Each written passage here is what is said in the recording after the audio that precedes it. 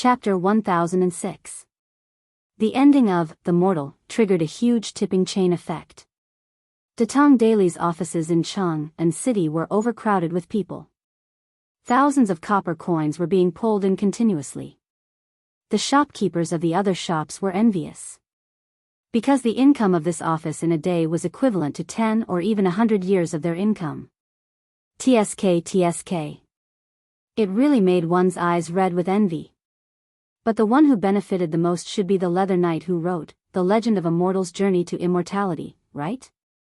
He will get a share of the tipping Datong Daily receives. I didn't expect this. Writing novels can actually make so much money.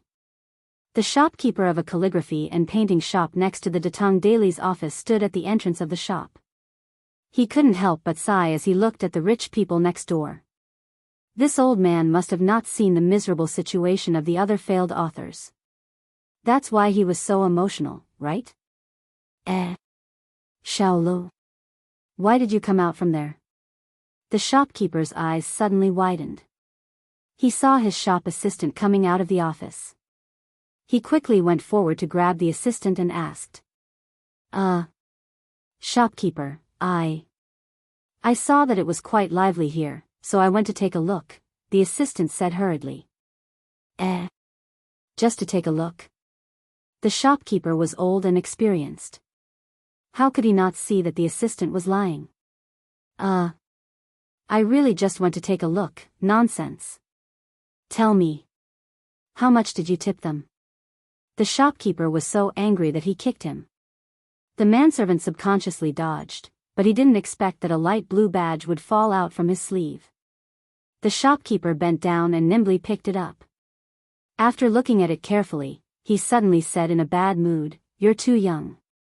You're too young. You stinking brat. Just a while ago, you were complaining to me that you were poor and that your mother was sick. Now, you actually went to tip The Legend of a Mortal's Journey to Immortality. How much did you tip? Apprentice? If I remember correctly, you need to tip 500 copper coins in order to get the apprentice badge, right? You're really something." After saying this, the shopkeeper kicked the manservant 2 more times in exasperation. "Shopkeeper, I didn't lie to you. My mother was indeed sick before, but she has already recovered. These 500 copper coins were saved by this little one over the past half a year of frugality. I feel that A Record of a Mortal's Journey to Immortality is well written. Now that it's finished, I have to do something." The manservant rubbed his buttocks and argued. The shopkeeper frowned. A moment later, he slapped the back of the manservant's head and said, "Bastard. Why didn't you tell this old man that you wanted to give a reward? Go and tell the accountant to withdraw 10 strings of coins. Help this old man reward The Legend of a Mortal's Journey to Immortality." The manservant was stunned, and then he replied with a smile, Hey. I'll go right away." A moment later, the manservant came out with a large bag of copper coins. Suddenly, he hesitated for a moment and said, "Shopkeeper, are you only giving 10 strings of coins? I feel that with your status, you should at least reward him with an alliance master." He had yet to see what the guild leader badge looked like. It was a good opportunity to broaden his horizons. Scram! The shopkeeper's face darkened as he roared. This was only a miniature version of Immortal's fans, but it also showed how popular Immortal was among the masses. From the commoners at the bottom to the officials and dignitaries at the top, there would always be people who would laugh and be moved by Immortal. Now that Immortal had finished, it was like a fuse that completely ignited the love of Immortal in their hearts. Naturally, the rewards would come flooding in. In the afternoon, Li Zishuan found out about the crazy rewards caused by the ending of Immortal. In fact, he hadn't paid attention to this novel for a long time. This was because he had already finished writing the rest of the novel more than a month ago. At Datong Daily, the daily updates were the drafts that he had submitted in advance. Marquee. The reward income from this day's rewards is probably tens of thousands of strings of coins. Aren't we making too much money? Ma Zhou exclaimed to Li Zishuan as he held a report in his hand. At the beginning, the business under Li Zishuan's name was Datang Daily. Later on, when Datang Daily started to accept advertisements from commoners' shops, they recovered some of their losses. Every month, they could earn at least a few thousand strings of coins. But now, the income from the bragging world section had completely exploded, and the profits were so shocking that Ma Zhou couldn't help but admire Li Zishuan's foresight. If you want to make a lot of money, you have to have good novels. A popular novel like The Legend of a Mortal's Journey to Immortality is too rare. Li Zishuan shook his head and said. It was undeniable that The Mortal had some shortcomings, but it was also a great novel. Now, there were dozens of novels imitating The Mortal's Journey to Immortality in a Datang Daily, bragging world. This was the best proof. Ma Zhou chuckled, his eyes shining with wisdom. He said, for others, it might be extremely difficult to create a novel that is as good as The Legend of a Mortal's Journey to Immortality. But for Marquis, it shouldn't be difficult. Others might not know who the author of The Mortal was, but how could Ma Zhou, the editor-in-chief of Datang Daily, not know who it was? He had previously asked Li Zishuan for a draft. It was precisely because of his confidence in Li Zishuan that he said such a thing. After all, Li Zishuan had created too many miracles. What was there to be surprised about if there were one or two more? Li Zishuan heard that and smiled without saying anything. Ma Zhou couldn't help but ask, when does Marquis plan to write the next novel? Li Zishuan thought for a while and said, I don't plan to write it in the near future. Maybe next year. Ma Zhou was disappointed. Then I guess many people will be disappointed. Marquis, you don't know this, but many of the people who gave you tips because of the ending of A Mortal Man are commoners at the bottom of society. They scrimped and saved up a few hundred copper coins and used it all to tip you. Li Zishuan was touched. In this Datang, not only were the commoners simple and honest, even the readers were so stubborn and cute. Brother Ma, you don't have to persuade me anymore. I definitely won't have time to write another novel this year. Good food is not afraid of being late. For next year's new novel, I will definitely not disappoint the readers of The Mortal. Li Zishuan shook his head and sighed. He couldn't bear it and added, in a while, I will write a speech. I'll have to trouble Brother Ma to publish it on Dehua Jianghu tomorrow. Ma Zhou knew that it was impossible, so he didn't try to persuade him. Besides, there was only a month left in the year. He didn't have much time left. Hence, he cupped his hands and replied, Yes, Marquis. Chapter 1007. The next day. Damn. Look, look. Something big happened. Early in the morning, cries and screams could be heard on the streets of Chang'an. What can happen? You're making a fuss over nothing. Something big really happened.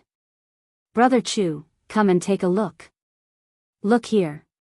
Let me see. Ouch. Holy sh*t. Are my eyes playing tricks on me? The first few pages of Datang Daily's Dahua pugilistic world were filled with lines of red text. According to the rules, anyone who tipped more than 100 strings of cash could enter the next day's tipping list. The tipping list is printed in red ink. A deluge of extravagant flowers, moving me to tears. You deserve this reward for your talent. Li Zishuan from Chang'an's Yongla Lane has tipped Leather Knight 10,000 strings of cash. This book is too well written. Let's reward him and hope that the following chapters will be more exciting. Back then, when Li Zishuan had just started writing Mortal, he had praised himself and rewarded himself with 1,000 strings of cash. Now that Mortal had ended, this fellow had decided to finish what he started. So what if he was thick-skinned? A deluge of extravagant flowers, moving me to tears. You deserve this reward for your talent. Wang Renbiao from Taiyuan's Wang family has tipped Leather Knight 10,000 strings of cash. This book is too well written. Let's reward him and hope that the following chapters will be more exciting. A deluge of extravagant flowers, moving me to tears. You deserve this reward for your talent. Chao Shi from Chang'an's Chao family has tipped Leather Knight 3,000 strings of cash. This book is too well written. Let's reward him and hope that the following chapters will be more exciting. 10,000 strings of cash, 3,000 strings of cash, 2,000 strings of cash, 1,000 strings of cash. What came into view were all these shocking numbers. At this moment, money was no longer called money. It was just a number that shocked people to the point of numbness. What the heck? There were a total of 10 pages. How much money does it add up to? Gulp. I'm afraid there are more than 1,000 people on the list. That means there were more than 1,000 people who tipped A Legend of a Mortal's Journey to Immortality yesterday? More than 1,000 league leaders appeared in a day. That's at least 100,000 strings of cash. That's crazy. Are there really so many people tipping? Of course. I even tipped him 100 copper coins yesterday. At that time, there were a lot of people who tipped him. The news of A Record of a Mortal's Journey to Immortality, collecting thousands of Alliance members spread like wildfire among the crowd. Chang and City and some of the counties near Chang and City immediately boiled over. In the streets and alleys, in the restaurants and tea houses, there were basically people talking about yesterday's grand occasion. Many people proudly took out their mortal badges, indicating that they were also part of the reward army yesterday. From this, one could see how popular mortal was. However, compared to the huge amount of rewards, the immortal section in Tang Dynasty Daily, Bragging World was even more touching. Final thoughts. I heard that the streets and alleys of Chang and City were emptied yesterday. Countless people tipped swordsmen, ranging from dozens of copper coins to tens of thousands of strings of cash. Swordsmen were moved to tears. The Legend of a Mortal's Journey to Immortality was completed in March and finished in November. It took more than 8 months to complete, with a total of more than 7 million words. During this period of time, I would like to thank everyone for their continuous support. Swordsman will return in March next year. Please look forward to it. Seeing this final thoughts, many people could not help but recall the various things that happened when they first started reading Mortal. Their hearts were very touched at first. However, the last sentence of Swordsman will return in March next year made many people curse. F***CK. What does that mean? It means that Leather Knight will not write another book until March next year? Isn't that too much of a scam? There are still about 4 months until March next year. How am I going to survive these 4 months? Writing for 8 months and resting for 4 months. This guy is too much of a playboy, right? I don't agree. Who knows where that Pai Xiajua guy lives? I'll bring some people to tie him up and lock him in a small house to write novels for me every day. If he doesn't write 20 chapters a day, he's not allowed to go anywhere. Li Zishuan probably did not expect that the Tang dynasty would have such a ferocious reader. Yes. This is a good suggestion. Tie him up. Yes. Tie him up. Tie him up. But no one knows where he lives. A certain person's suggestion received a lot of responses. However, the cruel reality made everyone fall silent. Let's go to the workshop of the Curious Pavilion. Find the people from Datong Daily. They definitely know who Leather Knight is and where he lives. Yes. Let's go to the workshop of the Curious Pavilion. I know where he lives. I'll lead the way. In an instant, dozens of irritable readers rushed towards the new workshop of the Curious Pavilion. However, these people were too naive. The author of The Legend of a Mortal's Journey to Immortality was the big boss of the Curious Pavilion. How could the staff of Datong Daily tell them the real information? What's more, the new workshop of the Curious Pavilion was also guarded by a group of Imperial Guards sent by Li Er. A few dozen people would not be able to break through the door of the workshop. In the end, Ma Zhou comforted them for a long time and promised that he would keep urging Leather Knight to release his new book as soon as possible. Only then did the irritable readers disperse. Looking at the backs of these people, Ma Zhou wiped the cold sweat off his forehead. Of course, what he said just now was a lie. Once Li Zishuan decided on something, it was very difficult to change his mind. He definitely would not ask for a rebuff by urging him to release his novel. At this time, he really wished that he never knew that Li Zixuan was Leather Knight. Because many times, it was harder to keep a secret than to know a secret. Humph.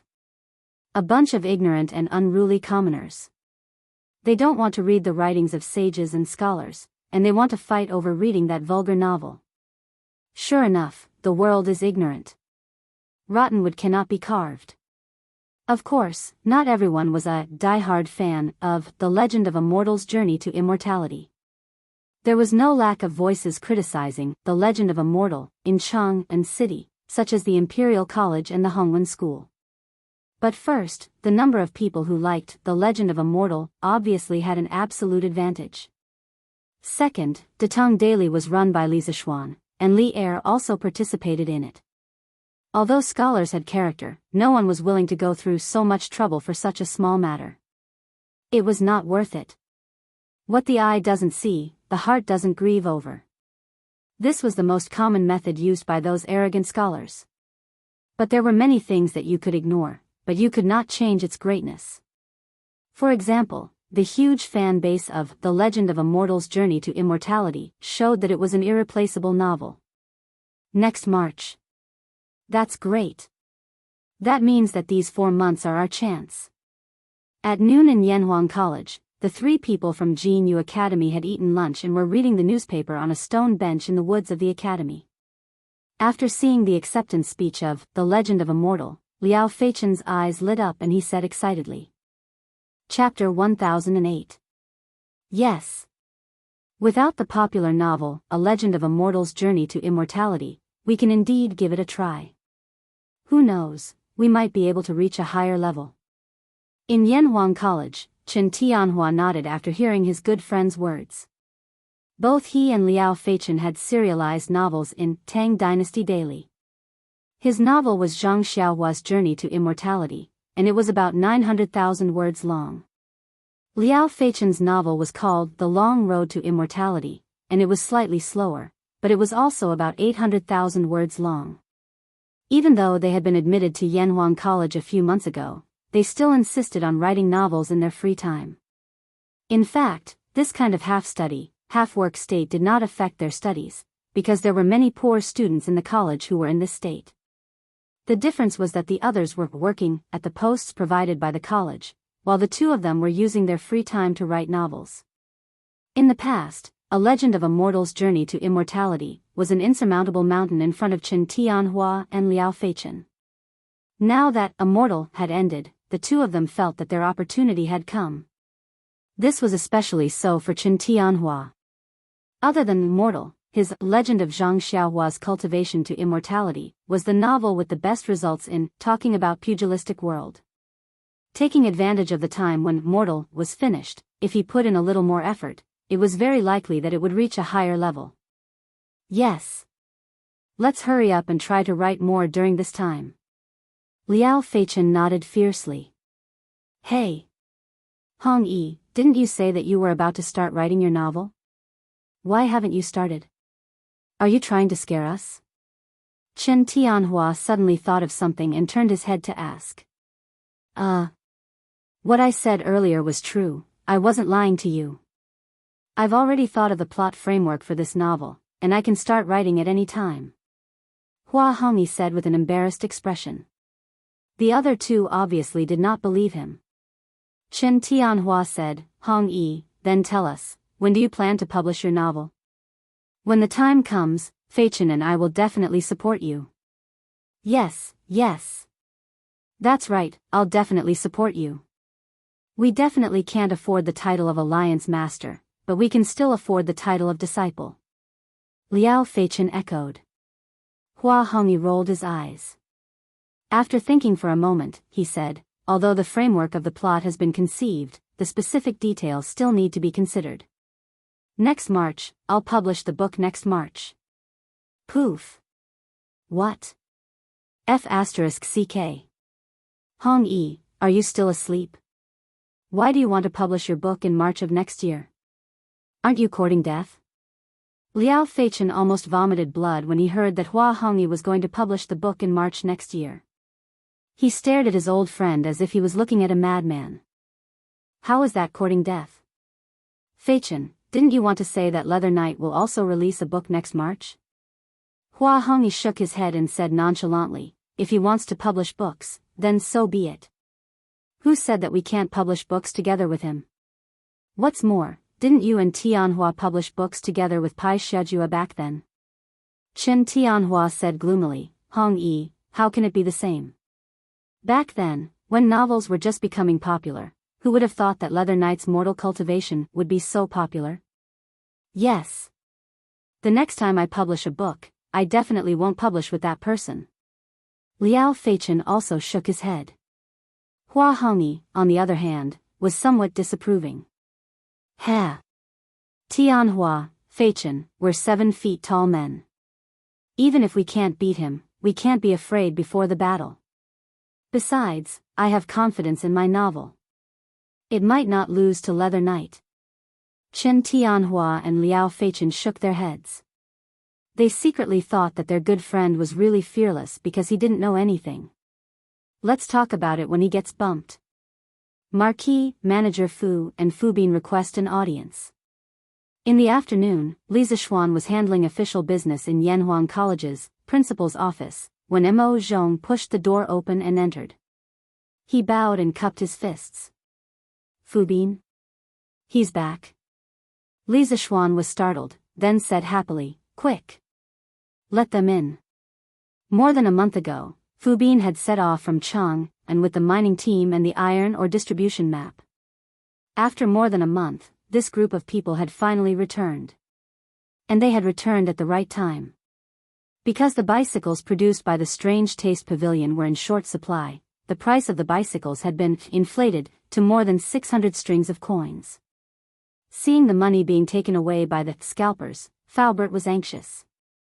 Chao Wendong, Lin Wenyuan, and the other members of the Flaming Yellow Chamber of Commerce were also anxious.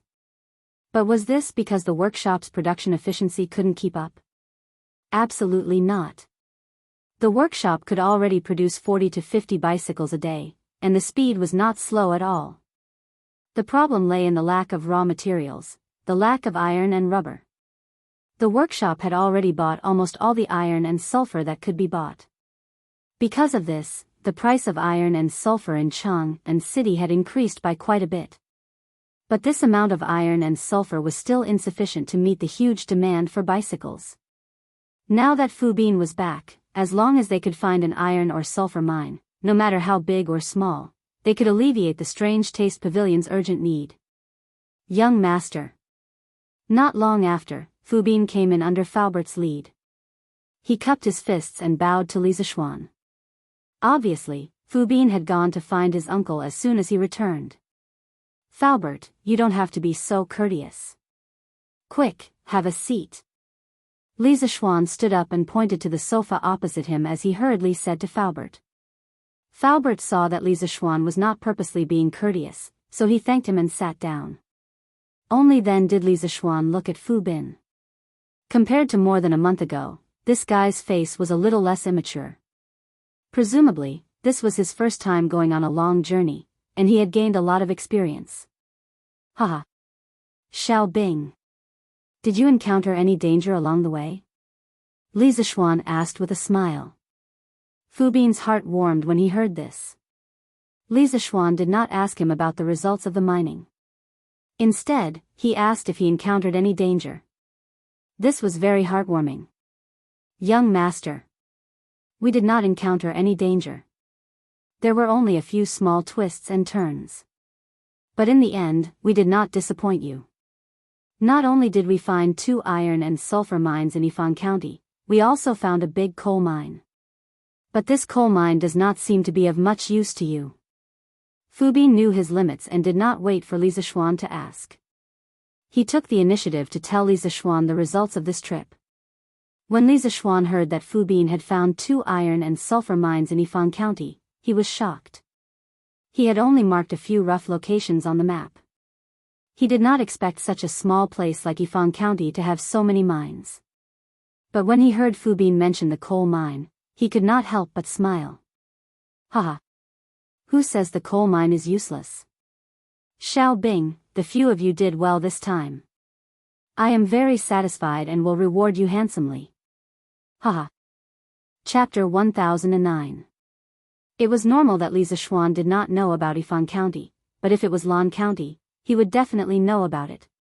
In the modern era, Shaanxi province had 546 billion tons of usable reserves and 514 million tons of unusable reserves, ranking 4th in the country.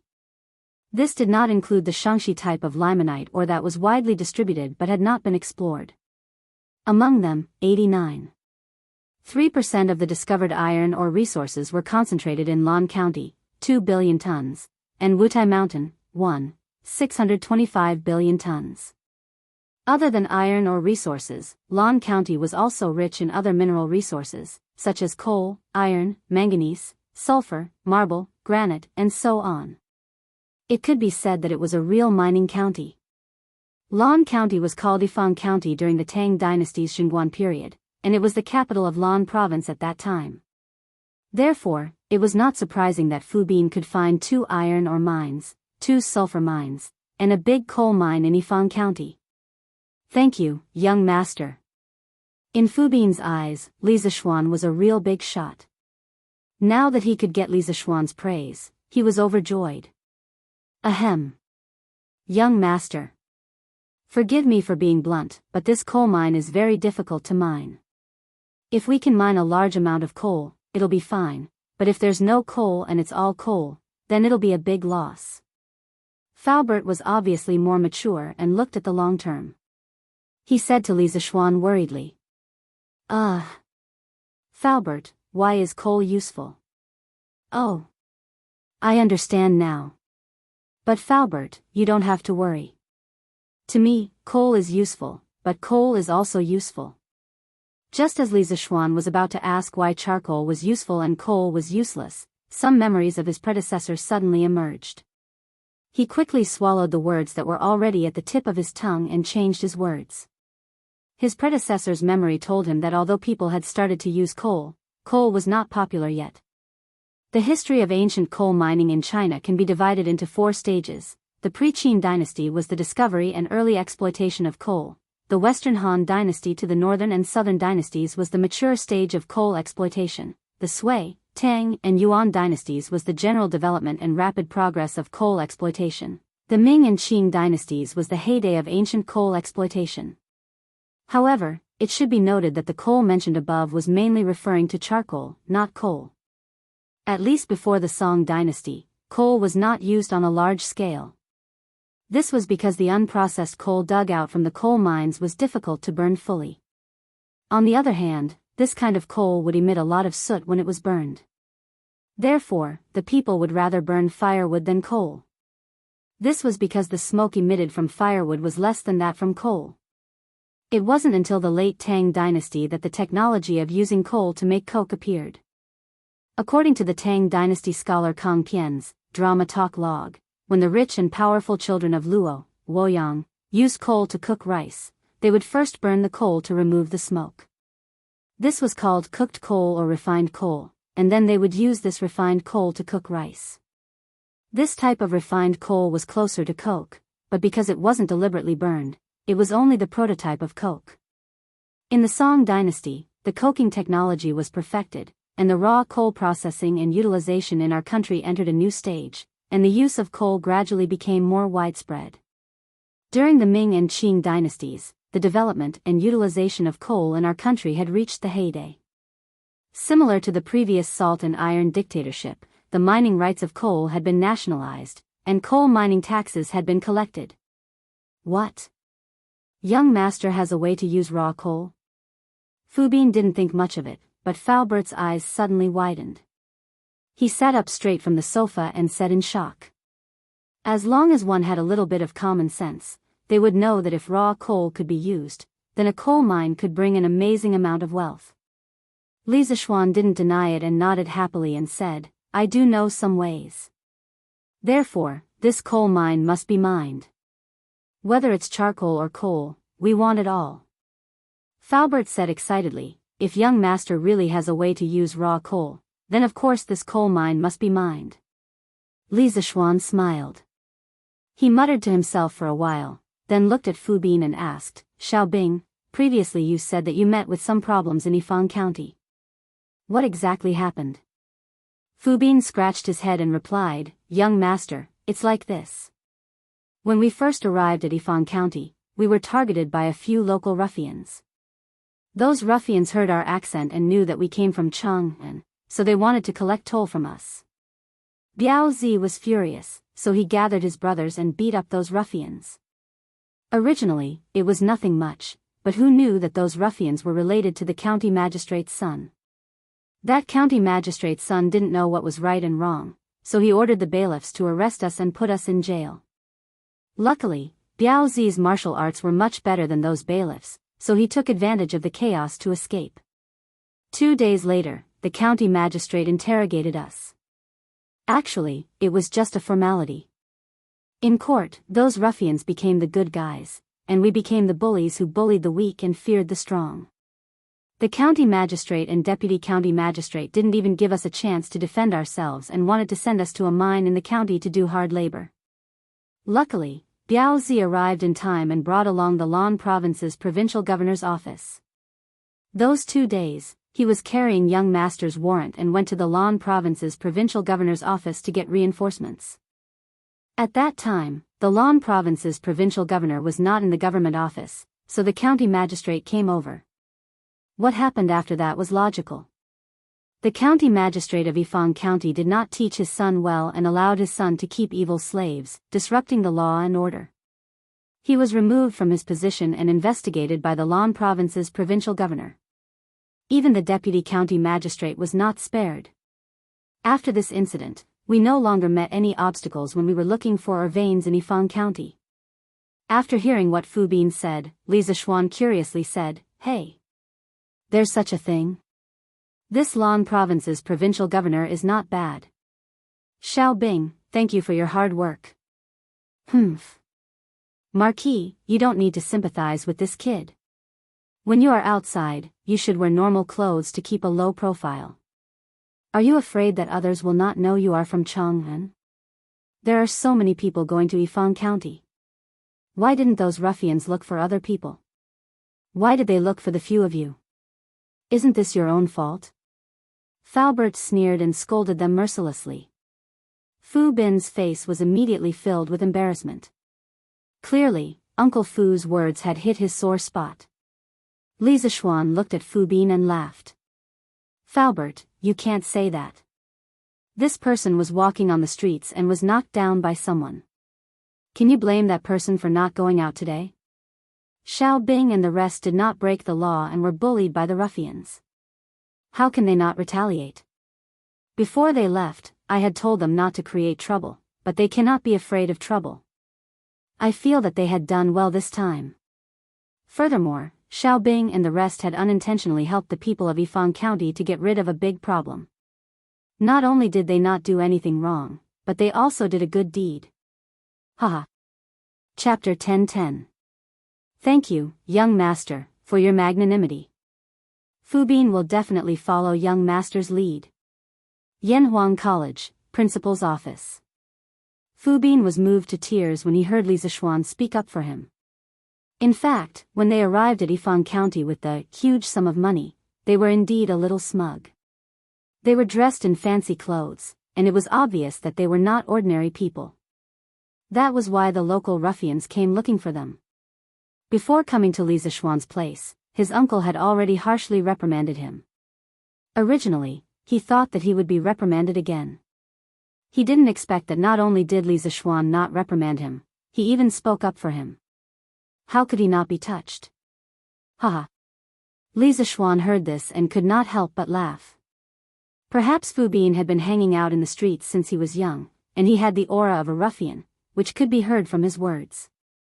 Calling him a ruffian was not referring to him being bad. Normally, people like him were more loyal and righteous. If you treated him well, he would also treat you well. That was the general meaning of it. Are you so easy to bribe? I only spoke a few words for you, and you are already following my lead? Li Zishuan found it funny. Fu Bin quickly waved his hand and said anxiously, It's not like that, young master. I, Fu Bin, have been hanging out in the streets for so many years. Whoever is sincere to me, in my heart, I will. Alright, that's enough. I understand everything. Li Zishuan smiled and interrupted Fu Bin, then said, Xiao Bing, you are now familiar with Yifang County. You should be able to handle the local officials. I want to let you manage those few mines. Are you willing? Fu Bin's body trembled and froze on the spot. Before he could say anything, Faubert quickly said, Young master, you can't do that. Fu Bin is still young and inexperienced. How can he manage such a big mine? If this brat were to ruin young master's plans, how would this old man have the face to see young master again? In fact, Faubert was doing this for the sake of his nephew, because he knew better than anyone else how capable Fu Bin was. Fu Bin also reacted at this time. He cupped his fists and said, Young master, you'd better take back your order. If you want me to help you gather information or search for people, then I can do it. But I definitely can't manage a mine. I know what I'm capable of. Li Zishuan smiled. In fact, he was just testing Fu Bin's reaction. He didn't really want to hand over such a big mess to Fu Bin. Young people need to gain experience. How about this, Faubert? You send 4 trustworthy people from the workshop to Yifang County to be in charge of the mining of the 4 mines. The miners will be recruited on the spot, and their wages will be paid by the workshop. Originally, there were 5 mines, but one of the iron mines had to be handed over to the imperial court. This was the condition promised to Li Er. Faubert muttered to himself for a moment, then nodded and said, Okay. This old man will arrange it. Li Zishuan then looked at Fu Bin and said, Fu Bin, when the time comes, you will also bring the people who went with you to Yifang County to assist the 4 mine managers. After all, you are familiar with that place, so the local relations will be left to you. In addition, you should also take some time to learn how to manage a mine. A good man should do big things. If you can take charge of a mine in the future, that would be the best. Faubert will also be very pleased. Sending Fu Bin over was not only to let him manage the relations with the local government, but also to secretly monitor the 4 mine managers to see if they were embezzling anything. After all, this was a truly lucrative job. If they were diligent and responsible, then naturally it would be better. However, if someone were to play tricks, Li Zishuan would definitely not be polite. Fu Bin nodded firmly, then cupped his fist and said, Young master, don't worry. Fu Bin will definitely not disappoint young master. You must be tired from the journey. Go back and rest for 2 days. Li Zishuan said with a smile. Fu Bin knew that Li Zishuan definitely had some things that he wanted to discuss with his uncle alone, so he tactfully took his leave. In an instant, only the 2 of them were left in the office. Faubert, quickly select the mine managers. The coal is secondary, but the iron and sulfur ores must be mined as soon as possible. We are lacking these 2 things too much. Li Zishuan picked up the cup, took a sip, and then said in a deep voice. Faubert nodded and replied, Even if young master didn't say it, this old man will do it as soon as possible. Previously, after selling the first batch of bicycles, the workshop's iron and sulfur ores were all in short supply. However, the people's desire to buy bicycles is getting stronger and stronger. If we can't solve the problem of raw materials for bicycles as soon as possible, everyone will definitely be more disappointed in us. Fortunately, Fu Bin came back in time. Otherwise, it would be a pity if our workshop couldn't produce good things even though we have them. Li Zishuan said, and then said, after confirming the candidates, have them come to see me before they leave. I have something to tell them. No problem. Li Zishuan stood up. He frowned and thought for a while, then said, We have to hurry up with the Yifang mine. We also have to hurry up here. Faubert asked, Young master, do you want to talk about iron smelting? Li Zishuan nodded and said, That's right. The workshop needs to prepare some iron smelting equipment. After the iron ore from Yifang mine is shipped back, we have to start smelting immediately. Faubert looked worried and said, It's not difficult to smelt iron on a small scale, but from young master's intention, you want to smelt iron on a large scale. In this way, the furnace required for smelting iron cannot be made in a short time. Moreover, some of the key techniques have to be figured out by yourself. If young master wants to achieve his goal quickly, he can only ask the Zhangsun family for help. After all, in Chang'an City, their iron smelting technology is the best. Zhangsun family? Which Zhangsun family could there be in Chang'an City? Li Zishuan's heart moved. He didn't expect that Zhangsun Wuji, that old fox, had already started the iron smelting business. Salt and iron, these two businesses were the most profitable in ancient times. Zhangsun Wuji was indeed an old fox. Why do we need to ask them for help? I have an even better method of smelting iron. Later on, I will draw out the blueprints of the equipment. Faubert, you just have to get someone to follow the blueprints. Li Zishuan said to Faubert. What a joke, he was an engineering genius from the 21st century. He still had countless blueprints in his mind. If he had to ask for help for such a small matter, wouldn't he be smearing the reputation of transmigrators? Faubert's eyes lit up. Then, with a strange expression, he said, Young master, why didn't you say earlier that you have a good method of smelting iron? It's true that our workshop lacks iron, but we don't lack iron ore. This thing is much easier to buy than iron. Chapter 10-11. Li Zishuan was stunned and asked curiously, why is that so? Don't tell me Chang'an City has a surplus of iron ore? When he first heard Faubert say that iron ore could not be bought, he subconsciously thought that iron ore could not be bought either. But after hearing Faubert's words, it was obviously not the case.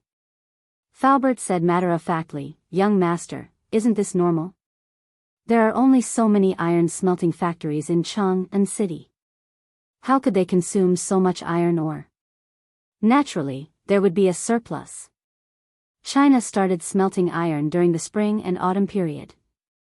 Due to the rich experience of smelting bronze, the progress was very fast. Pig iron and iron smelting appeared almost at the same time. The iron smelting temperature was low and there were many impurities, but the carbon content was low. It was close to that of wrought iron, with a high melting point and a soft texture. It was suitable for forging weapons. Pig iron smelting temperature was high, with a higher sulfur and phosphorus content. It was hard and brittle, but it was resistant to wear and was suitable for forging weapons. Since the Han Dynasty, various metal smelting and processing techniques had been developed comprehensively and were becoming fixed in terms of technology. For example, the 100-tempered steel technique was not used often due to its low efficiency. As the early form of the infused steel technique, it was widely used. During the Sui and Tang dynasties, the smelting technology continued to develop, but there were not many breakthroughs. They mainly followed the infused steel technique at the end of the Han Dynasty, and the smelting efficiency was not high. Furthermore, the smelting business in this era was owned by the country. People like Zhangsun Wuji who could mine and smelt iron were few and far between. Therefore, the productivity of the people could not be unleashed, and the smelting speed could not keep up with the mining speed. Li Zishuan rolled his eyes inwardly. He thought to himself, what a shame. If I had known about this earlier, would I have waited until now? Sigh. Forget it. Since it's already like this, another 10 days or half a month won't make a difference. When the smelting equipment is completed, the iron ore from Yifang County should be transported back. By then, our workshop will not lack iron anymore. Li Zishuan sighed and said helplessly. That's the only way. If young master has nothing else, this old man will return to the workshop first. Faubert could hear the confidence in Li Zishuan's words. He could not help but smile and bid farewell. Yes. Faubert, you should also take care of your body. If there's anything you need, just order your subordinates to do it. Don't tire yourself out. Li Zishuan asked with concern. To be honest, Faubert was already so old, but he was still busy. He felt very apologetic. But at the moment, he really didn't have anyone who could replace Faubert. Fubin might be able to do it in the future, but he was still too inexperienced to take on such a huge responsibility. If possible, he really hoped that Faubert would live a long life. Haha. Young master, there's no need to worry. This old man's body is fine. With that, Faubert left the room. Your Majesty, the Marquis of Yong, and requests an audience. Afternoon, Suite du Hall. Li Er was busy flipping through memorials. It was the end of the year and there were always a lot of things to do. He had been busy for many days until late at night. Compared to the carefree Li Zixuan, he, as the emperor, was even more miserable. At this moment, the attendant at the yellow door came in and reported with a bow. Yes, let him in. Li Er held the brush and said without raising his head. Yes. Not long after, Li Zixuan stepped into the hall and cupped his hands in salute. Your subject pays his respects to your Majesty. No need for formalities. What's the matter? Li Er cherished his words like gold and said softly. Li Zixuan strangely choked. He paused and replying to your Majesty, the iron mine that you asked this subject to find has been found. It's located near the Hua family village in Yifang County. Your Majesty can just send someone to receive it. Li Er finally raised his head. Oh. So fast. It seems that your ability to find ores is quite effective. Don't most people look for ores for 3 to 5 years? How could there be someone like Li Zixuan, who was able to find 5 mineral veins in just over a month? This time, this guy really had a mine at home. It seems that your harvest this time is not small. Tell me about it. Li Er's eyes were like torches as he hit the nail on the head. Old Li was asking the obvious. Li Zixuan did not believe that Li Er did not know this information. After all, the 100 Cavalry, Special Agent Organization, was not to be trifled with. The people that this subject sent found a total of 2 iron mines, 2 sulfur mines, and 1 coal mine. Your Majesty said that you only need iron ores, so this subject did not say anything about the other mines. What he meant was that old Li, as the ruler of a country, had to keep his word. What kind of person was Li Er? How could he not see Li Zixuan's cunning mind? He said unhappily, stinky brat. Do you think that I will go back on my words? How could I? Your Majesty is wise and wise.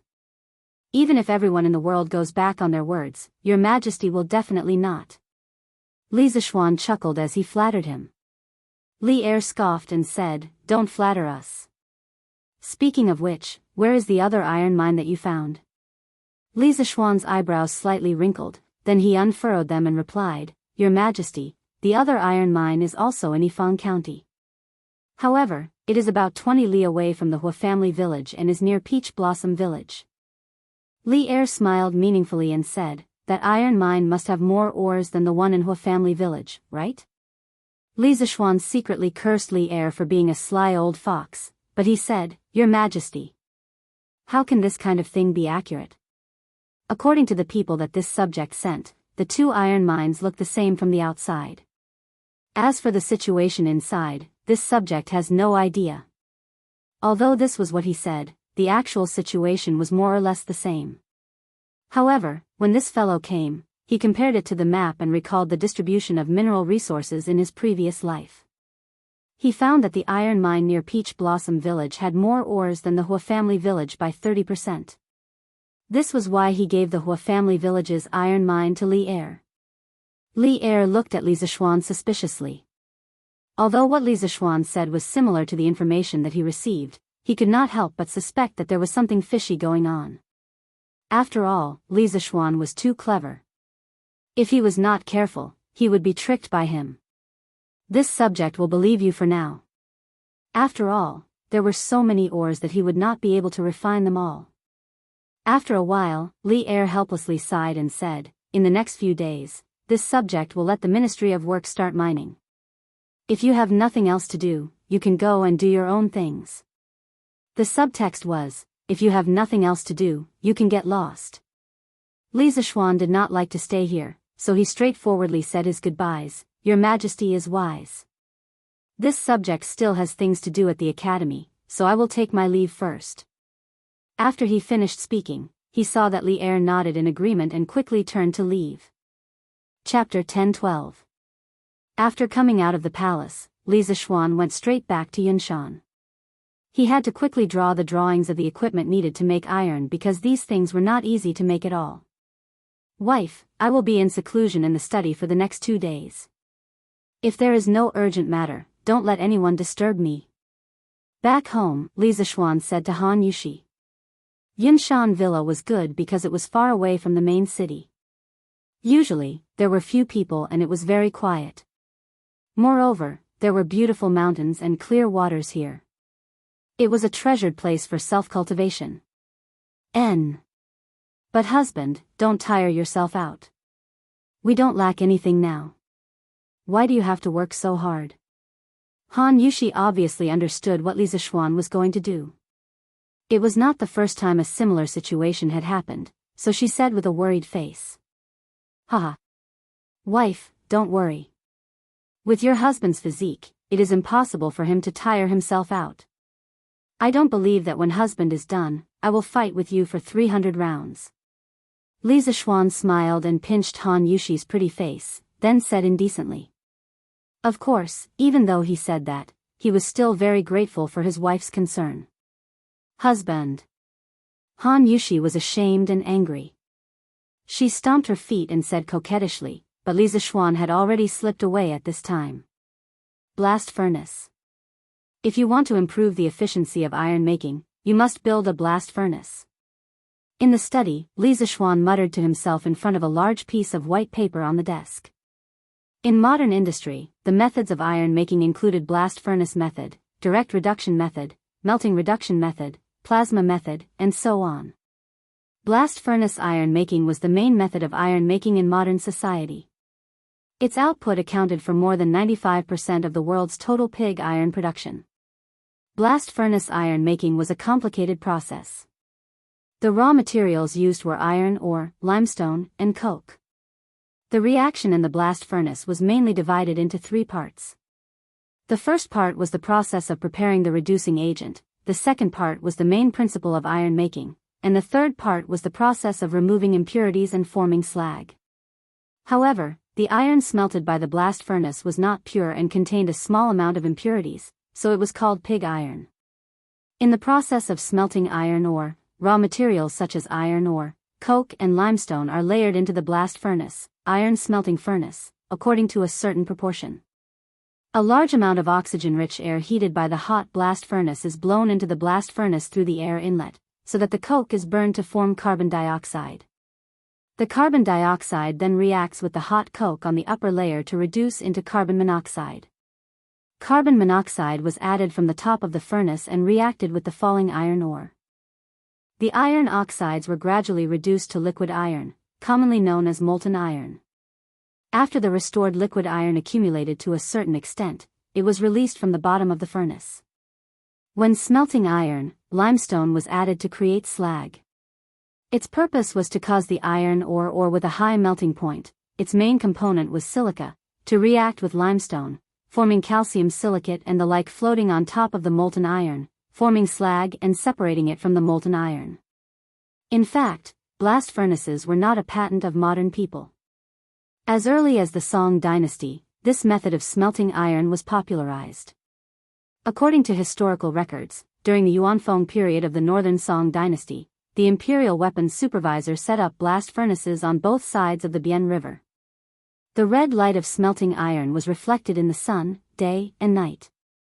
At the peak of production, the annual iron and steel production in northern China alone reached more than 70,000 tons.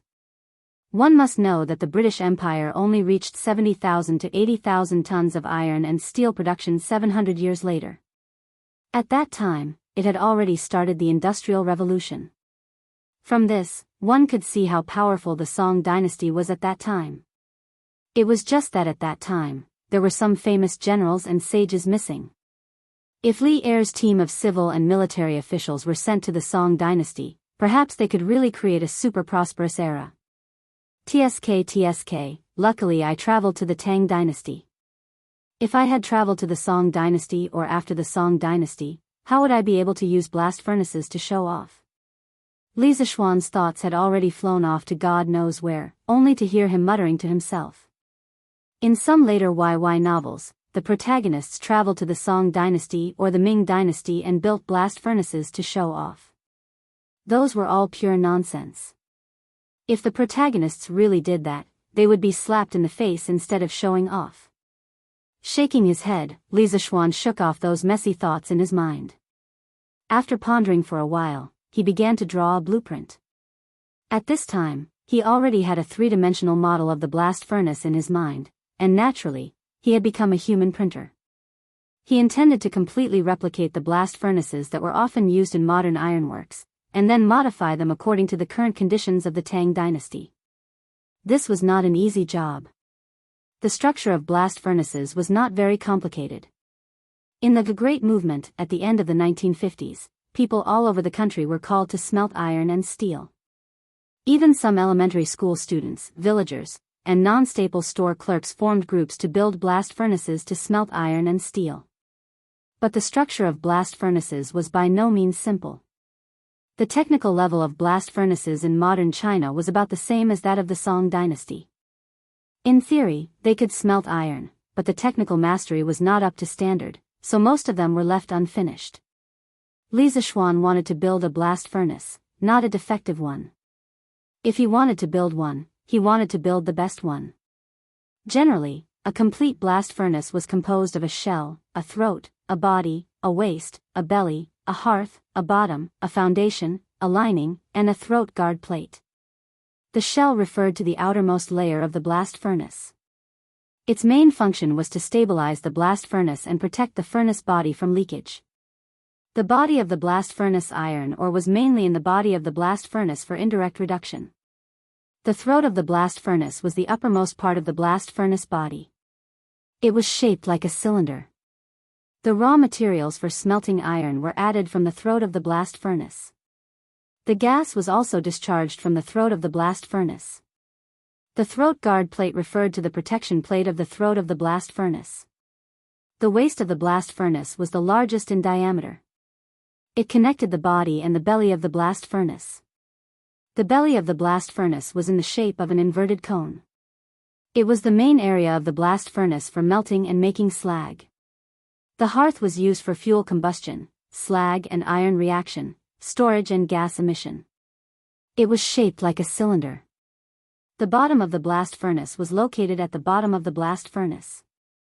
The bottom of the blast furnace was subjected to the static pressure of the charge, slag, and molten iron. It was also subjected to the high temperature, mechanical, and chemical corrosion of 2000 to 4500 degrees Celsius. The main function of the furnace base was to evenly distribute the weight borne by the blast furnace to the ground. Its shape was also gradually expanded from top to bottom. Generally, there were circles or polygons to reduce the uneven distribution of thermal stress. Time passed bit by bit. Even though Li Zishuan had the super speed of a humanoid printer, it was already dark when all the internal and external structures of a blast furnace were drawn. Bang, bang. Just as Li Zishuan was intoxicated by the sea of construction machinery, there were two knocks on the door, followed by a series of footsteps. Li Zishuan frowned at first, but then he relaxed because he knew that Han Yushi pushed the door and came in just by listening to the footsteps. Although they had been married for less than a year, the husband and wife had already engraved everything about each other in their hearts, including the sound of footsteps. "Husband, let's eat something first. It's not a big deal anyway. Your health is the most important." Han Yushi put the food box on another table and turned back to speak to Li Zishuan. Li Zishuan put away his thoughts, clapped his hands, got up, and walked toward Han Yushi. "Haha. Thank you for the meal, my wife." Sigh. "I didn't feel hungry at first, but when I smelled the aroma of the food, the gluttonous worm in my stomach began to make a ruckus. Even the god of cookery in the sky would probably have to admit defeat when he meets my wife." Li Zishuan sat down and said with a smile when he saw Han Yushi take out 2 plates of fragrant dishes from the food box. "Husband, stop fooling around. Hurry up and eat." Han Yushi glanced at him and said coquettishly. "Haha. Eat, eat, eat. Aren't we eating? Wife, do you want to eat some too? No, husband, eat. I've already eaten. Han Yushi responded and then turned her gaze to the several large drawings on the desk. The complicated and winding lines on the drawing seemed to have a life of their own, outlining a huge and majestic blast furnace. Perhaps it was because Li Zixuan's drawings were too lifelike, but Han Yushi seemed to be able to feel the terrifying heat in the furnace and couldn't help but take 2 steps back. What? Is my wife still interested in engineering? Li Zixuan asked with great interest while chewing the food in his mouth. No. I'm just looking around. Han Yushi came back to her senses. She thought for a moment and said, when I saw that my husband's drawings were so good, I was thinking that if my husband were to use this technique in painting, he wouldn't lose to Yan Xiaojian, soon to be Yan Liben. Don't think that engineering drawings were all stiff and unaesthetic lines. The key was to look at the craftsmanship of the person who drew them. The engineering drawings of a skilled person could definitely feel the beauty of a work of art. Li Zixuan now belonged to this kind of person. Oh. Leave things like drawing to Yan Xiaojian and the others. Your husband doesn't have the time for that. Although I'm outstanding, I can't do everything. I have to leave a way out for others, right? Li Zixuan said smugly, half-jokingly. Pfft. Han Yushi covered her mouth and laughed when she heard that. Husband, how can you praise yourself? Aren't you ashamed? Li Zixuan rolled his eyes. Why is it that my wife can praise him, but your husband can't? Han Yushi shook her head and couldn't be bothered to argue. At this moment, she suddenly thought of something and said, oh right. Husband. I helped you lock the drawings you drew last time in the cabinet. Why didn't you use them? Did you forget? She was actually referring to the generator blueprints that Li Zixuan had drawn last time. Not for the time being. It's almost the end of the year. I'm too lazy to bother with those things. Let's have a peaceful new year first. Li Zixuan replied. Yes, yes. In the past, I spent the new year with Iron Egg and Daddy. Husband, can you bring them over for the new year this year? At the mention of the new year, Han Yushi's eyes instantly glowed. Although she was already a wife, she was only 13 or 14 years old. Perhaps she still retained some innocence in her heart and looked forward to the liveliness and joy during the new year. Haha. Why can't I? As long as my wife is happy, I'll even pluck the moon from the sky for you, let alone such a small matter. Li Zixuan laughed. Logically speaking, even if Han Yushi didn't say it, he would do it when the time came. How could his father-in-law and brother-in-law be alone during the new year? Naturally, it would be lively when the two families celebrated the new year together. Hee hee. The moon in the sky is bare. What do I need it for? But I still thank you for agreeing. Han Yushi said with a smile. Obviously, she had used the Academy's telescope to see the moon before. Oh, why are you thanking me as a family? Burp. Alright, I'm done eating. Wife, you should go and rest first. I'll sleep a little later tonight. Li Zixuan put down his bowl and chopsticks and burped with satisfaction. Although the general blueprint of the blast furnace was drawn, there were still many details that he needed to consider one by one. Husband, can't you draw it tomorrow? There's no need to rush, right? When Han Yushi heard that, she knew that Li Zixuan was going to work overtime tonight, so she tried to persuade him. Hey! Some things have to be done in one go. If you let go of this breath, it will take a long time to find it again. Wife, you don't have to worry. I'll go and rest when I'm tired.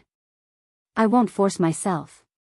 Li Zixuan said softly as he stroked his wife's soft, jet-black hair. In fact, with his current martial arts cultivation, even if he didn't sleep for 3 days and 3 nights, he could still endure it. That's good.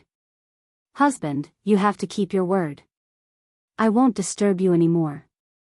Han Yushi knew that she couldn't persuade Li Zixuan to change his mind, so she compromised. Wife, go and have a rest. Li Zixuan said with a smile.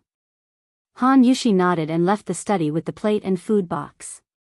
The study suddenly became quiet again. Fire resistant. First of all, the furnace must be fire resistant.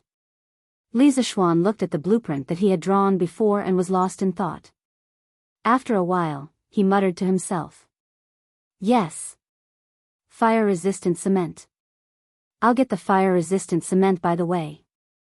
Recently, I'll ask Fubin to go to Shuo province and get some bauxite back. Suddenly, Li Zishuan's eyes lit up and he said excitedly.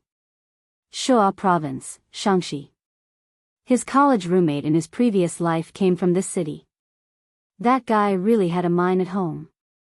It was not a coal mine, nor an iron mine, but a bauxite mine. Li Zishuan went with him to see it during the National Day holiday one year. Coincidentally, his roommate had bragged to him about the history of Shuo province, saying that the name, Shuo province, already existed during the Northern Zhou dynasty. Although it was renamed to Mai County during the Sui dynasty, Li Yuan changed it back during the Tang dynasty. It could be said that it was a famous historical city. The current Li Zishuan, relying on his memory, could even mark the detailed location of his roommate's bauxite mine on a map. Hee. Old classmate, I'm sorry, but let me borrow your mine first. You don't mind, right? Li Zishuan was like a neurotic, talking to air. Bauxite was also known as high alumina clay. The main minerals were diaspore, baemite, gibbsite, kaolinite, etc. It had a high alumina content. After grinding and calcining with limestone, it became fire-resistant cement. It was directly pressed into bricks and could be fired into fire-resistant bricks. The lowest refractory temperature could reach more than 1,500 degrees. In fact, the small blast furnaces of the Song dynasty were generally built directly with clay, but they did not have a long lifespan.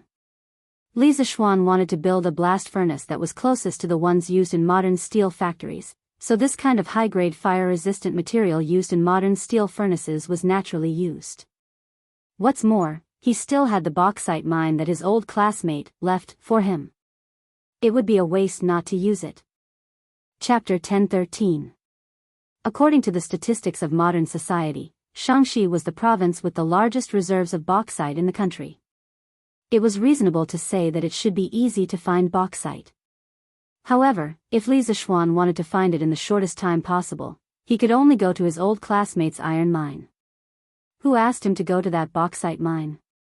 Who asked the modern Shuozhou to still be called Shuozhou in the Tang dynasty? There were so many coincidences in this world.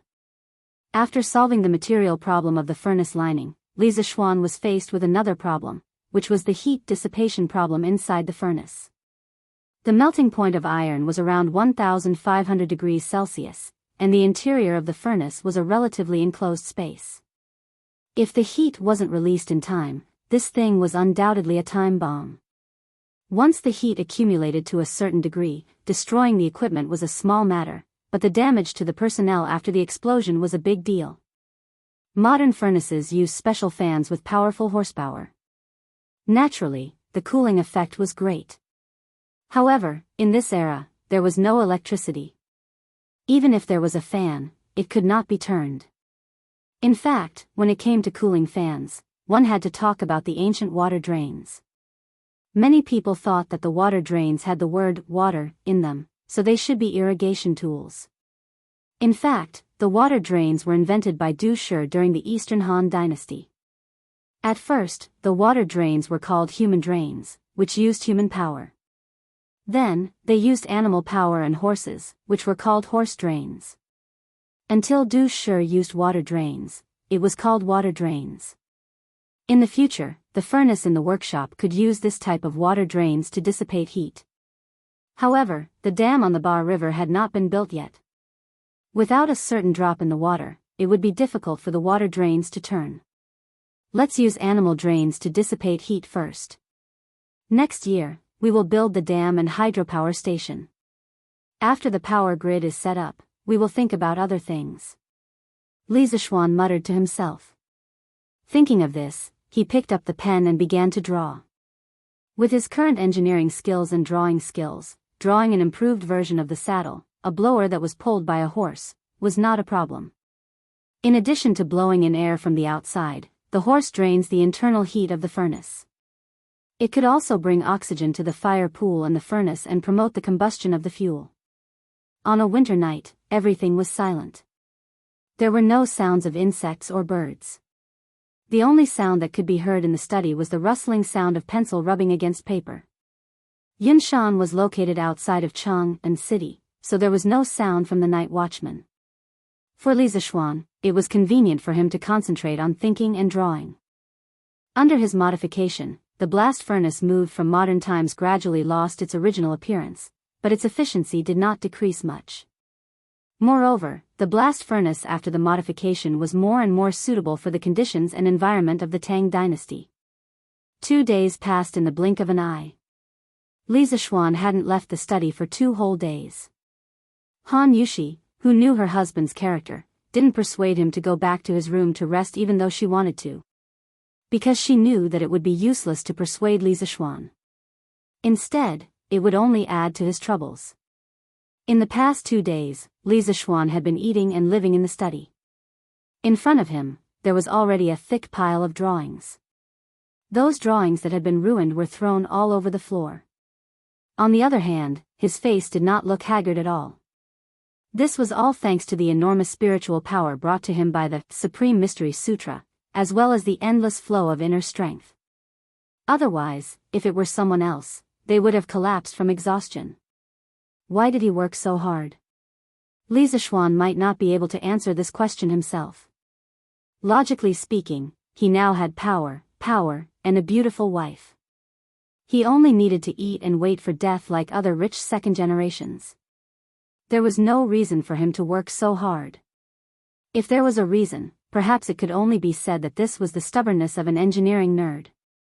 Phew. Haha. Done. On the morning of the 3rd day, Li Zishuan checked all the drawings that he had drawn in the past few days. After finding that there were no problems, he let out a long sigh of relief and laughed. Creak. Almost at the same time, Han Yushi pushed the door open and entered. Her eyes were red as she said with heartache, "Husband. Since you're done, quickly go and rest. Leave this place to this concubine." Judging from her speed, it was obvious that this woman had been waiting outside the study all this time. Li Zishuan was a little touched. This little woman. How heartbreaking. Haha. Your husband isn't as delicate as you think. Don't worry, my wife. Why don't we go to the room to study the art of the boudoir? Li Zishuan touched his wife's smooth cheeks and said with a smile. Han Yushi said angrily, "Husband. Why are you still thinking about this at a time like this? Go to sleep. If you're still not asleep after 15 minutes, I'll just kill myself." To be able to say such things, it seemed that she was really anxious and angry. Li Zishuan quickly said, Okay. Your husband will go to sleep now. Wife, don't say such things in the future. Sigh. It seems that I have to wait a little longer before I can rest. Just as he was about to move to the bedroom, he suddenly stopped and said, "Husband. You. Haha. Wife, don't be anxious. It's not that your husband doesn't want to sleep, but there are guests." Han Yushi was about to get angry, but Li Zishuan interrupted her and said. After saying that, this guy walked out of the house slowly with his hands behind his back. The reason for that was that he heard footsteps coming from outside the house. Father-in-law. Faubert, Xiaobing, you're here. After a while, Li Zishuan's laughter came from outside the house. Han Yushi originally thought that Li Zishuan was just bluffing her, but after hearing that, father-in-law, she couldn't be bothered to be angry with Li Zishuan and quickly ran out. Outside the house, Faubert and Han Li brought Fu Bin and 4 other middle-aged men over. Young master, I didn't dare to neglect the task that you gave me earlier. I'm here today to report back to you. Faubert stroked his beard and laughed. Haha. Let's talk inside. Let's talk inside. Father? You're here? I'll go and get you some tea now. When Han Yushi came out of the study room, Li Zishuan and the rest had just entered the main hall. When she saw Hanli, she said happily. Although the Yunshan residence was very close to the Han family village, after she moved in with Li Zishuan, Hanli rarely came over. Usually, he would only come over when he had something to do. That was why she was so excited now. Haha. Wife, don't forget to get Faubert a cup of tea too. Li Zishuan laughed and joked. Ah. Han Yushi just realized that her father wasn't the only one who came. She quickly said guiltily, of course I won't forget. Everyone let out a burst of friendly laughter. Li Zishuan looked at Hanli and said with a smile, Father-in-law, you have to visit us more often in the future. Otherwise, Yushi will treat you as a guest. Chapter 10:14. Li Zishuan understood why Han Lijing didn't come over often. It was mainly because he didn't want to disturb them, but he didn't think it was necessary. They were a family, so why did they have to make it seem like two different families? Besides, he and Han Yushi usually lived at night, so they couldn't be disturbed during the day. Han Lijing looked a little embarrassed. He coughed and said, this girl, sigh, it's my fault that I don't come to Yunshan often. But in the future, even if I want to, I won't have the chance to come over. Li Zishuan asked curiously, why is that? Is father-in-law going on a long trip? Han Tianhu said, let's not talk about this first. Manager Fu is looking for you. Let's talk about him first. Li Zishuan could only suppress the doubts in his heart and looked at Faubert. At this moment, Fu Bo said, young master, you asked me to pick 4 people to manage the mine in Yifang County. I've brought them here today. This is Ni Taifeng, this is Yao Jia, this is Yu Xingzhen, and this is Shang Renguang. They are all old fellows in the workshop and can handle things independently. Faubert said as he pointed at the 4 middle-aged men he brought and introduced them. Li Zishuan knew Ni Taifeng. Ni Taifeng was the leader of the 5th Regiment of the Yanhuang College Construction Corps. This person had superb skills and was the technical backbone of the workshop. Do you know the mission of this trip? Li Zishuan nodded and gestured for them to sit down. Ni Taifeng said, Marquis, Manager Fu already told us before we came. We all know the mission of this trip. Then do you know that if you are busy there, you might not be able to make it back before the new year? Li Zishuan asked again. The 4 people's faces froze. Finally, Ni Taifeng gritted his teeth and said, Marquis' big matter is important. To me, it doesn't matter where I spend the new year. Marquis, I don't care. Me too. Me too. The other 3 people also expressed their opinions. They knew that it was a rare opportunity to work for Li Zishuan face to face. Good. Don't worry, I will remember your efforts and I will not mistreat you in the future. Li Zishuan nodded and praised. Marquis is too polite. The 4 people said politely. Li Zishuan looked at Li Zishuan and said, Shao, how's your preparation? There was a hint of excitement in Fu Bin's eyes as he said, young master, I'm ready. Biao Zi is also fine, we can leave at any time. Li Zishuan, that's good. The sooner the better, the better. You will leave tomorrow. Oh. Shao, I have something I need you to. Wait, I want to get something to get tea, my husband. I will go and get it. Coincidentally, Han Yushi came over with 6 cups of hot tea on a tray. Faubert, Han Lijing, Ni Taifeng, Yao Jia, Yu Xingzhen, and Shang Renguang each had a cup. Fu Bin was a junior and naturally did not have tea to drink. As for Li Zishuan, Han Yushi knew that he did not like tea and did not do anything unnecessary. When she heard Li Zishuan and Fu Bin's conversation, she quickly agreed to this task. After a while, she took out a stack of drawings and a map from the study. She then passed the map to Li Zishuan and said, My husband, do you want this? Not only did she know that Li Zishuan wanted Fu Bin to mine bauxite, but she also knew that Li Zishuan was going to hand over the drawings to Faubert. That was why she took them out. As for how she knew about these drawings, it was because Li Zishuan told her. Yes. This is it. Li Zishuan took the map and praised it. He then turned to Fu Bin and said, Come, Xiaobing. Look here. Fu Bin curiously looked over and stared at the map for a while before asking. Young master, why are you showing me the map of Shuozhou? Hey. Of course, it is to mine. Li Zishuan remembered that he was going to mine his old classmate's mine and could not help but laugh. He used a pencil to draw a circle on the map of Shuozhou and said. Here. Yes. It should be here. Tomorrow, the few of you will go to Shuozhou first. It should be near the place I drew. There should be some white or grayish-white soil. Dig some back for me as soon as possible. Dig. Dig? Young master, did I hear wrongly? When Fu Bin heard this, he was dumbfounded. He asked again with uncertainty. The rest of the people in the room were also curious. They all looked at Li Zishuan, wanting to hear an explanation.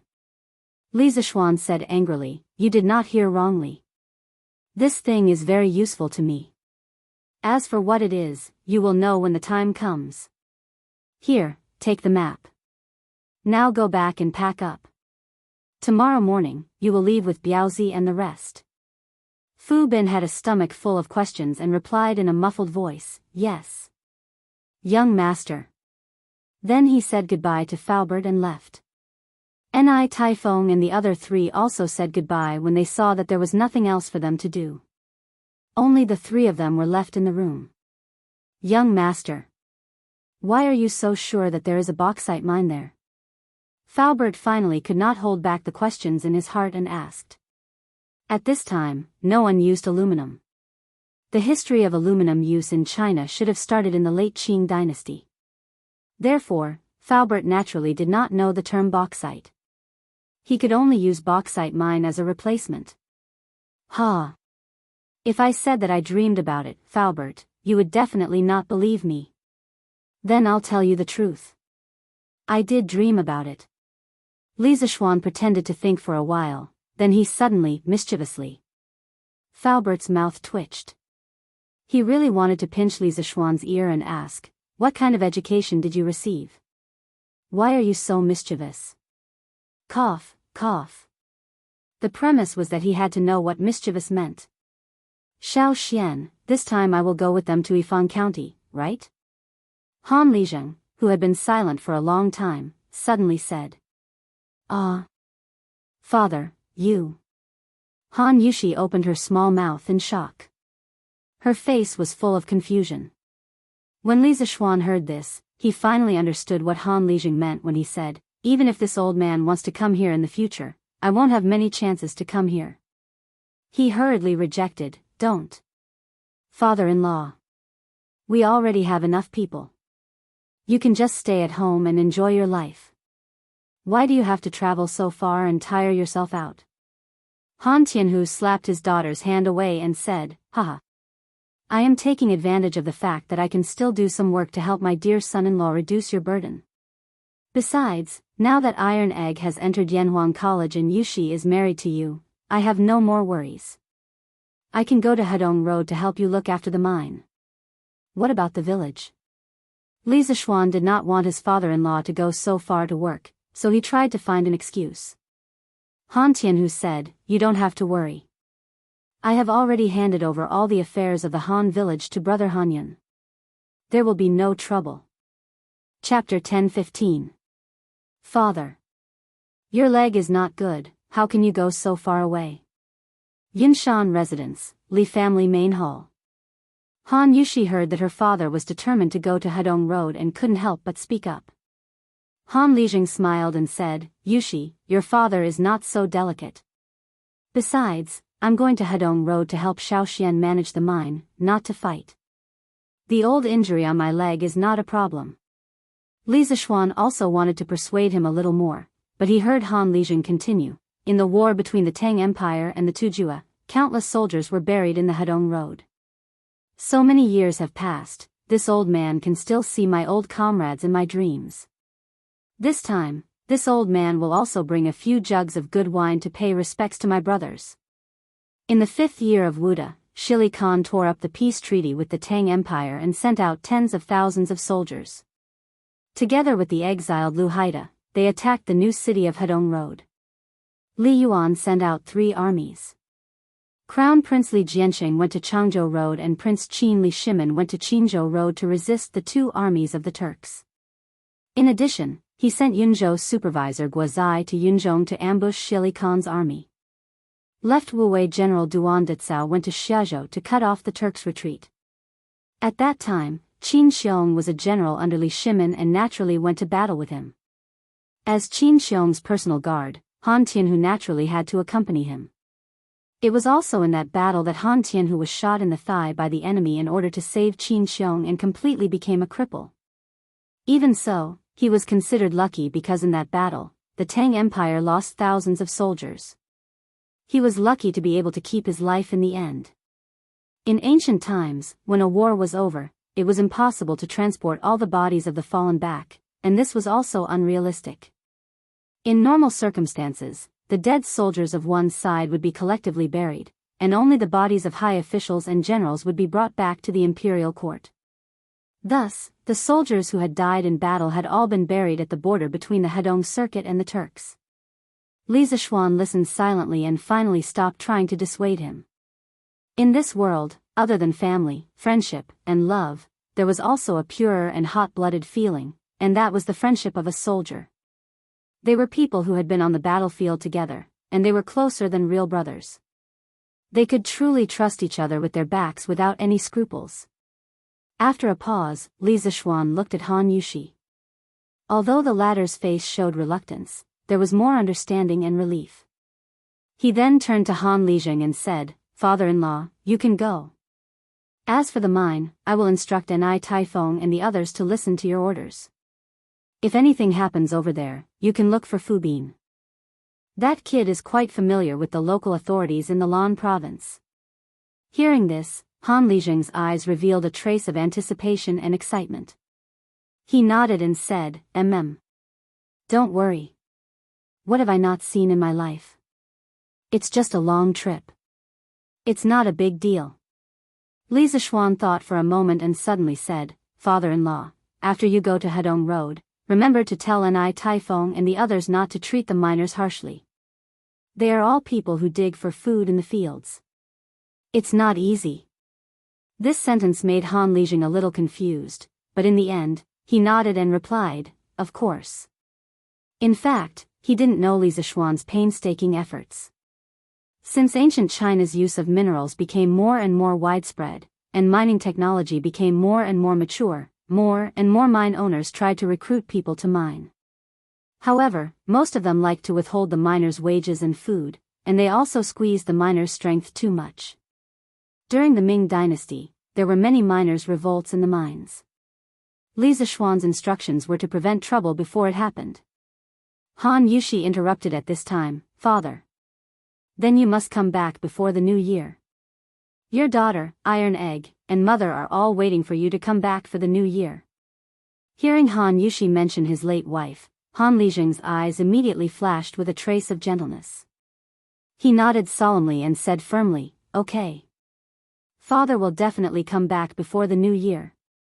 After that, he got up and said, "Little Xian, you chat with Steward Fu. This old man will go back and pack up. Tomorrow, we will leave together with Fu Bin and the others." Obviously, he could also see that Li Zishuan and Faubert still had important matters to discuss. "Father-in-law, why don't you stay for lunch?" Li Zishuan urged him to stay. Han Yushi also looked over with eager eyes. However, Han Lijing said, "Haha. No. This old man still has to go to Cheng and to buy some things. You guys eat." After that, he looked at Li Zishuan, paused, and sighed inexplicably, "Little Xian. Yushi marrying you is this child's blessing. This old man will never tell you to treat her well, because this old man knows that you are a kind person. Even if this old man doesn't tell you, you will treat her well. This child is luckier than her mother in the past. Haha." With a sigh, Han Lijing waved his hand, turned around, and walked out of the door. His back looked somewhat miserable. "Hubby," Han Yushi felt an inexplicable sadness in her heart. She looked at Lisa Schwan with tears in her eyes. She wanted to say something, but stopped. It's okay. Father-in-law must be missing mother-in-law. Lisa Schwan stroked Han Yushi's soft long hair and comforted her. Ahem. Seeing that this young couple had neglected an old man like him, Faubert quickly coughed. Otherwise, he didn't know what these two people in front of him would do. Young master. Regarding the matter of the ironworks, I wonder if you have any ideas? When Faubert saw that the couple had finally noticed him, he quickly asked. Lisa Schwan came back to his senses and took a stack of blueprints from Han Yushi's hands. He handed it to Faubert and said, I have an idea. Here, Faubert, take a look. A thick stack of blueprints suddenly fell into his hands. Faubert couldn't help but be shocked. So many? Young master, did you start preparing for the steelmaking matter a few months ago? In his words, there was some admiration for Lisa Schwan's foresight. To be honest, he did know that Lisa Schwan drew blueprints quickly, but he never would have thought that Lisa Schwan would draw so quickly. He had at least 200 or 300 blueprints in his hands. How could he have started preparing a few months ago? He only started drawing 2 or 3 days ago.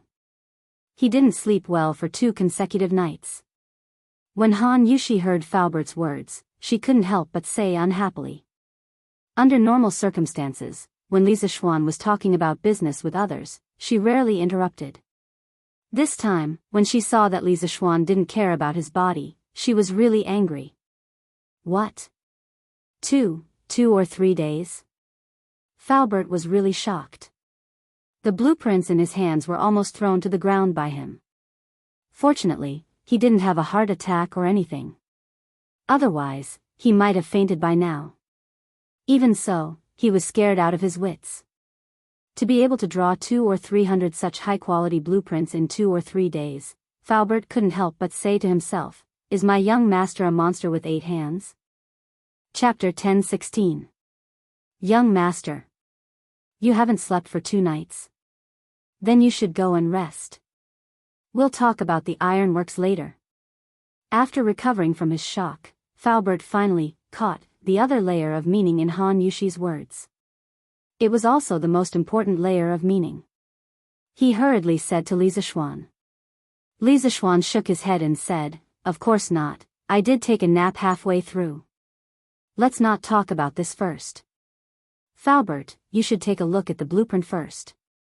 If there's anything wrong, we can discuss it together. The ironworks must be put on the agenda as soon as possible. Then. Okay.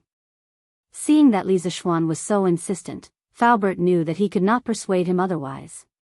He lowered his head and began to look at the blueprint. Lisa Schwan's blueprint was placed in a very particular order. First, the overall structure, then the specific structure. Faubert first saw the overall layout of the ironworks in the future, then the overall structure of each part, and then the specific structure of some of the key components. As he flipped through the blueprint page by page, a huge ironworks with a style completely different from this era gradually appeared in Faubert's mind. After doing engineering for a lifetime, Faubert still had the ability to visualize through drawings. A towering iron furnace stood in the middle of the factory. Pipes extended out from the furnace like the roots of an old tree, densely entrenched in the surroundings. 2 large chimneys towered into the clouds, as if they wished they could reach the clouds. They were constantly spewing thick smoke into the sky. The various machines in the workshop rumbled incessantly. Faubert was extremely shocked. Clearly, Lisa Schwan's ironworks was not a small scale. Its scale was definitely one of the largest in the entire Tang Empire. But why did this steelmaking method feel so familiar to him? Young master. Why does this look a little like a shaft furnace? Faubert suddenly remembered and asked. China was the first country in the world to use shaft furnaces to make iron. In ancient times, our country mainly used shaft furnaces to smelt pig iron. The iron shaft furnace was developed from the copper shaft furnace. At the end of the spring and autumn period, the method of smelting pig iron with a shaft furnace appeared. However, this method was not fully popularized until the Northern Song dynasty. Shaft furnace smelting was an economical and effective method of smelting iron. Material was loaded from the top and air was blown from the bottom to form the relative movement of the furnace material falling and the gas rising.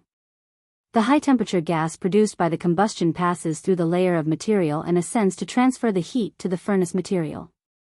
The carbon monoxide contained in it also had a reduction effect on iron oxide. In this way, the heat and chemical energy of combustion could be fully utilized. The lower layer of the furnace material was gradually reduced and melted, while the upper layer of the furnace material was slowly lowered from the top of the furnace.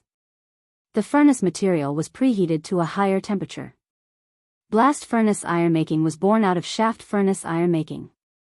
However, due to certain structural optimizations, the efficiency and quality of blast furnace ironmaking were far superior to shaft furnace ironmaking. Li Zishuan said with a smile, "This is not completely a shaft furnace. Faubert, if you look carefully, you should be able to tell the difference. I call this furnace a blast furnace." Faubert closed his eyes and pondered for a moment. Then he opened his eyes and said, "There are indeed many differences. But this old man doesn't know whether these differences are good or bad." Li Zishuan confidently said, "Of course they are good." With that, he pointed to a drawing and said, "For example, the air inlet of this blast furnace. Before it enters the furnace, I put it together. There is a fire pool below that is separated from the air inlet. It contains coal. Before the air enters the furnace, it will be heated to a very, very hot temperature. It can even directly melt iron. In this way, the efficiency of smelting iron will be greatly improved." Air preheating was the most critical step in modern steel production to improve the efficiency of smelting iron. High air temperature was also one of the main technical characteristics of modern blast furnace ironmaking. First of all, the heat required by blast furnace smelting was partly from the combustion heat released by the fuel in the furnace, and partly from the physical heat brought in by the high-temperature hot air. The more heat brought into the blast furnace by the hot air, the less fuel combustion heat was required, and the lower the fuel consumption. Therefore, increasing the air temperature could significantly reduce the fuel consumption and production cost. In addition, increasing the air temperature could also help to increase the theoretical combustion temperature in front of the tuyere. This would increase the temperature in the convoluted area of the tuyere and increase the heat in the furnace. This would help to increase the combustion rate of the pulverized coal, increase the amount of coal injected, and further reduce the coke ratio.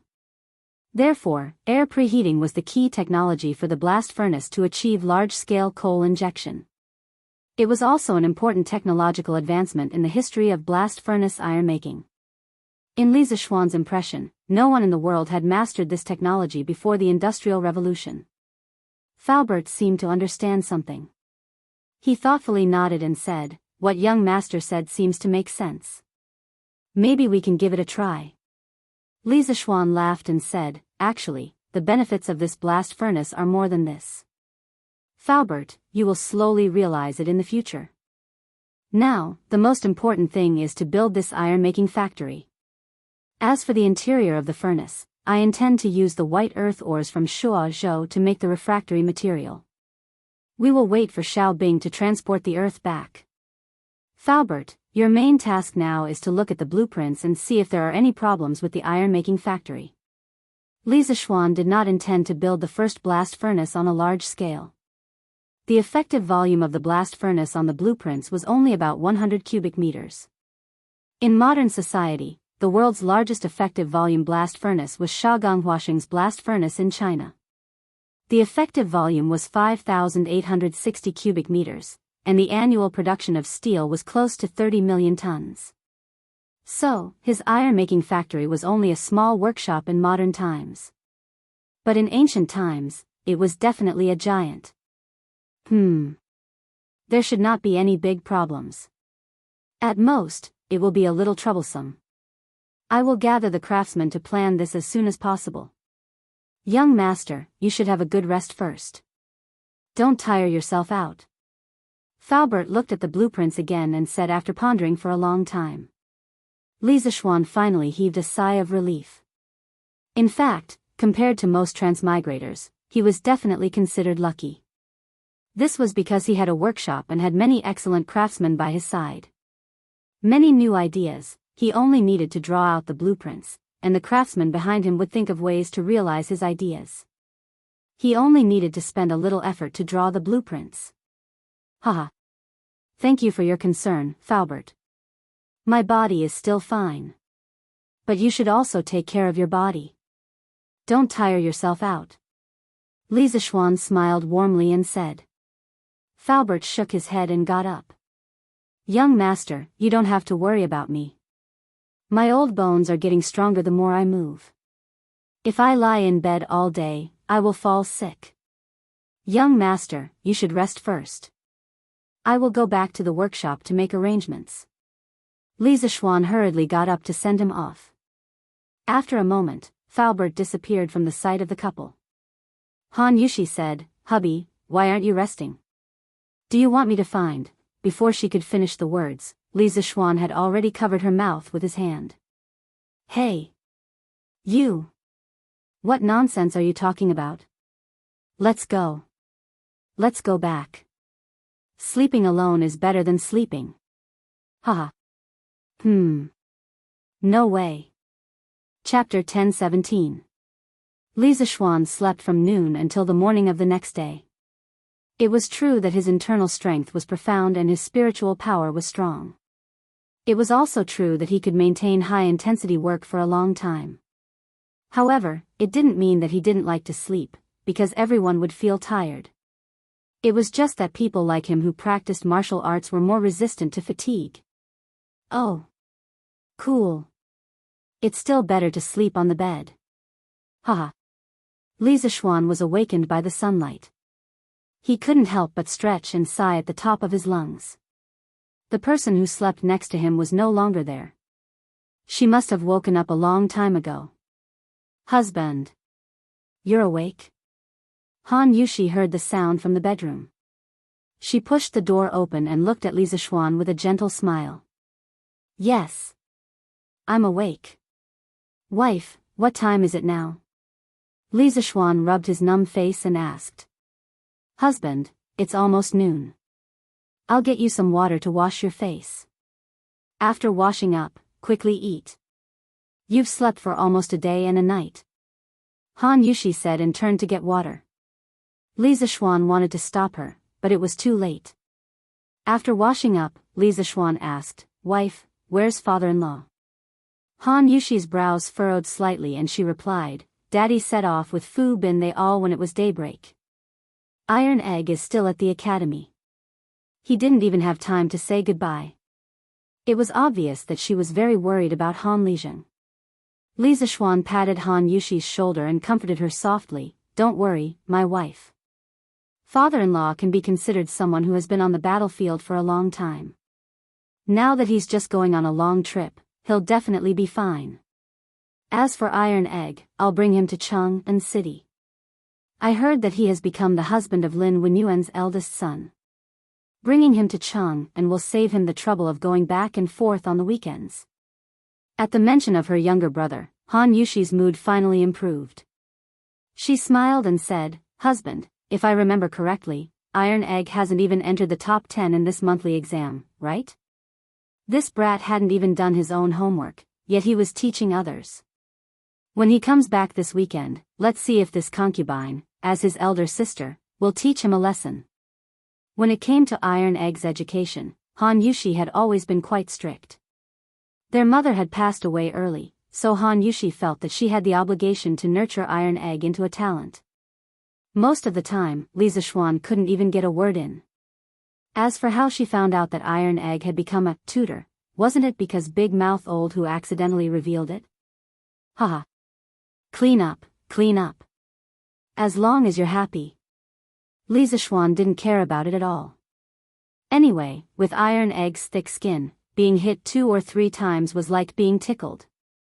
Han Yushi rolled her eyes at her husband and said angrily, Husband, what are you saying? What do you mean as long as I'm happy? I obviously want Iron Egg to focus on his studies and become a talent as soon as possible. Lisa Schwann waved his hand and admitted defeat, yes, yes, yes. My wife is right. Let's eat. Let's go eat. In the afternoon, Li Zixuan received news that the first batch of bean sprouts in his residence in Cheng and had already grown. He naturally didn't bother to make a trip personally for such a small matter, so he directly ordered San Bao, who came to deliver the news, to send part of the first batch of bean sprouts to Zuixian Restaurant and another part to Yanhuang College. San Bao accepted the order and left. Li Zixuan looked at San Bao's back with an inexplicable expression.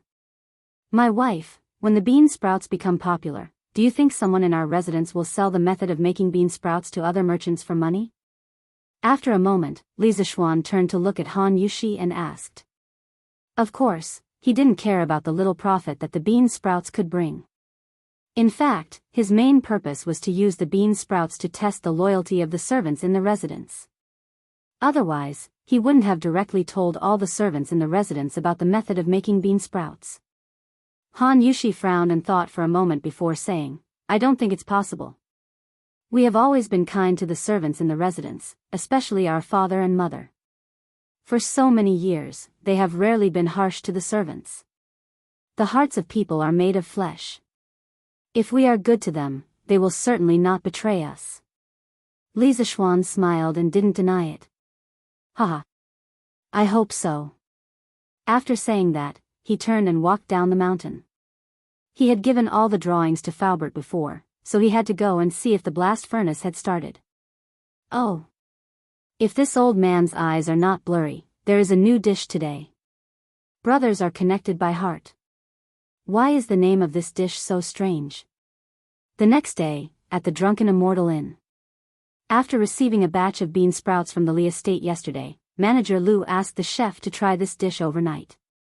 This morning, he immediately added a new dish name to the menu of the Drunken Immortal Inn: Brothers are connected by heart. Soon, the regular customer of the Drunken Immortal Inn, Feng Zhihua, noticed the new addition to the delicacies in the restaurant, so he asked with interest. When Manager Lu heard this, he was very proud because the name of this dish was something that he had thought of for a long time last night. No matter what, it was more vivid and more elegant than stir-fried bean sprouts, right? Haha. Boss Feng has good eyesight. This is the new signature dish of this restaurant. You must have never eaten it before. Why don't you try it today? This old man guarantees that this brothers are connected by heart will absolutely not disappoint you. I guarantee that after you eat the first plate, you will want to eat the second plate. Manager Lu narrowed his eyes and started to promote with all his might. Feng Zhihua laughed and said, "Haha. Then let's have a plate first." In any case, the dishes of this Drunken Immortal Inn have never disappointed this old man. Now that he had become a righteous merchant personally conferred by Li Er, his life was even more carefree. Searching for delicacies everywhere could be considered as one of his usual hobbies. As for the price of these delicacies, he didn't care in the slightest. All right. Moneymaker, quickly go and instruct the kitchen to give Boss Feng a plate of brothers' hearts. Manager Lu smiled and shouted at the waiter. All right. Manager. The waiter responded and went to the kitchen to instruct. After approximately 7 minutes, the waiter came out with a plate of sparkling and translucent bean sprouts that emitted a faint fragrance, and then walked towards Feng Zhihua's location. Boss Feng, your brother's hearts. This. Why does this look like bean sprouts? No. It's winter, how could there be bean sprouts? After Feng Zhihua saw clearly what was on the plate, he spoke in surprise. Haha. Boss Feng, this isn't bean sprouts, you'll understand after you try it. Don't worry, you absolutely won't regret it after you eat it. Manager Lu was afraid that Feng Zhihua would misunderstand. After all, a plate of bean sprouts was sold for over 600 copper coins, so he hurriedly came over to explain. Chapter 1018. Haha. Since Manager Lu praises such a delicacy, this old man naturally has to give it a try. In the Drunken Immortal restaurant, Feng Zhihua chuckled as he glanced at the sparkling and translucent bean sprouts on the plate. Finished speaking, he picked up his chopsticks and directly picked up a small handful of bean sprouts without waiting for the other dishes. The pure white bean sprouts were suffused with a clear oily sheen, causing Feng Zhihua to involuntarily swallow a mouthful of saliva. He didn't hesitate any longer and hurriedly put the bean sprouts into his mouth. Mmm. Fragrant and juicy, crispy and sweet, with a trace of sour taste, causing one's appetite to be greatly aroused. I didn't expect to be able to eat such fresh and tender vegetables in this harsh winter. Too unbelievable. Too delicious. The moment the bean sprouts entered his mouth, Feng Zhihua couldn't help but squint his eyes in comfort. After swallowing all the bean sprouts in his mouth, he opened his eyes and praised to Manager Lu, who was beside him. Eating vegetables in the winter had always been the patent of the imperial family.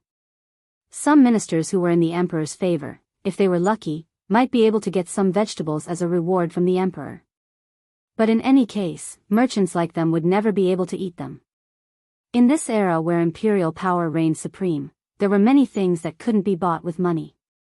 Being able to eat vegetables in the Drunken Immortal restaurant today made Feng Zhihua extremely surprised, and he thought in his heart, the Drunken Immortal restaurant is truly a magical place. They actually sell vegetables in winter. Haha. It's fine as long as Boss Feng is happy eating.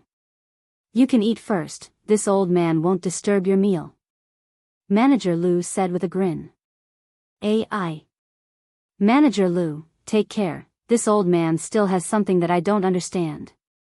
Feng Zhihua hurriedly put down his chopsticks and urged him to stay. Oh. Boss Feng, please speak.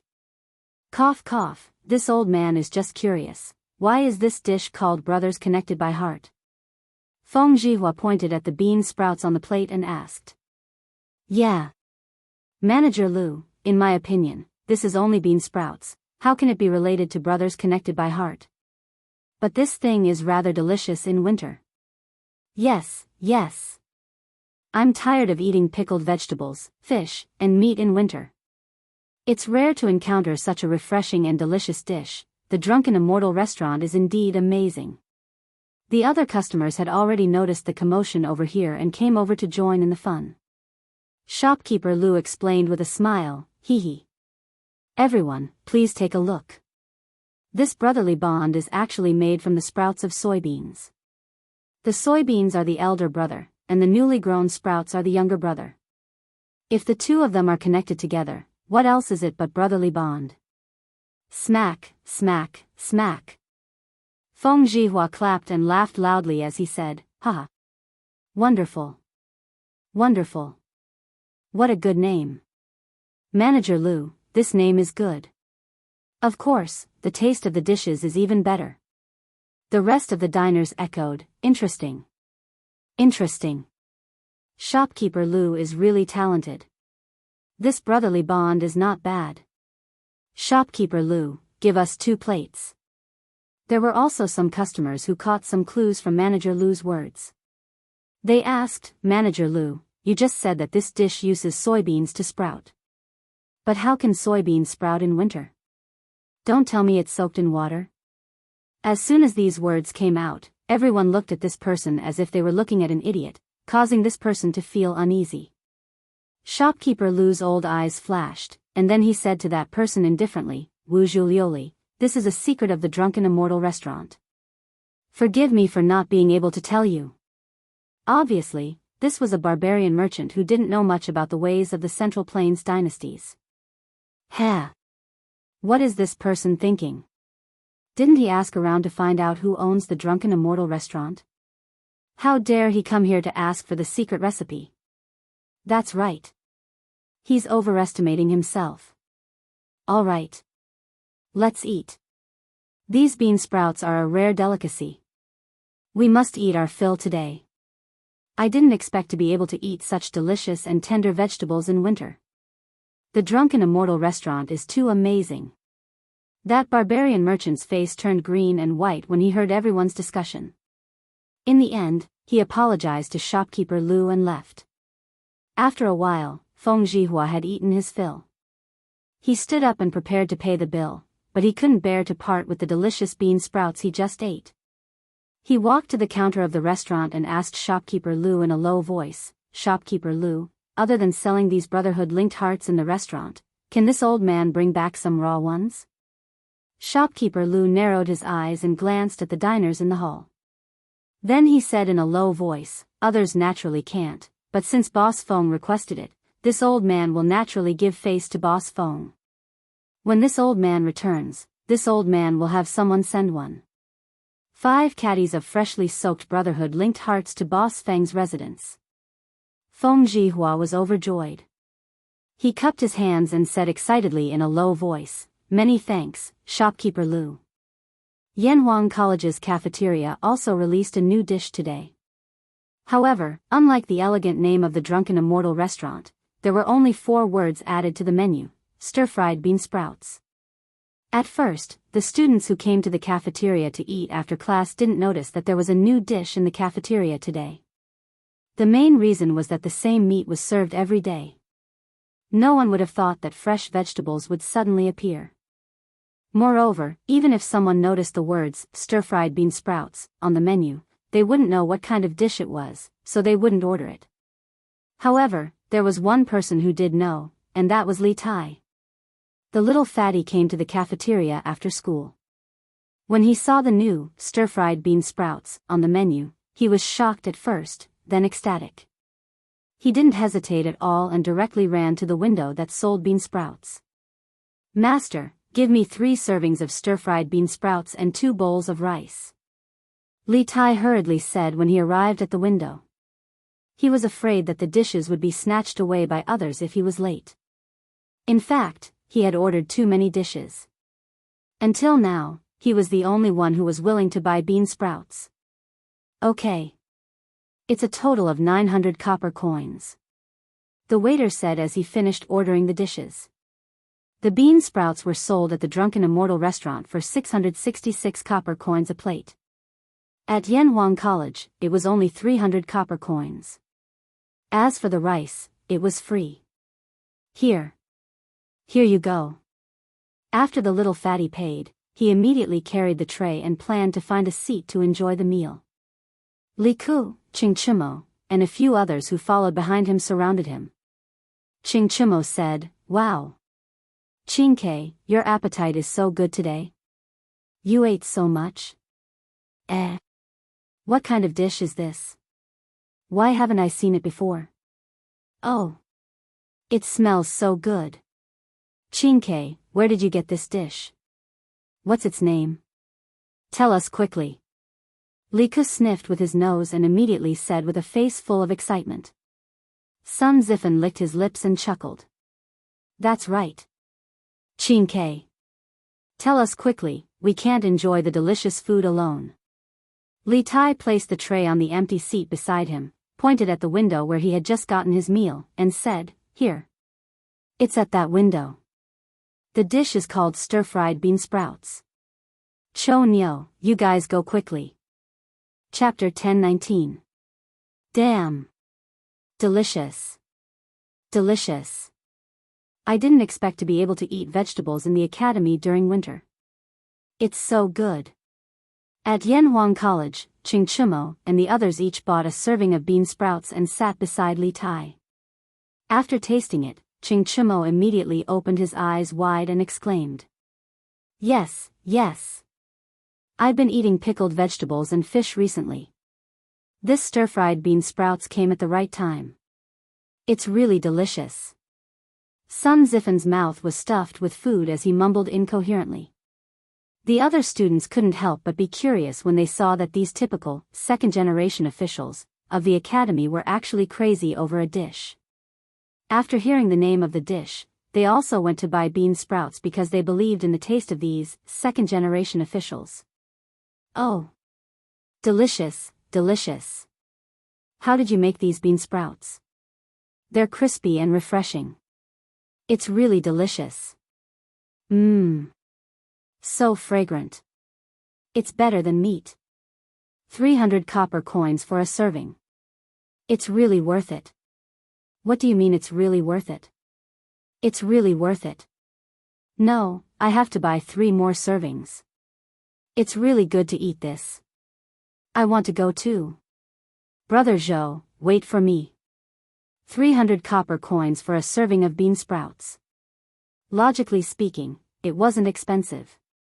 At least, that was what the students thought in their hearts after tasting the bean sprouts. After all, vegetables in the winter had always been priceless. Since when could commoners eat vegetables in the winter? Many of the students who were rich really wanted to take out 1,000 copper coins and directly buy all the bean sprouts in the academy. Of course, this idea was unrealistic because they simply couldn't carry that many copper coins. In short, the moment the bean sprouts appeared in the academy, they quickly became popular. The previously deserted window that sold bean sprouts was instantly filled with long queues. In order to increase the efficiency of the meal, the cafeteria manager had no choice but to let all the windows start selling bean sprouts, which slightly relieved the pressure of the meal. However, not everyone could afford to eat stir-fried bean sprouts that cost 300 copper coins per serving. For those poor students, spending 300 copper coins on a meal was really too extravagant. Fortunately, Yanhuang College provided many part-time jobs for them, and the salary was quite good. Overall, they could afford to eat bean sprouts once a week. And it wasn't just bean sprouts, it was enjoyment. After all, in the past, only the royal family could eat vegetables in the winter. For this lunch, the 200 caddies of bean sprouts prepared by the academy's cafeteria were all snatched by the students' tea. In contrast, the popular meat dishes in the past, such as gnawed chicken, dongpa meat, and so on, were difficult to sell. In order to avoid wasting ingredients, the cafeteria manager had to reduce the price of all the meat dishes. Therefore, this strange scene appeared: the rich students were eating vegetables, while the poor students were eating meat.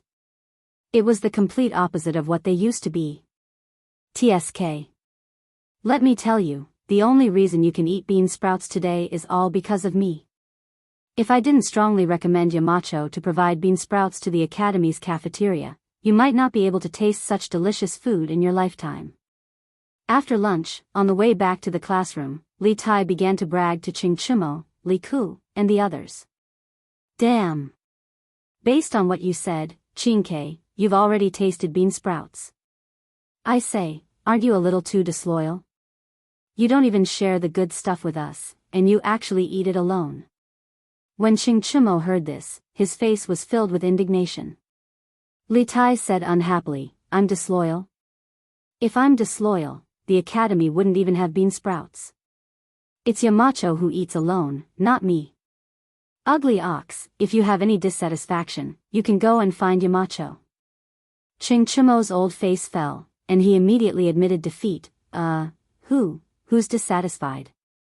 Well, no matter what, it's good to have bean sprouts. These bean sprouts are really delicious. After saying this, Ching Chumo's face revealed an expression of reminiscence. He could eat, drink, and talk, but asking him to find Li Zishuan to reason, wasn't this looking for excitement? He wasn't stupid, of course he wouldn't go. The few of them immediately burst into laughter. If the academy's cafeteria was like this, then the Drunken Immortal restaurant was even crazier. Have you heard? The Drunken Immortal restaurant released a fresh vegetable today, called Brothers Linked Hearts, and it's only 666 copper coins per serving. What? Fresh vegetables? How is that possible? Isn't fresh vegetables only available in the soup department? Brother Lu, have you been deceived? It's true. I saw it with my own eyes. The juicy, crispy, and tender vegetables are definitely fresh. The world's righteous merchant Feng Zhihua just ate it, and he couldn't stop praising it. Ha! Brother Lu, what are we waiting for? Let's go quickly. 600 copper coins per serving of fresh vegetables, it's a waste not to eat it. That's reasonable. Let's go quickly. Don't lose it in a while. The news of a fresh vegetable appearing in the Drunken Immortal restaurant spread throughout the entire Chang'an city in the shortest time possible. At first, people did not believe it, but later on, more and more people spread the news. Furthermore, each and every one of them swore solemnly, as if they had eaten in person. Finally, regardless of whether they had eaten lunch or not, whether they had money or not, everyone rushed madly to Shi City, to Drunken Immortal restaurant. Some people thought that even if they didn't have the money to try it, smelling the fragrance would be considered a profit, right? How could the small Drunken Immortal restaurant accommodate so many people? Thus, Manager Lu decisively launched a takeout service for bean sprouts and temporarily opened 5 sales windows so that customers could directly buy from the window and bring it home to eat. Yo! It's really fresh vegetables, not pickles. The Drunken Immortal restaurant is indeed extraordinary. To actually be able to get fresh vegetables in the middle of winter. Fragrant. Too fragrant. Fragrant and refreshing, crispy and juicy. To be able to eat such delicacies in the middle of winter, it's really not easy. Xiaodong, quick. Quickly go and buy another serving for this old master.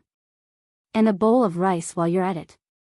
Some people even brought utensils with them when they went out.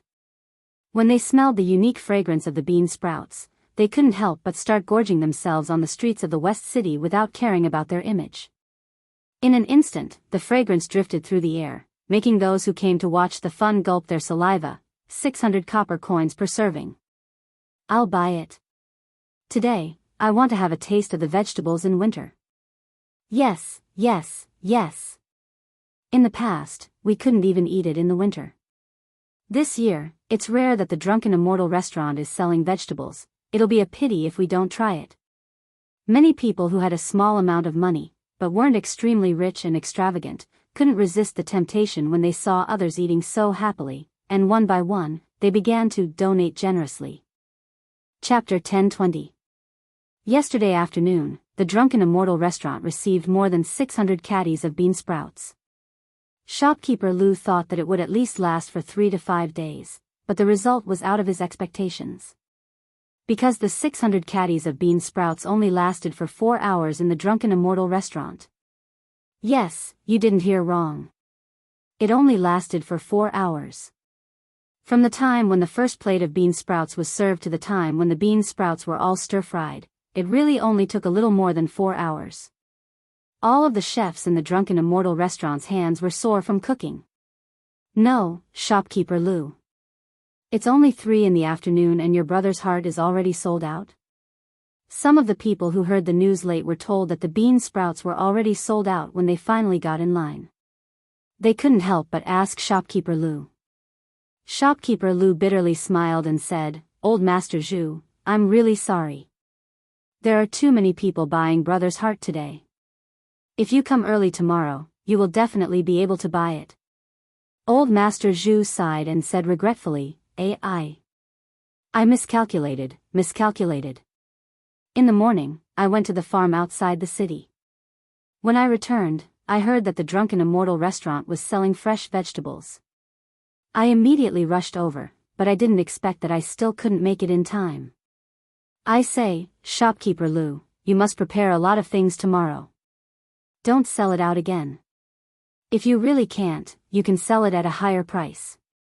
That way, it won't be sold out. When these words came out, many people who didn't lack money but didn't buy brother's heart today echoed, yes. Shopkeeper Lu. You must prepare more brother's heart tomorrow. You can sell it at a higher price. That's right. 666 copper coins for a set is really too cheap. In my opinion, these fresh vegetables should at least be sold for a set amount of money. When these people said this, those commoners who didn't have rich family backgrounds and just wanted to buy a plate of bean sprouts to taste immediately became anxious. However, in front of these rich people, the poor like them didn't have the right to speak. Thus, they could only look at Shopkeeper Lu anxiously. Shopkeeper Lu repeatedly waved his hand and said, "Ai. That's not right. That's not right. The price of brother's heart is set by my family's marquee. I don't dare to arbitrarily change it. Moreover, my family's marquee has always been kind-hearted and hopes to do something for the people. Now, even my marquee feels that the price of 600 copper coins is a little expensive. If not for the cost, the price might have been even lower. How could this old man dare to go against my marquis's wishes and lower the price without permission?" Once this was said, the commoners all cheered, "The Marquis of Yong, and is truly a kind person. First, he made plows for us commoners. Then, he lowered the price of books and set up an academy to take in children from poor families for free. Now, He wants us poor commoners to taste fresh vegetables in the winter. He's really a great benefactor sent to us by the heavens. That's right. My brother-in-law's family is one of Marquis's farmers. According to him, Marquis treats them very well. Not only did we lend them money without interest, but we also waived a lot of rent for them. What do you mean? My neighbor, Lu Lauer's son, got into Yanhuang College this year. Not only did he not need money, he even earned 30 strings of coins from the college. Whoa. There's such a thing? Is that true? Why would I lie to you? I heard that the child got into the top 10 in the monthly exam. The 30 strings of coins was a reward from Marquis. This child is really promising. Ha! He should be thanking Marquis for giving those children a chance to learn. Shopkeeper Lu was a crafty person. He used this small detail to boost Li Zishuan's reputation in front of the commoners. The commoners were simple and talkative. They were grateful for Li Zishuan's kindness from the small matter of the price of the bean sprouts. As they chatted, they brought up the recent scholarship incident at the college. Li Zishuan's image in their hearts instantly improved by a few notches. What? More than 800 caddies of bean sprouts were all used up today. Evening, Yunshan residence. When Li Zishuan heard the news from San Bao, he asked in surprise. More than 800 caddies of bean sprouts. According to the serving size of Zuaxian restaurant's dishes, 1 caddy of bean sprouts could be used for 2 plates. 800 caddies meant 1,600 plates. 1,600 plates of bean sprouts were sold out in one meal? Even those big restaurants in his previous life didn't have a dish that sold so well, right? Moreover, the price of these bean sprouts wasn't cheap. San Bao said excitedly, yes. Young master. Shopkeeper Lu came to our residence to ask for more, so old madam gave him 500 caddies of the bean sprouts we collected today and sent the remaining 200 caddies to the college. Young master, your decision back then was really wise. San Bao is truly in awe. Most of the bean sprouts in the Li residence were distributed by the servants. Now that the bean sprouts were selling so well, old Madam Li and old Madam Li would definitely not mistreat these meritorious people. Thus, San Bao was very excited and her hands were trembling. She was also Li Zishuan's bootlicker. Li Zishuan slapped the back of San Bao's head and said, "What do you mean by prostrating?" "It's prostrating, okay? You should read more books when you're free. Do you understand?" "Yes, yes, yes. Young master, you're right. I'll definitely read more books when I'm free." San Bao nodded hurriedly and giggled. Li Zishuan put his hands behind his back and said, "Ask the servants to distribute more bean sprouts and use up all the beans in the warehouse as soon as possible." "Yes. Young master." San Bao nodded subconsciously, but then felt that there was something wrong with Li Zishuan's words. Puzzled, he asked, "Young master. You mean that you don't want to buy more beans?" "Yes." Li Zishuan was thinking about other things and only replied with a faint yes. San Bao found it hard to accept. He asked anxiously, "Young master. Why don't you buy more beans? Bean sprouts are so profitable. I've already calculated that 1 caddy of beans can produce about 10 caddies of bean sprouts, which can be sold for more than 10,000 copper coins. But 1 caddy of beans only costs 8 copper coins. How can you just give up on such a profitable business?" Li Zishuan came back to his senses and saw San Bao's pitiful look. He couldn't help but find it funny. He teased, "Ha! Your math skills are not bad. Where did you learn it from?" San Bao didn't look happy at all. Instead, he lowered his head and replied, "Young mistress taught me when she was bored." Li Zishuan was stunned. He shook his head and laughed. Then, he looked at the dejected San Bao and kicked the latter's leg. He said, "That's enough. One must be content with what one has. We can't be in the bean sprouts business forever, right? Look at how useless you are. Go back to Cheng and now." Chapter 1021. Li Zishuan definitely wouldn't be in the bean sprout business for the rest of his life. What he wanted to do in the Tang dynasty was to become a technological powerhouse, not to develop the country through commerce. The so-called commerce was just a tool in his hands. As an engineering nerd, what he valued was technology, not small profits. Thus, he definitely wouldn't continue relying on bean sprouts to get rich for long. He was just eating the fish head market. As for the fish body and fish tail, he intended to let others eat them. As for who he would give them to, that would depend on the situation later on. The popularity of the bean sprouts had only just begun.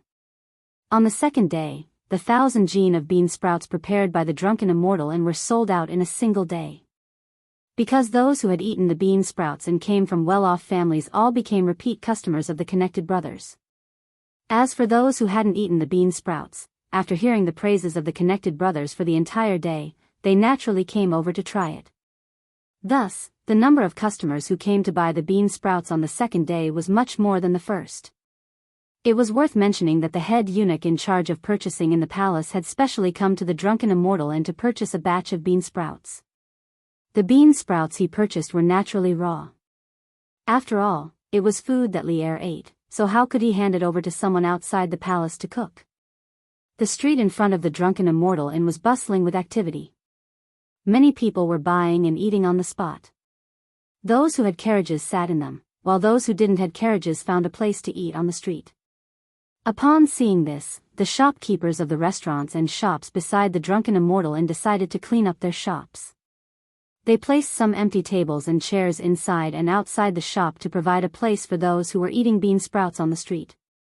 Of course, there was a charge for this. Outside the shop, it was cheaper at 5 copper coins per seat. Inside the shop, it was more expensive at 20 copper coins per seat. They even provided free tea. If those customers took a fancy to the items in the shop and bought them, they would earn even more.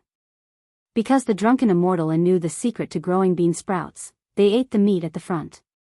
Even though the surrounding shops didn't know the secret, they still had to follow behind to drink some soup, right? On the second day, the 1,000 gene of bean sprouts of the drunken immortal inn were all sold out. Even if the surrounding shops followed behind to drink soup, they still earned a fortune. Every shop earned at least 5 strings of coins more than usual. The third day. The drunken immortal restaurant once again exerted its strength and prepared 1,100 pounds of bean sprouts, but it was still unable to hold off the crazy diners. As the only restaurant that could provide fresh vegetables in the winter, it was difficult for the drunken immortal restaurant not to become popular. Through this matter, it had once again established its position as the overlord of the restaurants in Cheng and City. As for Yanhuang College, the supply of bean sprouts had been increased to 300 caddies. However, the students still finished the 300 pounds of bean sprouts. After all, there was no lack of rich second generations in the academy. It was common to see one person eating several portions of bean sprouts. For example, Li Tai and Qing Chumo. On the fourth day, the drunken immortal restaurant prepared more than 1,500 caddies of bean sprouts, and they barely managed to last until the restaurant closed at 5 p.m. Although this had not reached the daily consumption limit of bean sprouts for the people of Chang'an, it had already reached the physical limit of the chef of Drunken Immortal restaurant. They were really too tired these few days. After manager Lu promised to double the salary for this month, the chefs felt a little better. The Drunken Immortal restaurant continued to become popular because of the bean sprouts, which naturally attracted the envy of others. After all, the daily consumption of over 1,000 caddies of bean sprouts was close to 200 strings of coins. Although the cost of bean sprouts was unknown, it should not be too high.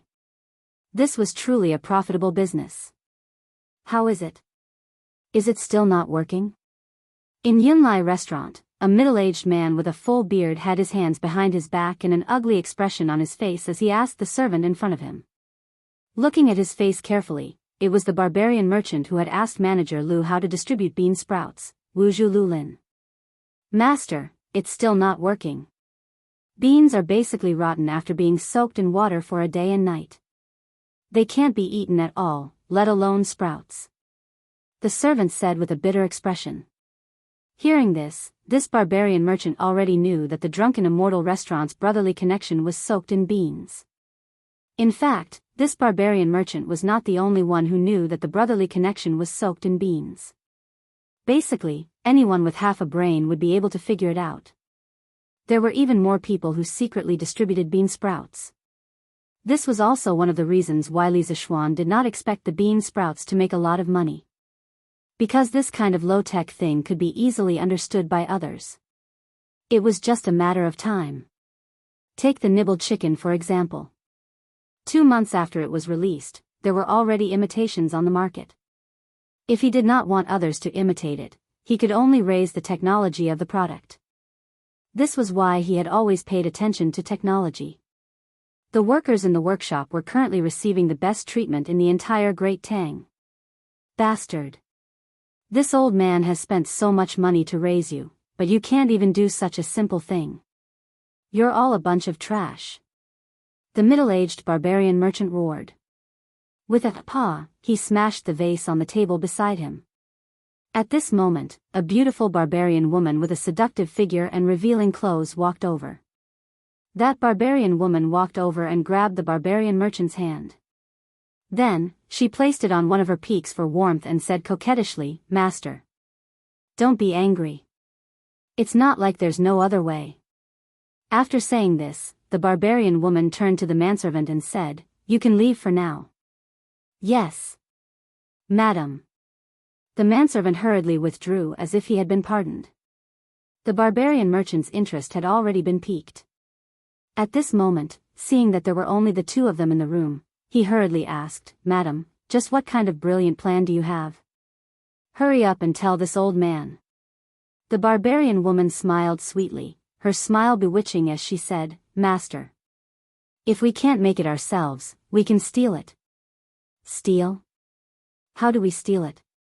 No matter how bewitching the barbarian woman's smile was, the barbarian merchant remained unmoved. This was because at this moment, he only had eyes for small amounts of money. The barbarian woman coquettishly said, "Master. You've been intelligent all your life, so how can you be so foolish now? The drunken immortal and's heart-linked brothers sells an astonishing amount every day. There must be a lot of people involved in the production. Snow Cherry has already asked around for master. These heart-linked brothers are soaked in soybeans by the servants of the Eternal Peace Marquis estate.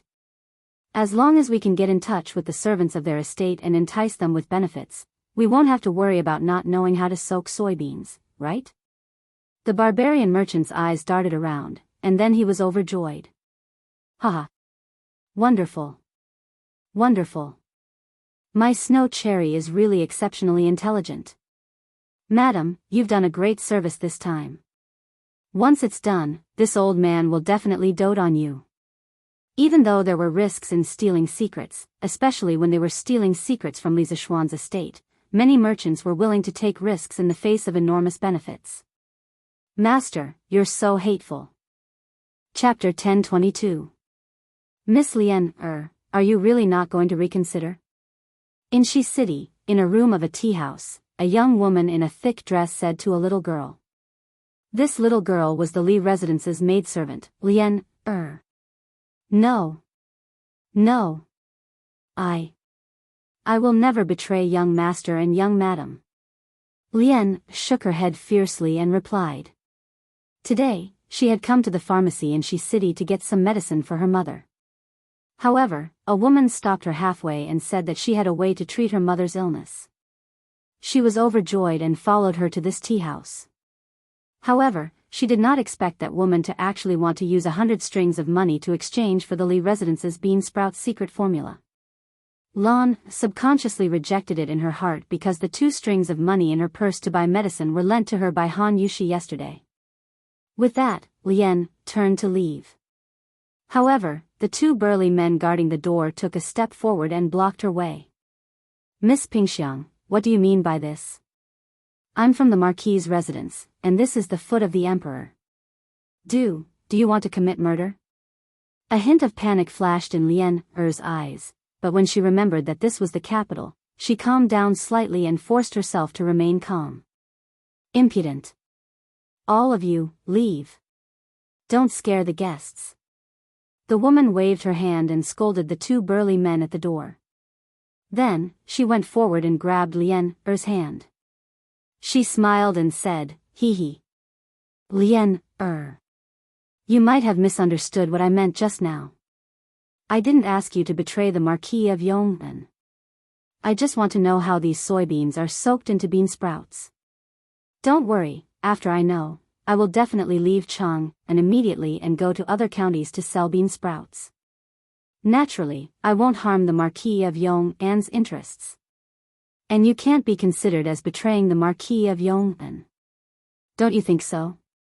Lien-er frowned slightly and remained silent.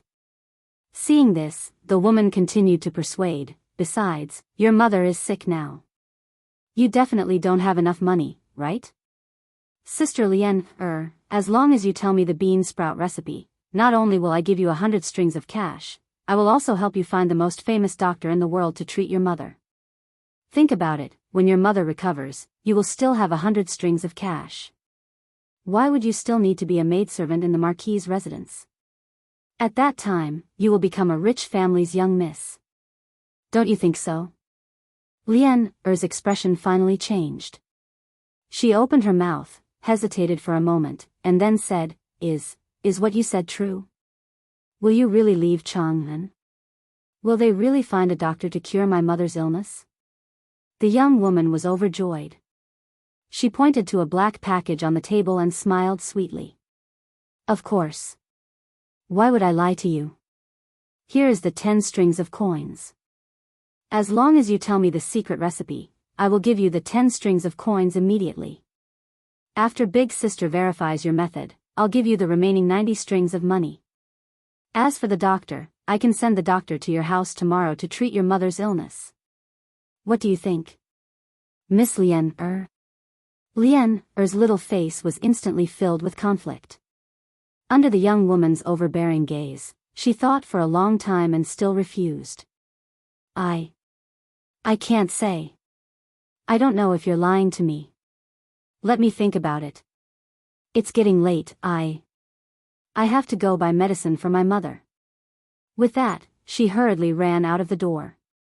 The two men outside the door wanted to stop her, but they didn't hear the woman's order and could only let Lien-er leave. In the side room, after Lien-er left, a Hu woman with blonde hair and blue eyes walked out from behind the screen. This was none other than the concubine of the Hu merchant, Wu Julioshi. "Madam," she didn't agree. "This servant has failed. Madam, please punish this servant." The young woman bowed and said.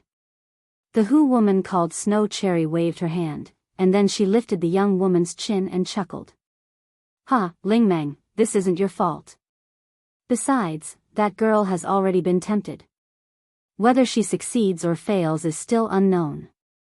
Think of a way to ask her out tomorrow. If 100 strings of coins isn't enough to move her, then 200 strings of coins. If 200 strings of coins isn't enough, then 500 strings of coins. If this matter is done well, I will let the old master favor you well." Yes, it was she who had ordered her maid to tempt Lien into revealing the secret recipe for bean sprouts. She had not personally appeared because she was a Hu. Most Tang people looked down on Hu, and Lien-er was from a marquis estate. There was a high chance that she would also look down on Hu. Moreover, she was hiding behind the scenes. Once the matter was exposed, she would be able to escape unscathed. "Thank you, madam." The young woman softly thanked her. "Mother. The medicine is here. I'll help you up to drink it." South of Chang'an City, Dawn Square. In a small, run-down courtyard, Lien held a bowl of medicine as she spoke to an old woman lying on a bed. "Ha. Lien-er, how many times has mother told you not to waste money? Mother has lived long enough. I can't be a burden to you." The old woman looked at her daughter, whose face was still covered in ash, and sighed. "Mother. What are you saying? You gave birth to me and raised me. No matter what, your daughter will take care of you for the rest of her life. How can you call me a burden?" Lien hurriedly said. The old woman sorrowfully said, Lien, mother has let you down. You lost your father when you were young. Mother couldn't raise you, so I could only sell you to Master Li as a maid. Mother only gave birth to you, but I didn't raise you. Now, mother can't be a burden to you. Mother. If you say such things again, Lien will get angry.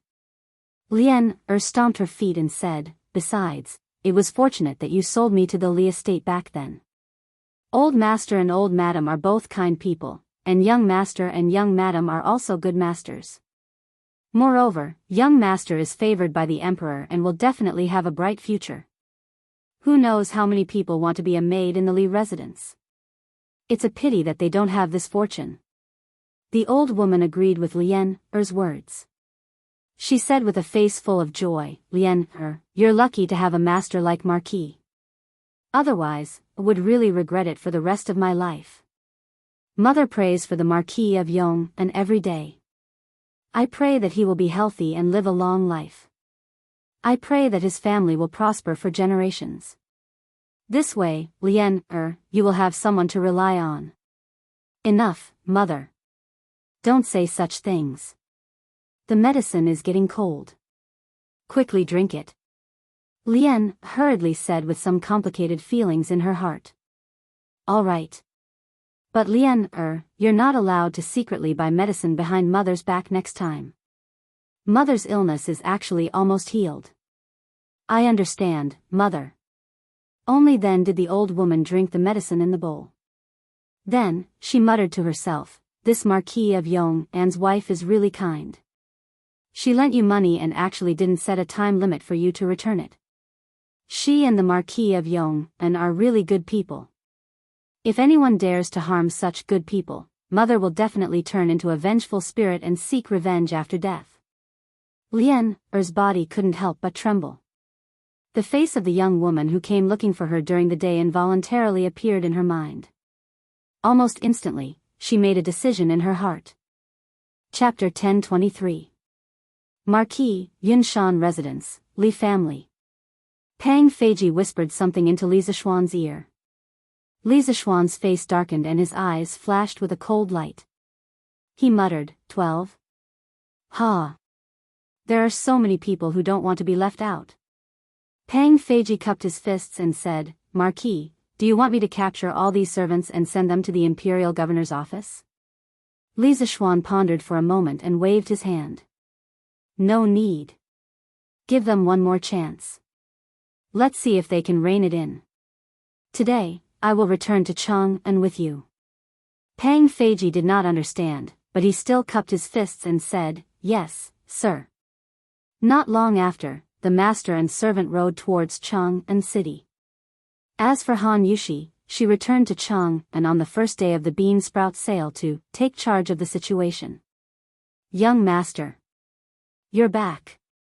The little bootlicker, San Bao, who was guarding the entrance of the Li residence, said excitedly when he saw Li Zishuan return on his horse. Yes.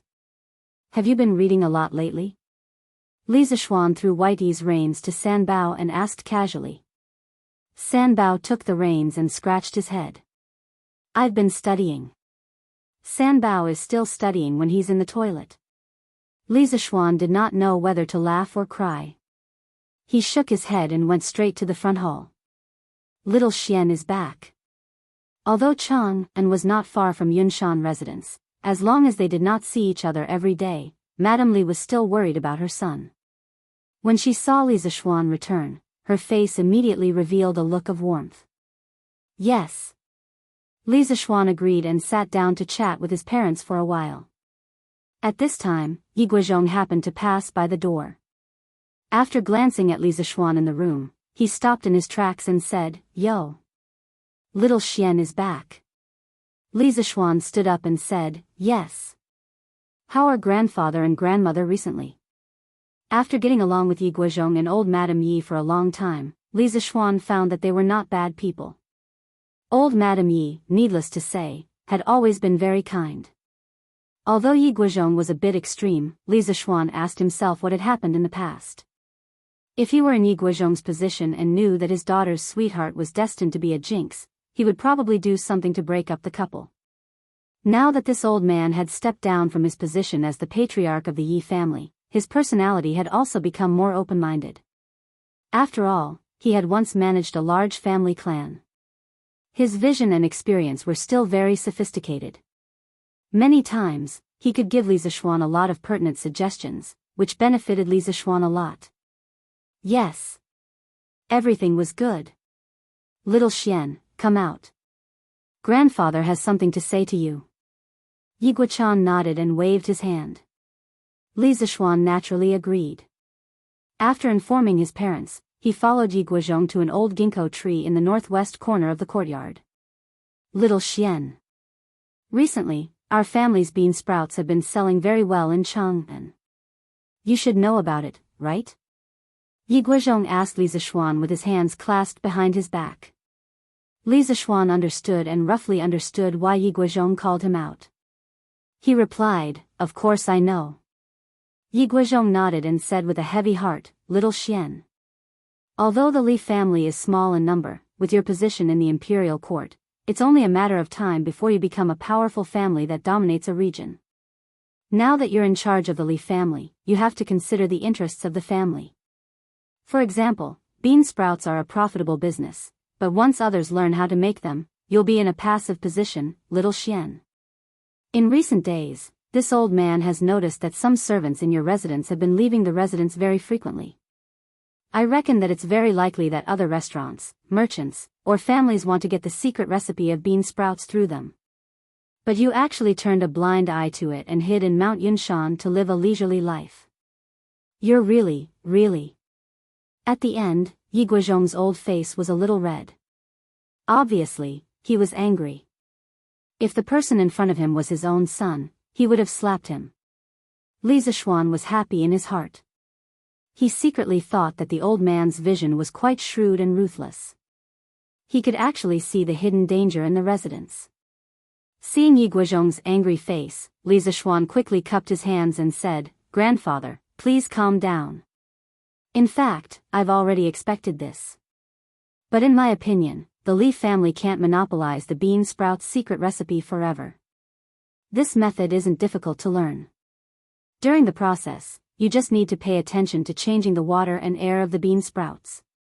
Even if the servants in the residence don't say it out, the people outside will definitely be able to figure it out within a month or two. Grandfather, don't you think so?" Yi Guozhong pondered for a moment and sighed. He nodded and said, "According to what you said, it's really possible. But if you strictly ordered the servants not to leave the residence at will from the beginning, perhaps the Li family could earn a few more months' worth of bean sprouts.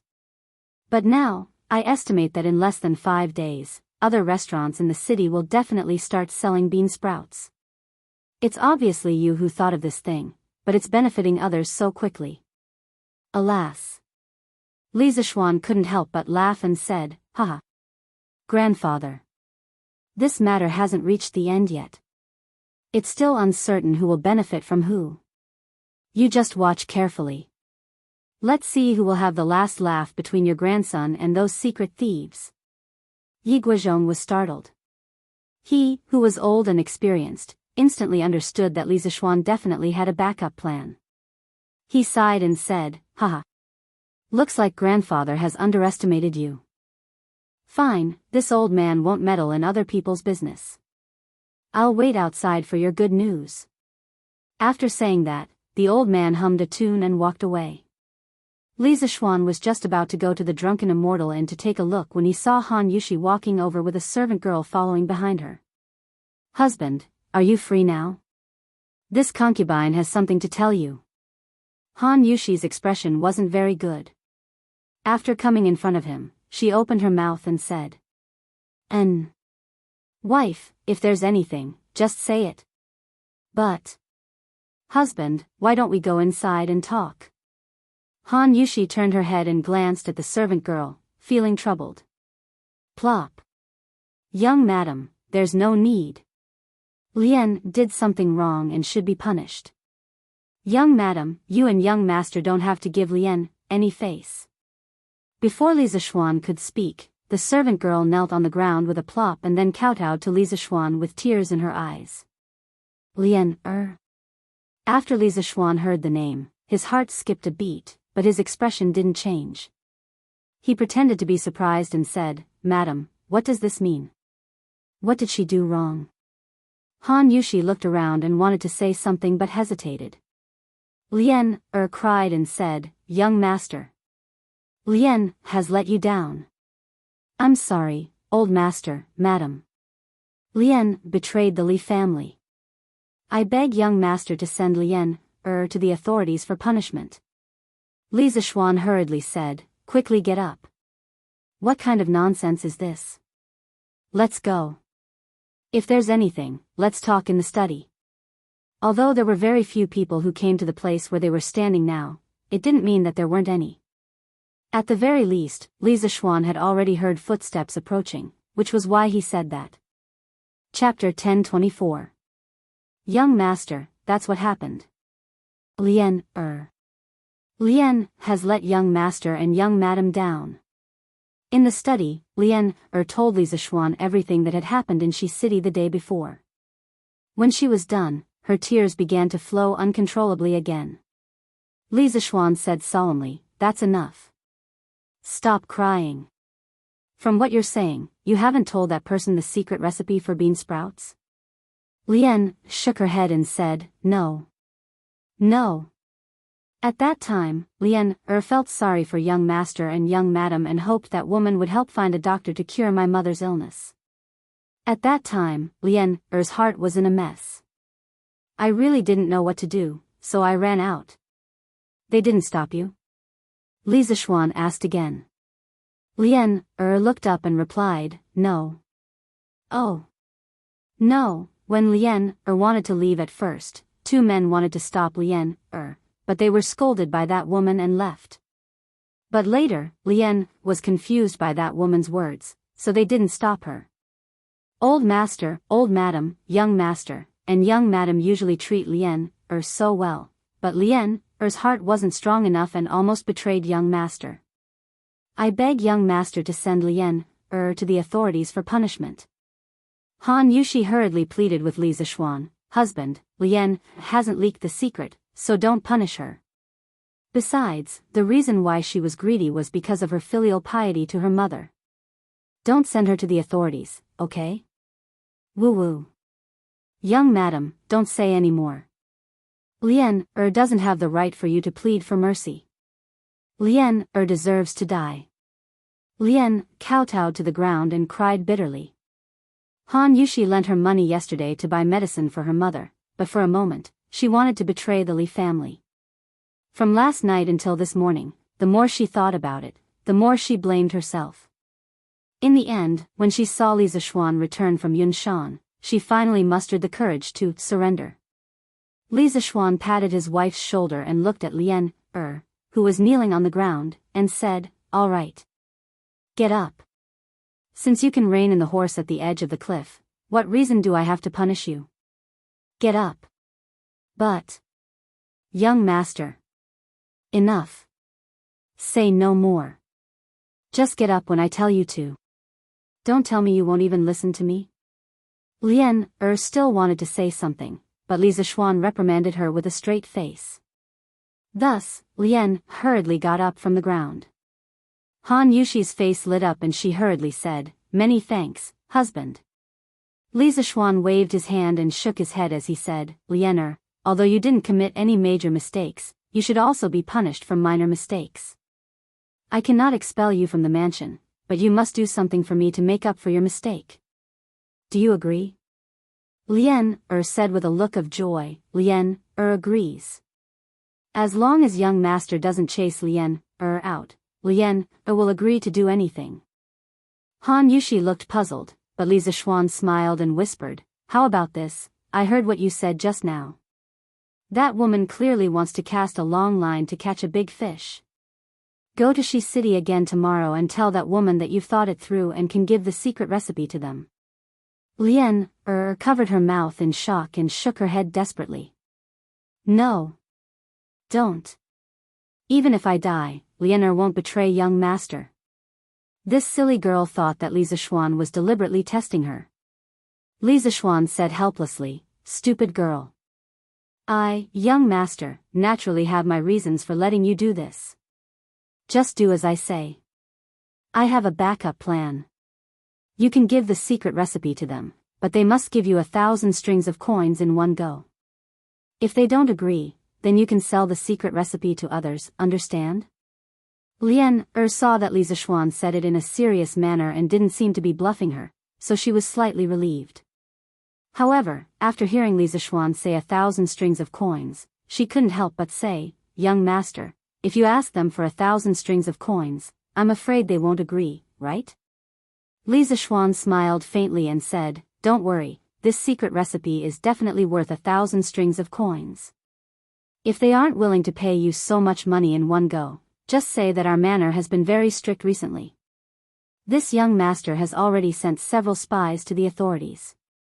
You plan to take this money and immediately leave this place, so they have to pay you all at once. This way, they should believe you. Lian listened and felt that Li Zishuan's words were very reasonable, so she said, Then young master, Lian will tell her like this tomorrow. When the time comes, Lian will bring all the money back and give it to young master. Li Zishuan laughed and said, haha. Don't worry, if you do it well, I will reward you handsomely. Lian doesn't ask for a reward, I just want to make up for my mistakes. Young master, young madam, Lian will leave first. Lian wiped her tears and then left. In the study, Han Yushi looked at Li Zishuan and finally asked the question in her heart, husband, I don't understand why you want Lian to deliberately leak the secret recipe. Li Zishuan stroked his wife's long hair and said with a smile, I have a backup plan. Wife, just watch carefully. Seeing that Li Zishuan was keeping her in suspense, Han Yushi was too lazy to get to the bottom of it. However, she said worriedly, but there is a loophole in what husband taught Lian to say just now. If those people go to the authorities to investigate and find out that we haven't sent any servants to the authorities recently, then wouldn't Lian's words be exposed? Li Zishuan's gaze turned cold and said, who said that we haven't sent any servants to the authorities? We'll send them out before dark today. Han Yushi was stunned and immediately understood the meaning in Li Zishuan's words. Her face couldn't help but turn cold. Husband, you mean, N? That's right. There is more than one spy in our residence. After dealing with Lian's matter, Li Zishuan waited for another 2 servants and 3 servants to surrender in the afternoon. For those who surrendered, Li Zishuan gave them the same instructions as he had for Lian previously. However, according to the information provided by Pang Feiji, there were a total of 12 servants in the residence who had recently been in contact with the outside world. In other words, there were still 6 people who wanted to get away with it. At 5:15 p.m., in the study room, Li Zishuan was half leaning on the armchair. He was resting with his eyes closed, but he suddenly opened them and said to Pang Feiji, Go, arrest them. Pang Feiji's spirit was lifted. He was finally going back to his old profession. He bowed and cupped his fists, saying loudly, Yes. Marquis. After saying that, he strode out of the door. Not long after, the entire Li residence was in chaos. Where is Zhao Si? Feeding the horses in the backyard. Go. To the backyard. That's Zhao Si. Go. Arrest him for me. Hey, hey, hey. Brother Pang, why are you arresting me? Humph. Then you should ask yourself. Look after him. The rest of you, follow me to arrest Han Xiaoyang. Chapter 1025. The next day. The news of the Marquis Yong, and sending 6 servants to the capital office for investigation spread like wildfire, causing quite a stir in Chang'an. Many people did not understand why the usually easygoing Li Zishuan would suddenly make things difficult for a group of servants. This was against the rules. But there were some who had ulterior motives. When they thought of what they had done recently, their hearts sank. Those with backgrounds quickly destroyed the evidence and cut ties with Li Zishuan.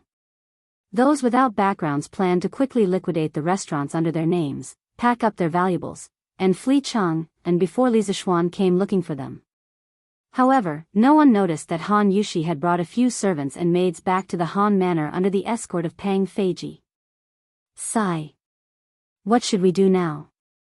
The Marquis Yong and is now in the royal court, and the military officers in Chang and are all familiar with him. If he really wants to investigate, it won't be long before he finds me. This is bad. In Yunlai restaurant, Wuzhu Luhui sat on the couch with a frown and sighed. Obviously, he had also heard about the Li residents sending servants to the capital office last night. Old master, you don't have to worry too much. You didn't show up from the start. No matter how powerful the Marquis Yong and is, he won't find you in a short time. Huji Yingxue consoled. Wuzhu Luhui shook his head and sighed, this is a matter of time. Just because he didn't find out now doesn't mean he won't find out in the future. I have to consider moving the restaurant to another state capital. What's hateful is that after all our efforts, not only did we not get the bean sprout recipe, we even offended the Marquis Yong and...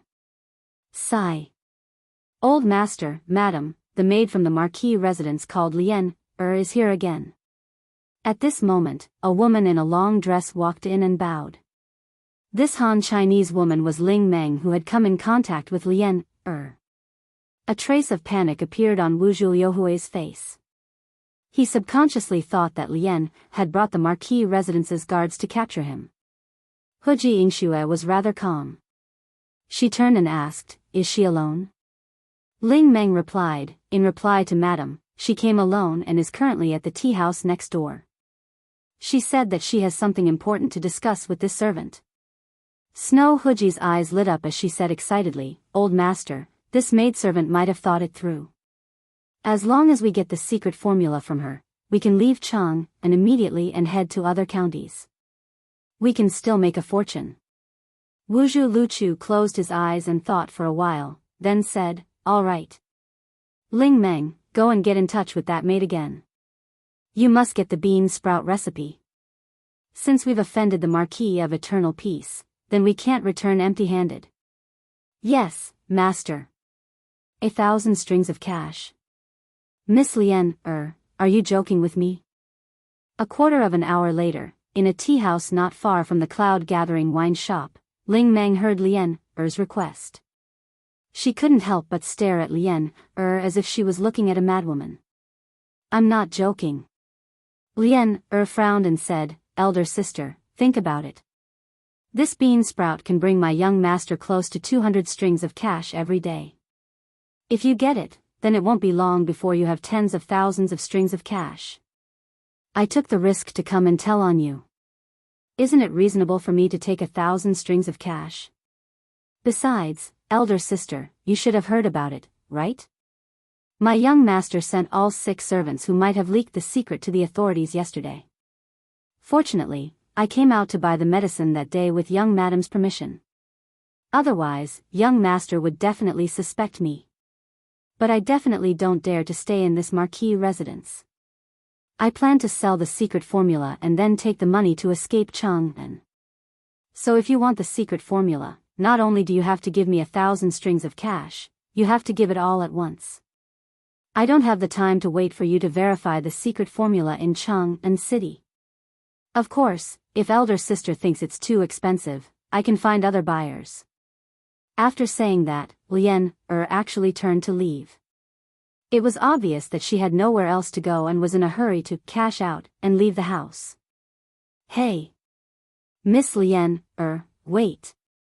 Ling Meng was shocked and hurriedly said, elder sister sympathizes with Miss Lien-er's experience, but 1,000 strings of cash is really too expensive. I'm afraid it's difficult for elder sister to make the decision alone. So, Miss Lien-er, please wait for a moment. I will discuss with my lord, my husband, before we make a decision. Lien-er frowned and made a very difficult expression. After a while, she finally nodded and said, all right then. Elder sister, hurry up. I must leave Chang'an City today. NN. Don't worry, Miss Lien-er. Elder sister will be back soon. 1,000 strings of cash.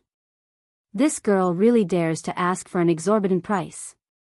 Wuzhu Luhui and Hu Ji Snow Cherry, were actually in another wing of the tea house. After Ling Meng reported Lien Er's request to them, Hu Ji sneered and then looked at Wu Zhu Luhui and suggested, "Master, why don't we capture this girl and torture her?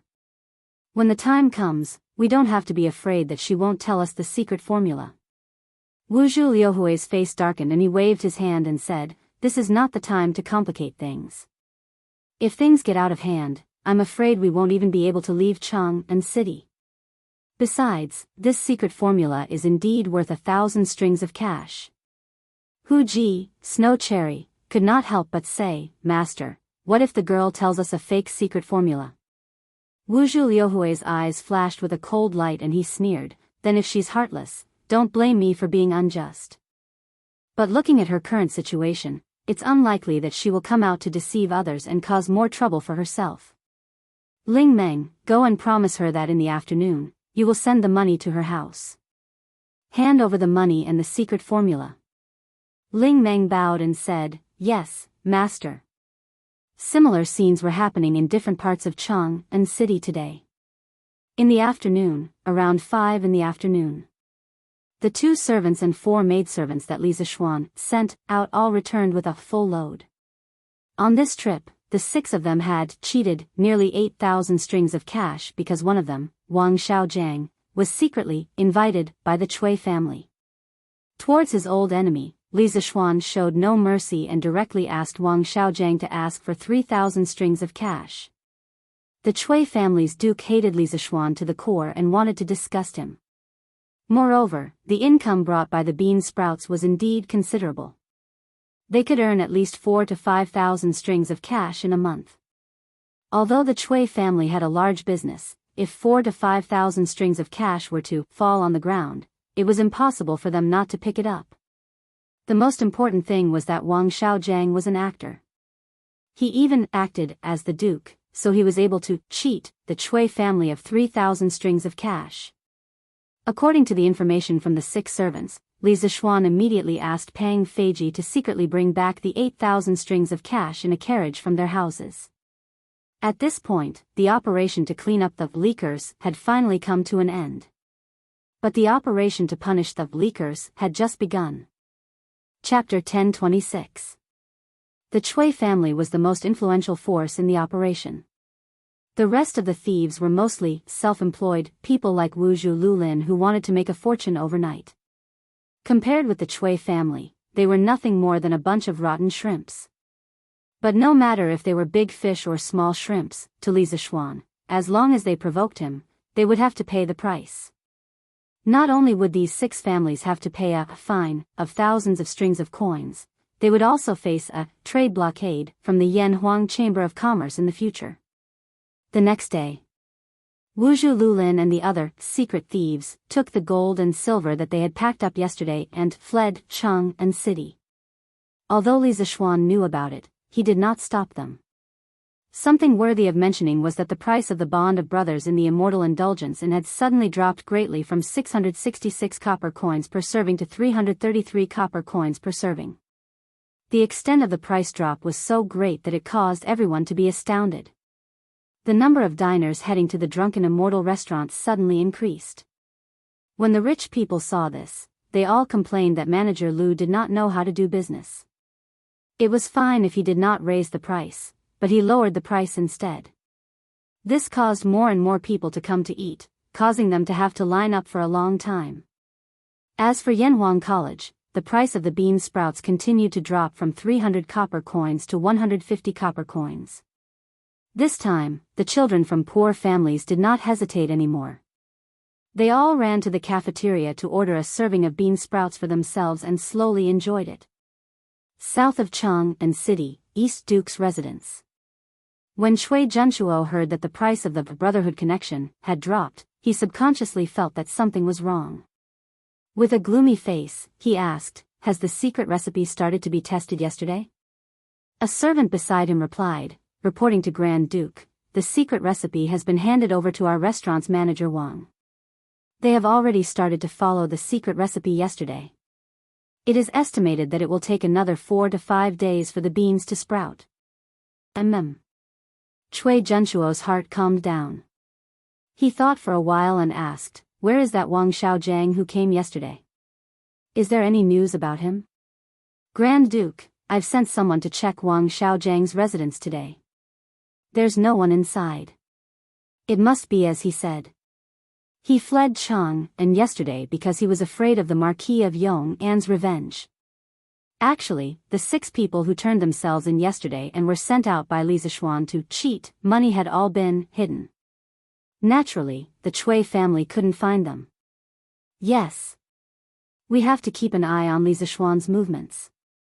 "Yes, great-grandfather." "Humph. This group of people will definitely not have a good ending. Li Zishuan is not an easy person to deal with." Chang'an City, Yinshou Square, inside a house. Feng Jidai stood on the red attic, looking at the houses in the distance and sneered. "Second young master, it is clearly the Marquis of Yong, and who is in a passive position. Why do you favor him?" The black-faced guard cupped his fists and asked in confusion.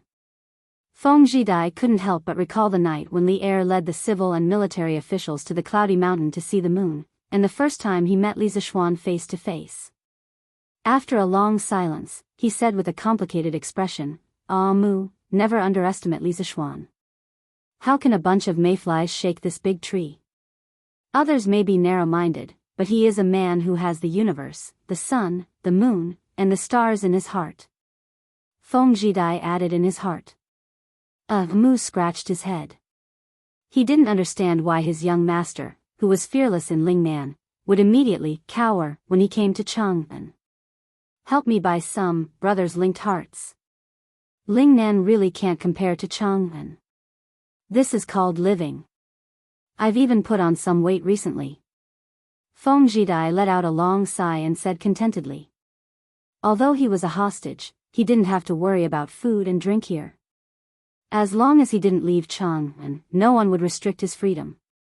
He had good food and wine every day, and he was so happy that he forgot about home.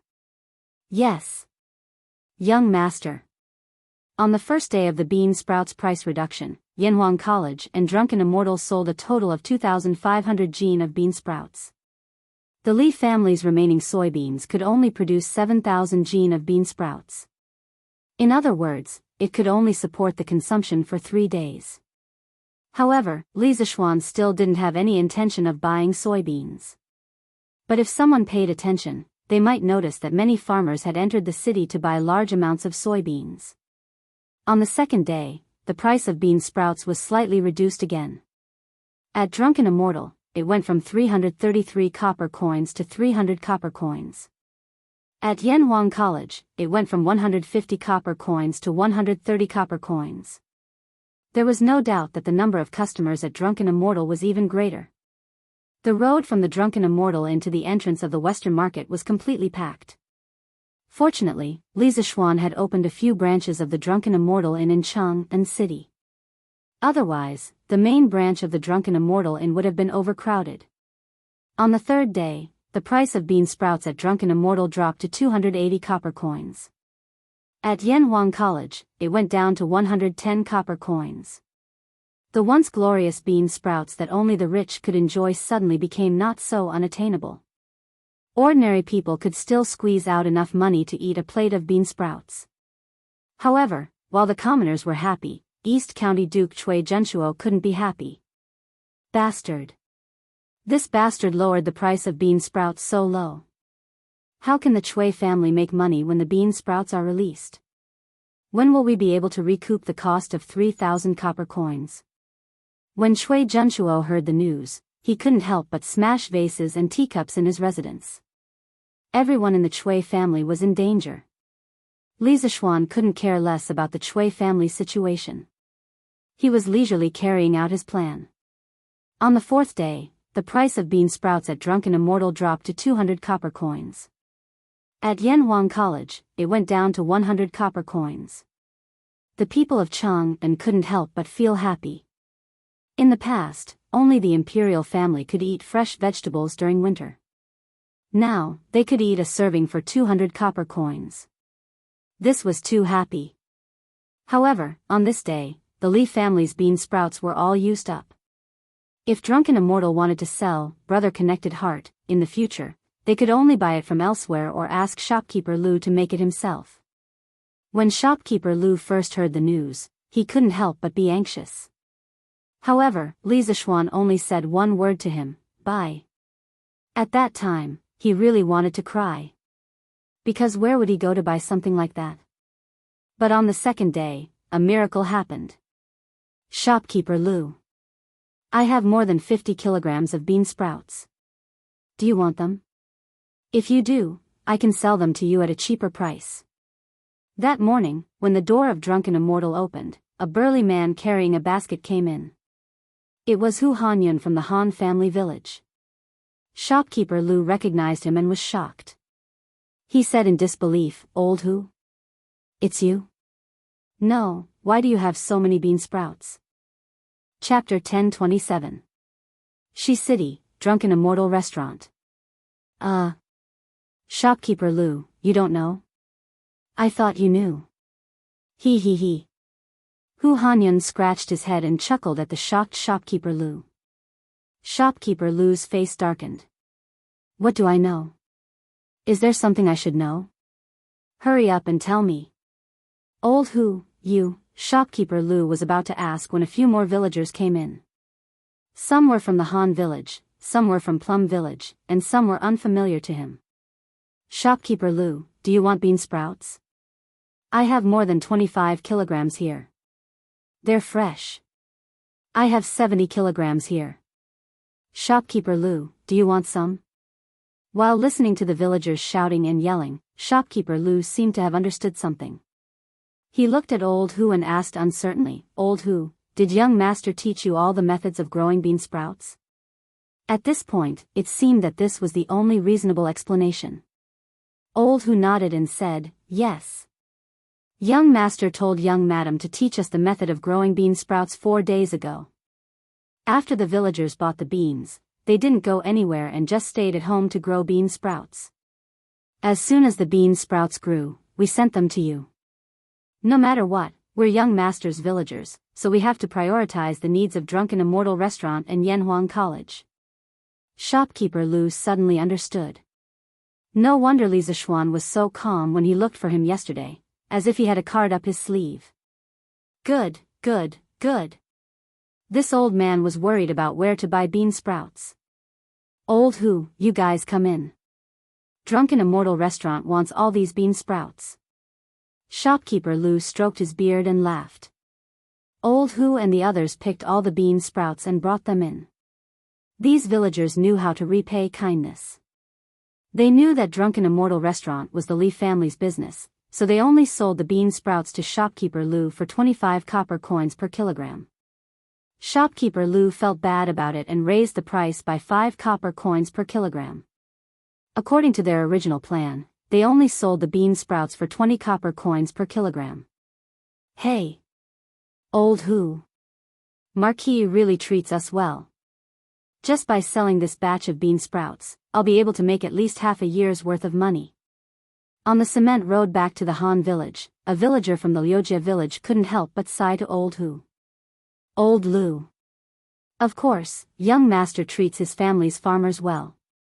After you've been with young master for a long time, you'll naturally know how good young master is. Old Hu smiled faintly. Hey!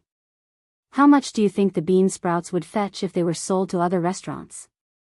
Someone in the crowd said this, and the atmosphere suddenly became heavy. Hu Hanyun's expression changed. He stopped in his tracks.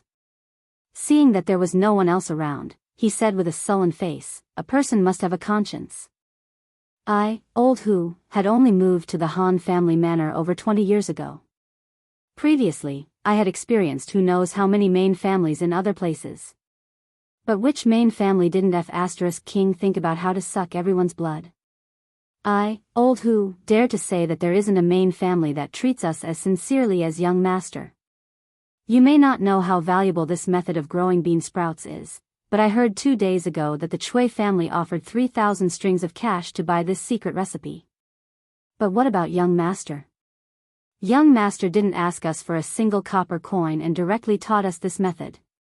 Now that we've distributed the bean sprouts, other restaurants may indeed buy them at a higher price. But Marquis treats us like this, yet you want to sell the bean sprouts to others just to earn a few copper coins. Don't you feel guilty? I, Hu Hanyun, will put the ugly words out here today.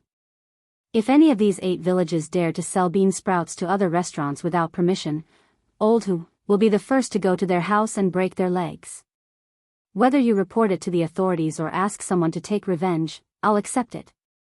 But if this kind of situation happens again in the future, I'll definitely beat you up. Unless the Drunken Immortal House and Yanhuang College get enough bean sprouts, then we can sell them to other restaurants. But the price can't be lower than what we sell to the Drunken Immortal House. Old Hu's words were powerful and resonating. The dozen or so villagers in front of him all became serious after hearing this. Second Master Lu stepped forward and fiercely hammered Old Hu's chest. Then he shouted to the crowd. What little Hu said is correct. There are some things that young master doesn't care about and he won't tell us. But since we've received young master's kindness, we can't disappoint young master.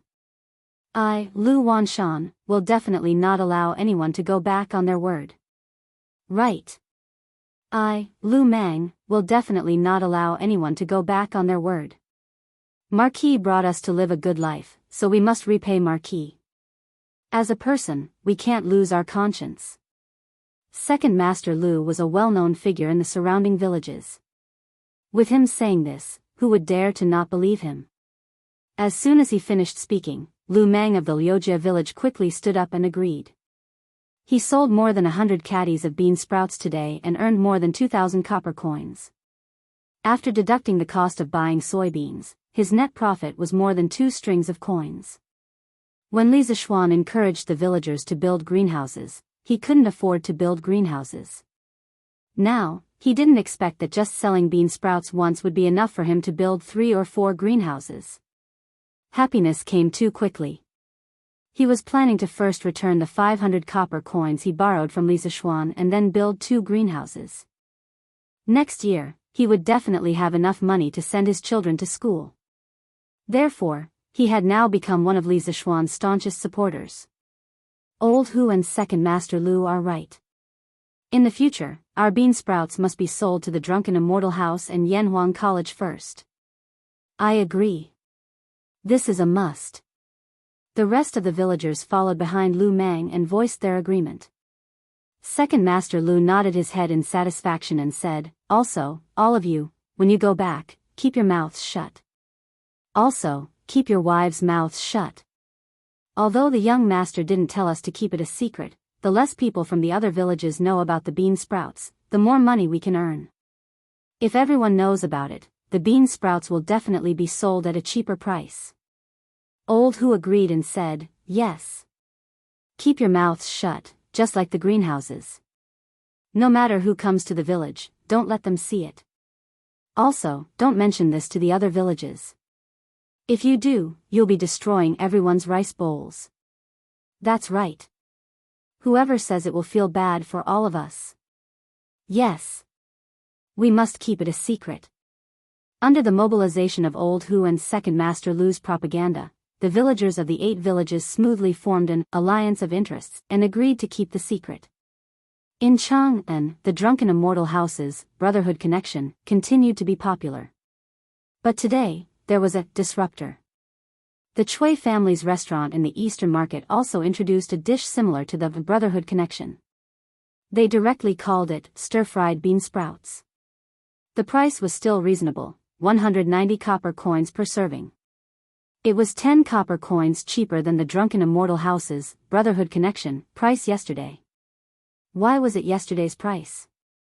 Because today, the Drunken Immortal House's brotherhood connection price was lowered by 10 copper coins. Therefore, the 2 prices were the same.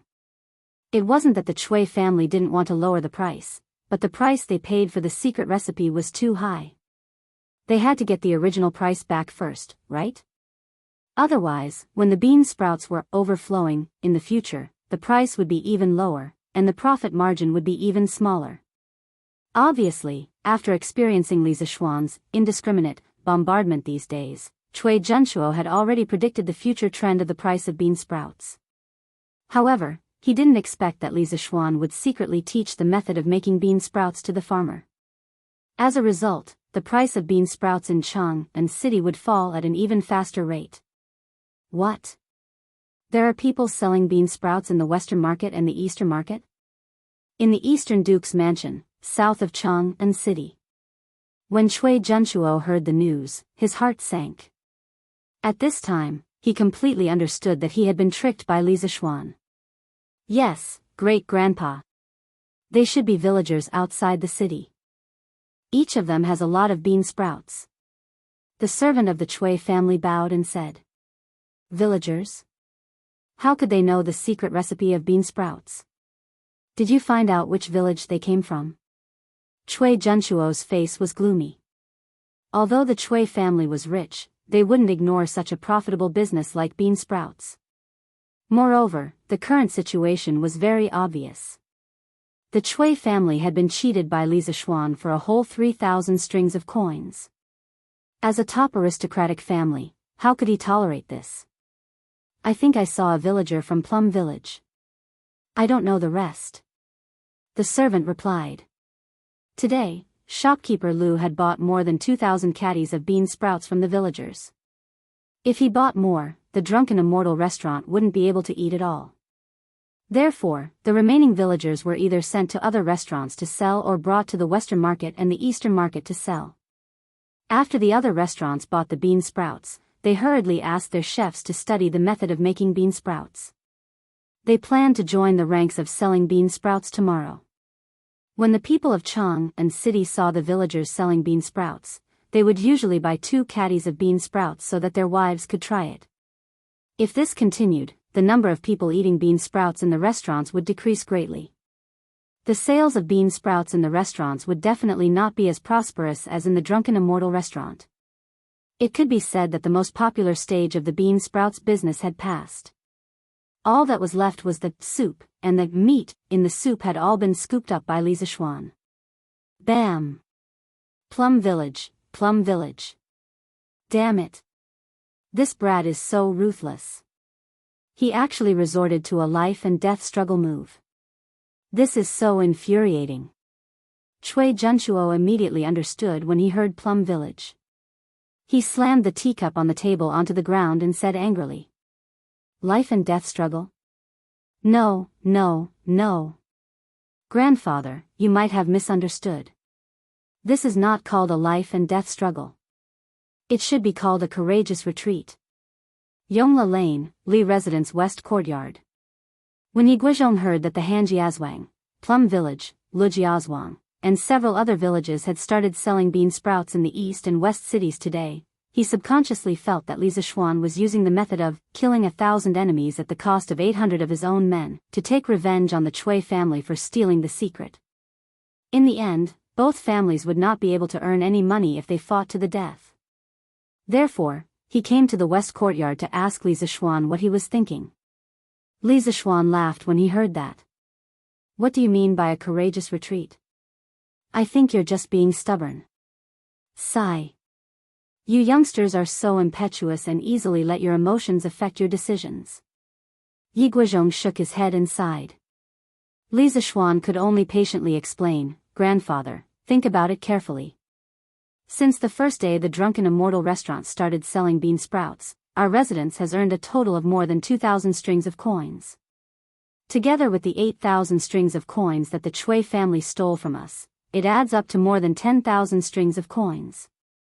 The little bean sprouts brought in more than 10,000 strings of coins in less than 10 days. Grandfather, do you really think it's a loss? Previously, I've already said that even if the servants in the residence did not leak the secret recipe, the people outside would definitely be able to figure out the method to grow bean sprouts in 1 or 2 months. At that time, we might not even be able to earn 10,000 strings of coins. Now, not only have we maximized the income of the bean sprouts in the shortest time possible, but we have also cleaned up the disloyal servants in the residence. No matter how you look at it, I don't think I've suffered a loss." Yiguizhong secretly nodded when he heard that. In the end, he laughed and said, "Haha. You really are a sly fox. Those people in the Cui family provoked you. They're really unlucky. After saying that, he smiled comfortably and turned around to leave. At the gate of the courtyard, Father Li suddenly understood. He patted his chest and quickly left before Yi Guizhong came over.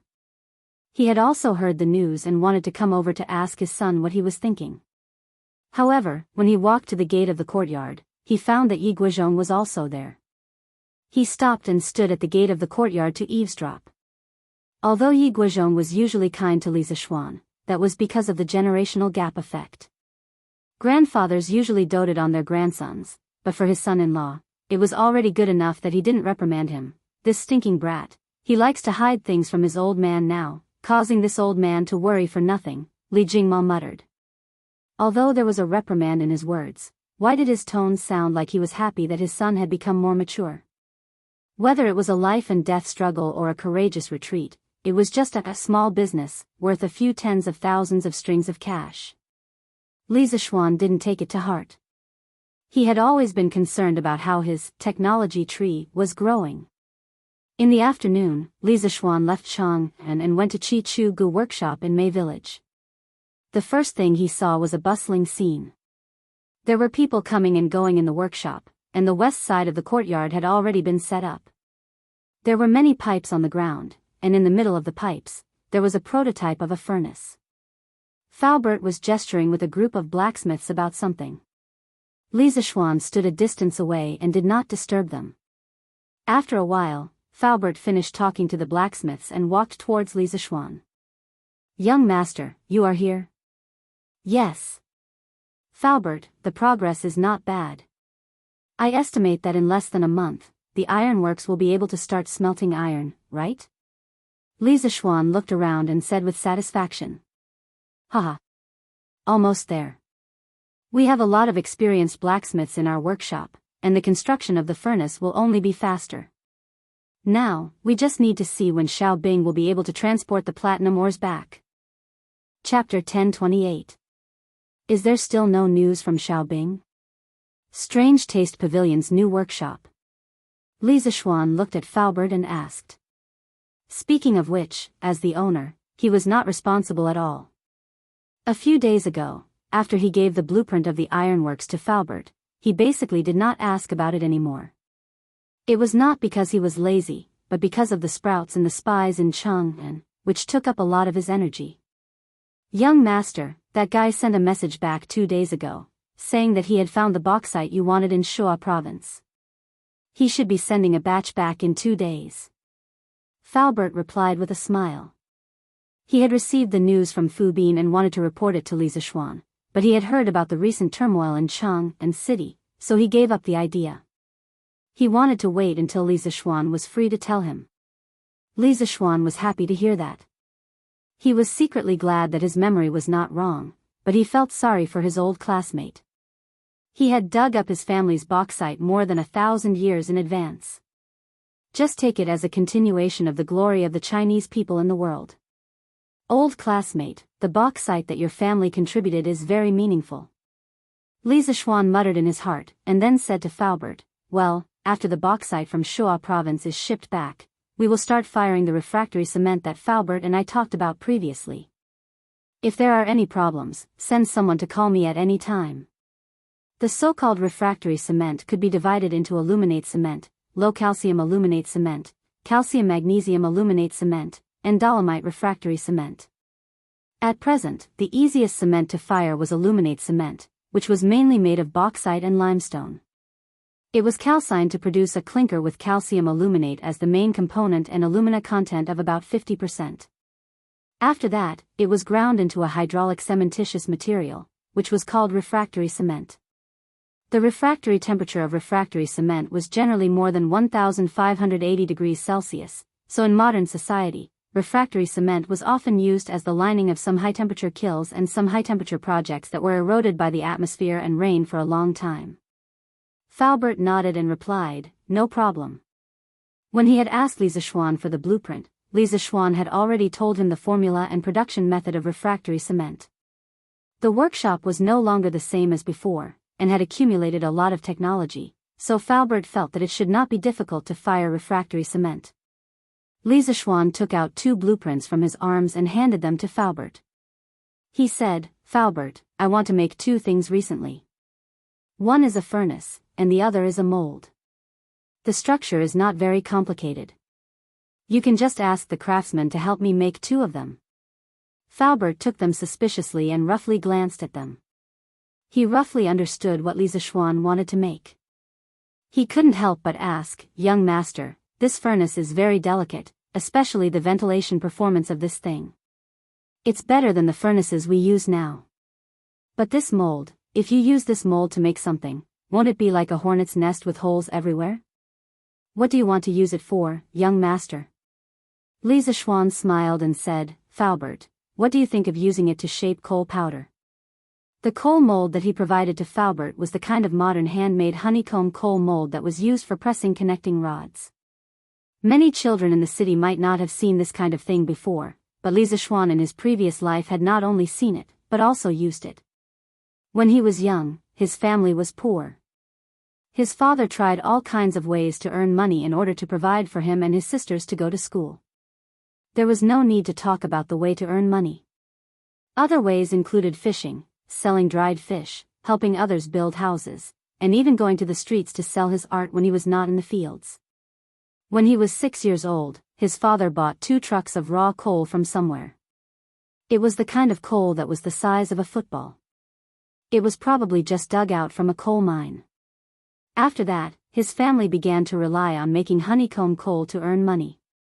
At that time, he was still quite sensible. Every day after school, he would help his parents make honeycomb coal. The children in the countryside were not so delicate. Those handmade honeycomb coal molds were almost as tall as him. But at that time, he also knew that his family was poor. If he did not work, he might not even be able to go to school. So even though his hands were blistered, he continued to work. Later, after making honeycomb coal for 2 years, his family did not continue to do it. Because the efficiency of manual labor was too low, they did not earn much money. But it was also because of that experience that Lisa Schwann was very familiar with the honeycomb coal mold. He could even draw it with his eyes closed. To put it simply, it was a bit similar to a syringe without a needle. Ground coal mixed with yellow mud was stuffed into the mold, compacted, and then pushed out by the piston and dried to form the mold. The only difference was that the piston at the end of the honeycomb coal mold's push rod was very different from the piston of a syringe. The piston was made up of 2 parts. One part was about 12 iron pillars of equal diameter and height.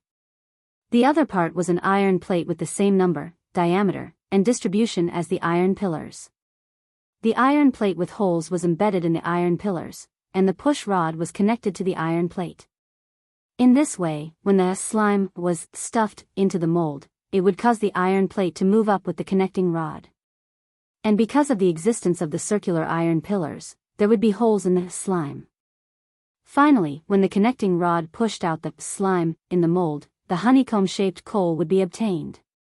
The principle was very simple. Faubert was considered an expert in engineering. When he heard this, he frowned and thought for a while. Finally, he shook his head and said, I understand. Young master wants to make the shape of the coal into a honeycomb shape, so that the coal can burn more easily. This is indeed a very good idea. But has young master ever thought that even if the coal is ground into coal powder, there is no adhesion between them? It is very difficult to stick together. Lisa Schwann gave a thumbs up and praised, Faubert has good eyesight. Haha. This coal powder is indeed as you said, there is no adhesion. But we can add something sticky to it to make it stick together. In this way, we can create honeycomb-shaped coal. Together with the stove on the other paper, Faubert, do you think it will be very convenient for us to boil water in the future? Faubert couldn't help but be startled. He finally understood that the 2 drawings that Lisa Schwann gave him were actually used together. He thought for a while, and after a while, he said with a face full of admiration, Young master is really a genius. This kind of wonderful idea, even if I were 40 years younger, I am afraid I would not be able to come up with it. Chapter 1029. Actually, if Fubin had not discovered the coal mine in Yifan County, Lisa Schwann would not have thought of making honeycomb briquettes. At the very least, he would not have done it in the short term. But now that he had a big coal mine, he could not just take the coal from the coal and not use the coal inside, right? That would be a waste.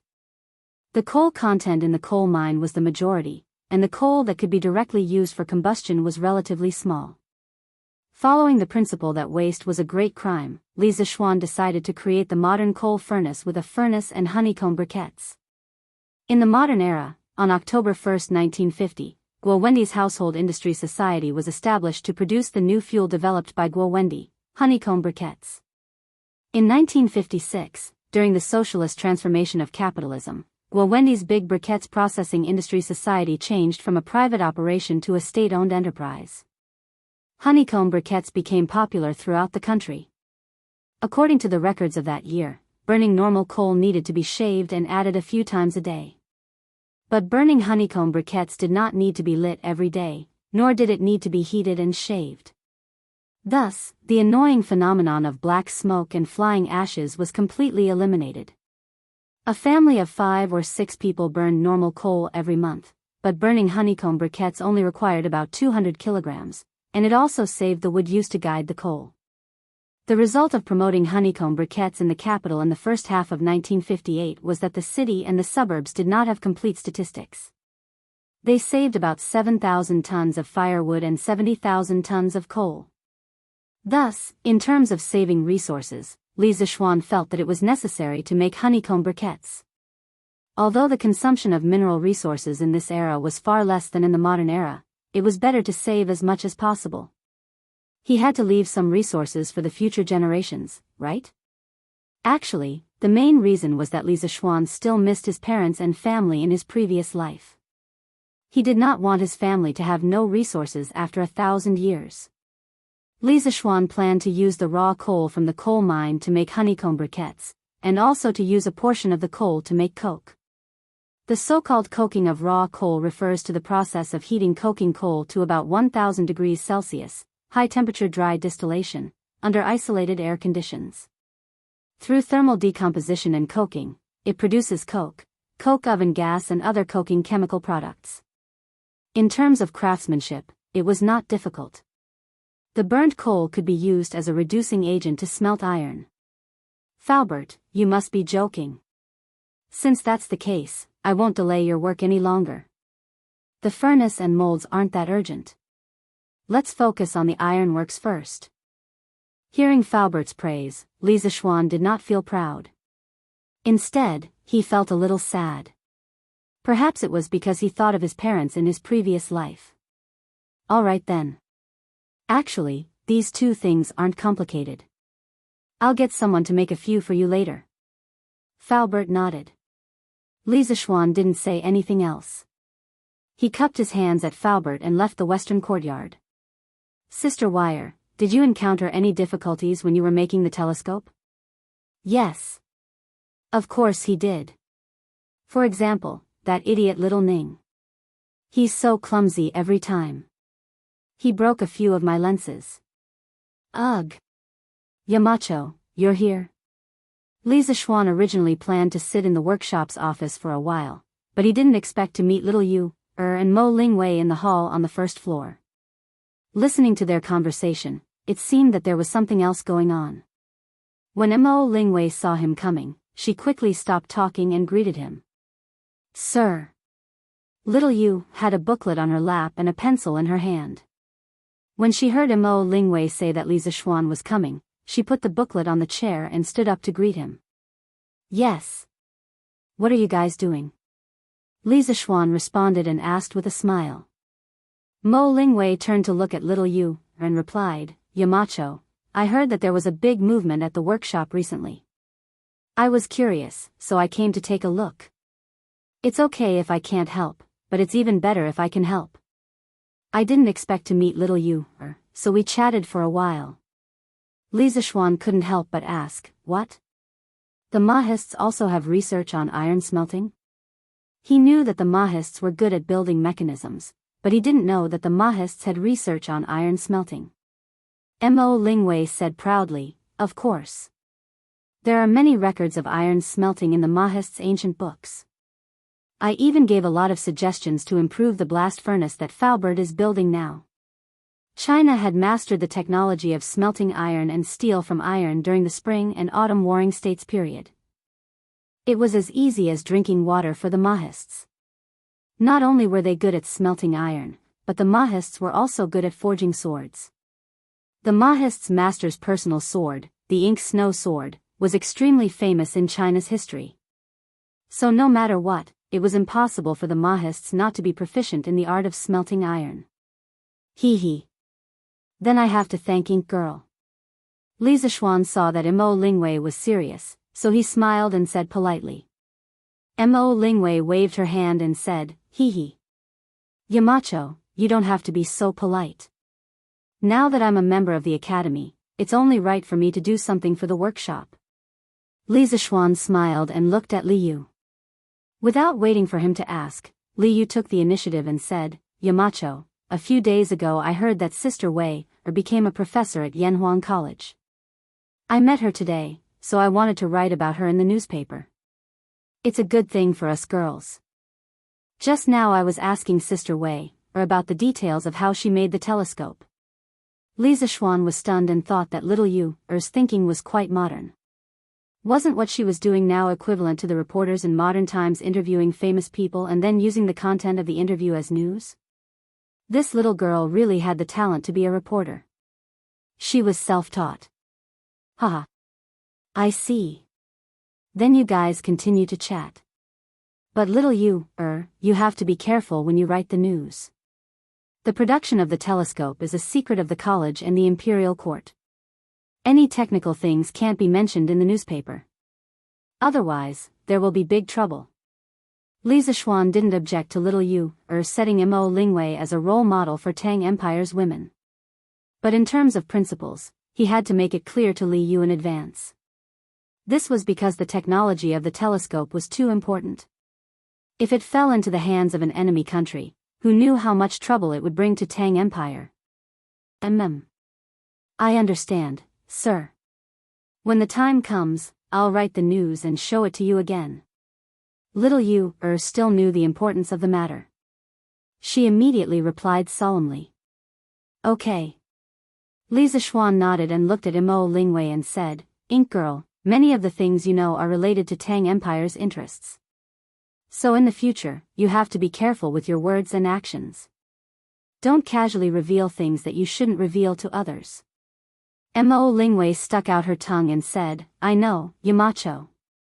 I don't usually go out of the college, so I won't reveal any secrets. That's the best. You guys continue chatting, I'll go up first. Chapter 1030. The next day, the Tong Daily's headline attracted everyone's attention. How did a strong career woman become? Professor Mo Lingwei of Yanhuang College. Whoa. Since when did Yanhuang College have a female professor? Professor? What's a professor? TSK. Wang Anfu, if you don't go to the Fengyue brothel more often, you won't be like this now. You don't even know about a professor of Yanhuang College. Haha. That's right. This brat usually spends all his energy on prostitutes. If you have something to say, just say it. Stop talking nonsense. Tisk. Let me put it this way. Being a professor is the highest honor in the Yanhuang Academy. Those who obtain the title of professor will receive the best treatment in the academy. Needless to say, the generous salary will not be a problem. In addition to the salary, the professors of the academy will also receive an additional courtyard in the Cloud Mountain. That's really impressive. A villa on Mount Yunshan? Whoa. I saw it from afar before. It's really impressive. Speaking of which, being a professor gives you a villa on Mount Yunshan. That's really worth it. Should I give it a try another day? To hell with you. Don't insult the word professor with your ignorant and incompetent behavior. Ha ha ha. I just didn't expect that a woman could become a professor of Yanhuang College. That's really surprising. But it makes sense. Look, this girl participated in the construction of the astronomical telescope. It's not an exaggeration to say that she's a professor. Astronomical telescope? Brother Pang, can you tell me what an astronomical telescope is? Astronomical telescope. I heard an old man mention it before. Most of the ordinary people were talking about how generous the treatment of a professor in Yanhuang College was. It was shocking that a woman like Imo Lingwei could become a professor of the college. However, some scholars were unhappy after reading the newspaper. What an insult to the educated, what an insult to the educated. The Marquis of Yong'an is too much. A mere woman actually dares to call herself a professor? How can we, the disciples of the saints, continue to study the world? In the Imperial College of the Imperial College, a Confucian scholar couldn't help but slap the table and stand up angrily after reading the headlines in the newspaper during class. Uncle Huai, are you talking about today's news from Datong Daily? Another Confucian scholar asked as he stood up. The Confucian scholar named Uncle Huai stood up and said indignantly, "That's right, that's the news. The Marquis of Yong'an is really disgraceful. How can he compare a woman to the disciples of the saints? I'm so pissed off." In fact, his full name was Zheng Huaibua. He was a concubine-born son of the Zheng family of Xinjiang. Although he was born of a concubine-born son, he carried the name of the Zheng family of Xinjiang. No matter where he went, he was like a crane in a flock of chickens. I saw the news just now too. I'm furious too. Me too. The Marquis of Yong'an has really gone overboard this time. Why don't we all go to the Marquis of Yong'an manor to demand an explanation? Zheng Huaibua saw that the students in the classroom were all furious. He gritted his teeth and suggested, "Okay.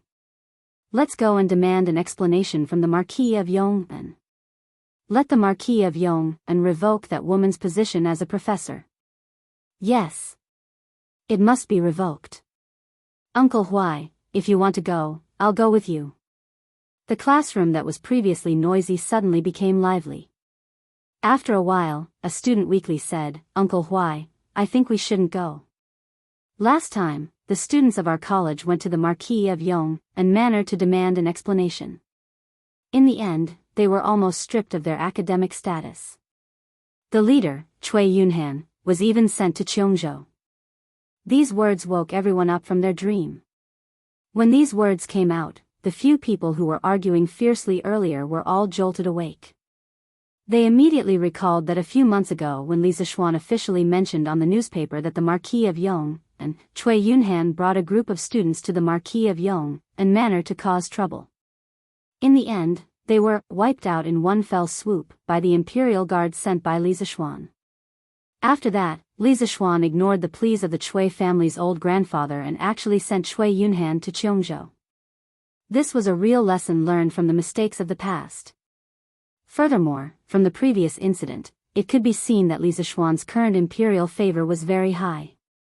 It wasn't something that ordinary people could shake. Scholars like them who didn't have any scholarly achievements were even worse. Qi Cheng's words are reasonable. This matter needs to be discussed at length. We can't just go rashly. After a while, someone betrayed. This was the traditional Confucian students. They advocated a gentleman does not stand under a collapsing wall.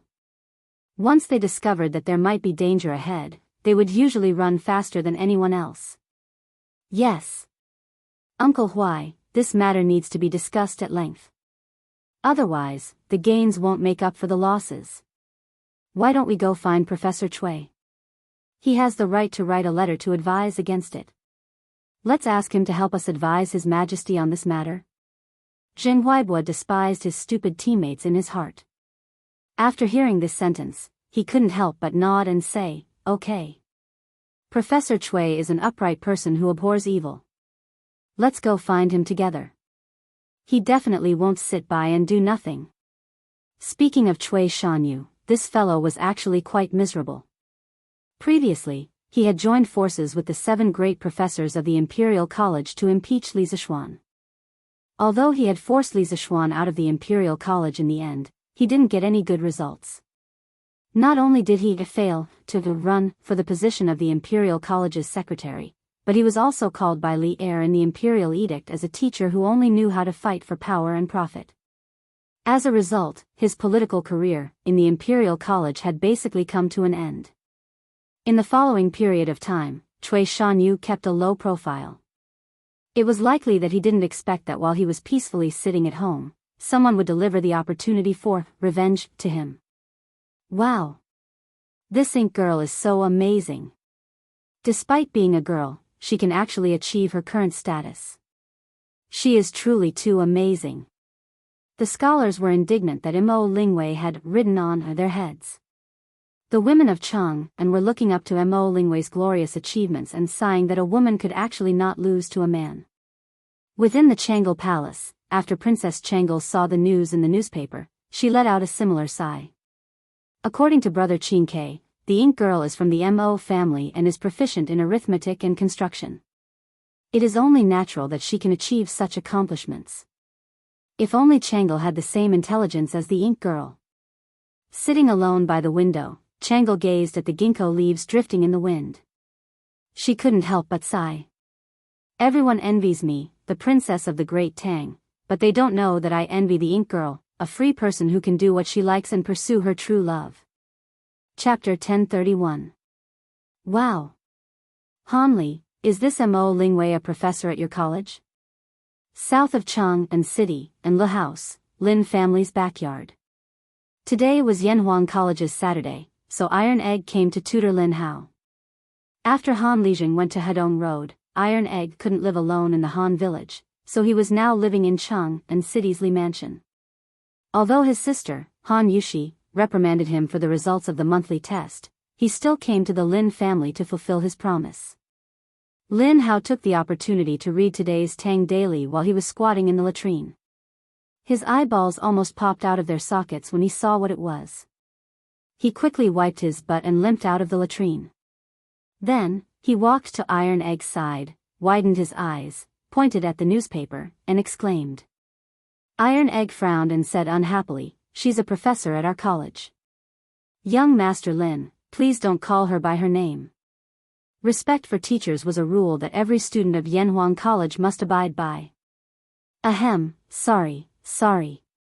Lin Hao coughed and touched his nose embarrassedly. He then said, "What I mean is, why is there a female professor at Yanhuang College?" Iron Egg's expression relaxed. He replied, "My master said that Yanhuang College is a place to educate people, develop their wisdom, and promote engineering. Here, it's all about talent. As long as one is talented and capable, no matter if he or she is male or female, old or young, he or she will be put in an important position." Professor Mo used her talent and knowledge to do hundreds of experiments in the workshop over the past few months. Finally, she created a telescope that can break through the limit of ordinary people's vision, so that even ordinary people can observe the stars in the sky. With such talent and achievements, my master said that she is worthy of being a professor. Lin Hao couldn't help but give a thumbs up. He praised, "This Professor Mo is really a heroine. It's hard to imagine that your college's telescope was made by her." Tai Dan chuckled and said, "The Flame Yellow Academy is a place of hidden dragons and crouching tigers. There are many capable teachers and students here. Wait until you enter the academy in the future and you'll truly experience it." Lin Hao said with anticipation, "Don't worry, I will definitely get in next year." But your master is really a bold man. He actually dared to appoint a woman as a professor in the college. Isn't he afraid that other scholars will be dissatisfied? He. Iron Egg frowned. Yanhuang College was founded by my master. He can appoint whoever he wants to be a professor. Professor Mo. Is it a matter? Lin Hao chuckled and said noncommittally, "Heh. Maybe."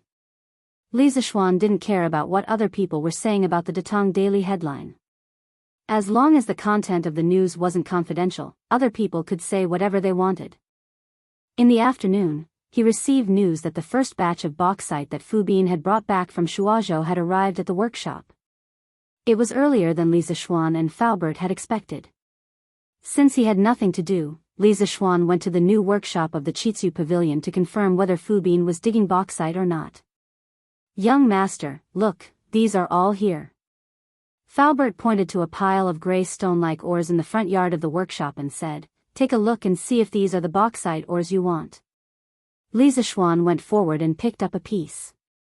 He looked at it carefully for a while and finally nodded. "Yes. Faubert. This is the bauxite ores that I want." Faubert was relieved when he heard this. He let out a sigh of relief and laughed. "I heard from Xiao Bing that the local miners thought that he had lost his mind. If he was a normal person, why would he pay someone to dig up these seemingly useless stones?" The bauxite that Fu Bin was digging was mainly bauxite. The main component of bauxite was alumina, which was hydrated alumina with impurities. It was a type of earthy mineral that was usually white or gray in color. It didn't look any different from ordinary stones, but the texture was very different when you held it in your hand. Bauxite was very soft, and its hardness was only 1 to 3. Ordinary stones, on the other hand, had a hardness of 5 to 6. The difference was still very big. It wasn't until the end of the Qing dynasty and the beginning of the Republic of China that someone discovered the technology to extract aluminum from bauxite. Haha. Not everyone would be able to discover good things. Faubert, follow the method that I told you before and make a batch of refractory cement. Li Zixuan said with a smile. These were all things that had been agreed upon before, and they had already been prepared. Uncle Fu naturally agreed. Li Zixuan saw that there was nothing else for him to do here, so he returned to Chang'an. Recently, he had been returning to his home in Chang'an every weekend. In the evening, Pang Feiji found Li Zixuan and cupped his fist. "Marquis, someone from the palace said that the emperor wants you to attend the morning court session tomorrow." "Morning court session?" Li Zixuan was puzzled. Why is he asking me to attend the morning court session so suddenly? Is there anything important that is related to me in the court session? Pang Feiji scratched his head and said, "Marquis, this. I don't know."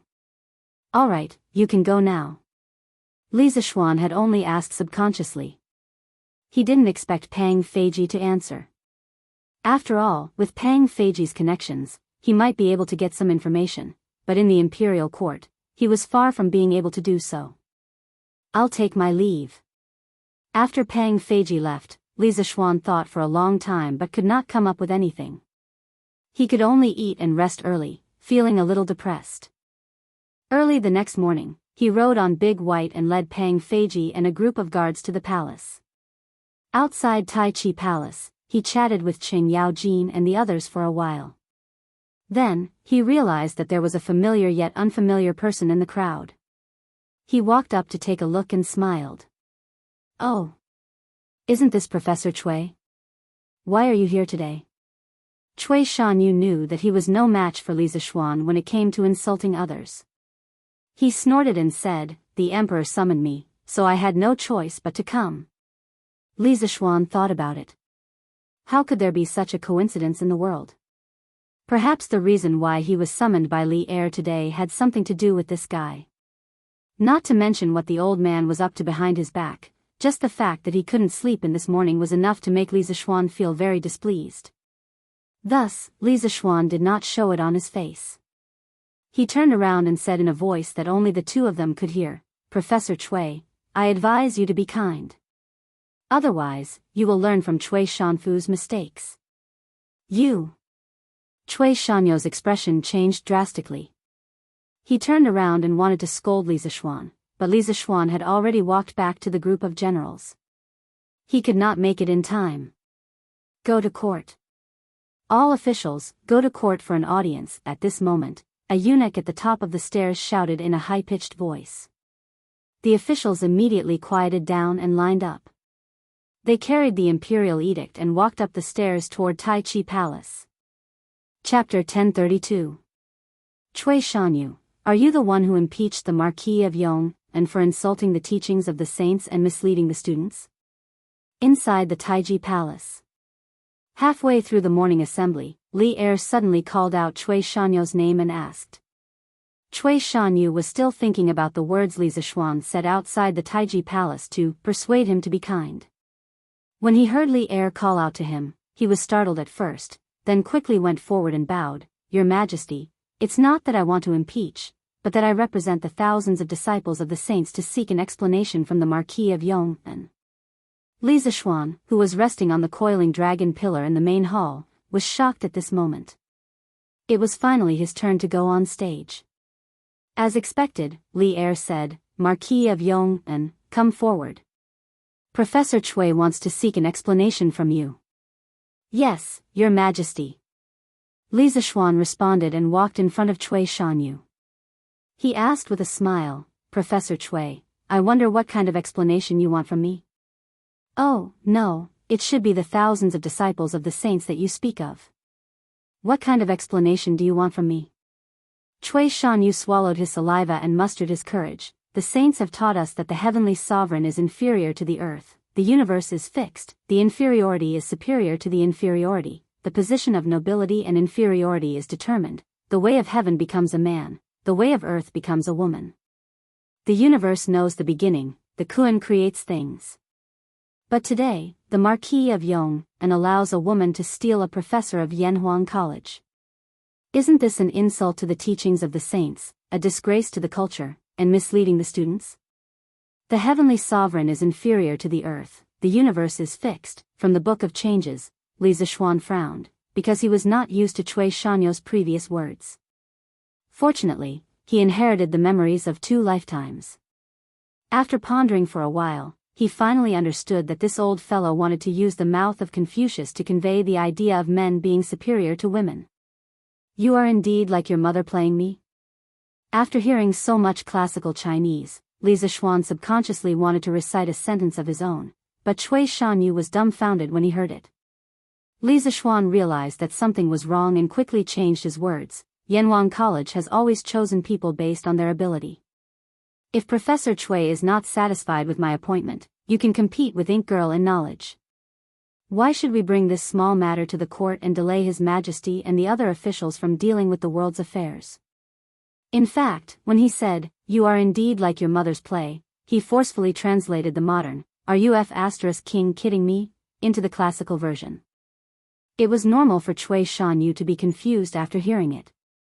When Cui Shanyu heard that Li Zixuan wanted him to compete with Mo Lingwei, his face couldn't help but turn black. He said, ridiculous. This old man is a doctor of the Imperial College. How can I compete with a woman? Marquis Yong'an, don't try to change the topic. As a woman, Mo Lingwei shouldn't be a professor at Yanhuang College. What you're doing now, not only will I not agree, the millions of disciples in the world will not agree. No one would cheer for you if you won, but if you lost, people would say that you bullied a woman. Cui Shanyu knew this very well, so he wouldn't accept it even if he was beaten to death. There was a buzz of discussion in the civil officials' camp. Li Zixuan sneered, Pfft. In the end, Professor Cui, are you looking down on women? Then let me ask you, do you have a mother? Meaning, do you have a mother? He was addicted to talking nonsense today, and some disgraceful words came out of his mouth. This time, Cui Shanyu understood. He said angrily, of course I do. Marquis Yong'an, please show some respect. Li Zixuan pursed his lips and said, respect? When was I disrespectful? You, on the other hand, were disrespectful to your mother. Cui Shanyu was stunned, and then his expression changed. When have I ever been disrespectful to my mother? The ancient times emphasized filial piety. If he was labeled as unfilial, he would really be cursed by tens of thousands of people. Cui Shanyu was not willing to take the blame. Li Zixuan replied, Ha! Professor Cui, you said so much just now. Didn't you want to tell me that men should be superior to women in this world? Isn't your mother a woman? You know the teachings of the saints better than me.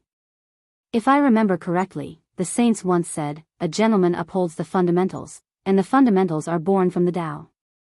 A filial brother is the foundation of benevolence? Professor Cui, you just said that men are superior to women. Aren't you looking down on your mother? Are you also insulting the saints' knowledge? You can't even meet the basic requirements of the saints. What right do you have to criticize me? The principles of a gentleman come from the Analects of Confucius. The meaning of the whole sentence is, a gentleman focuses on the fundamental matters. Once the foundation is established, the principles of governing the country will be established. Filial piety to parents, respect to brothers, this is the foundation of being a man. Cui Shanyo's face turned pale. He knew that Li Zixuan was digging a hole for him again, but he couldn't find a strong argument to refute Li Zixuan in a short time. This was because he was at a disadvantage in terms of mental strength. In terms of mental agility, 10 of him couldn't compare to Li Zixuan, who had a strong mental strength. In the civil officials' camp, the officials who were whispering before couldn't help but frown after hearing Li Zixuan's argument. Fang Xianling secretly nodded. In this hall, he was one of the few officials who agreed with the idea of equality between men and women. Because he and his wife were true love. Sophistry. Sophistry. Marquis Yong, don't slander me. I never said anything about men being superior to women.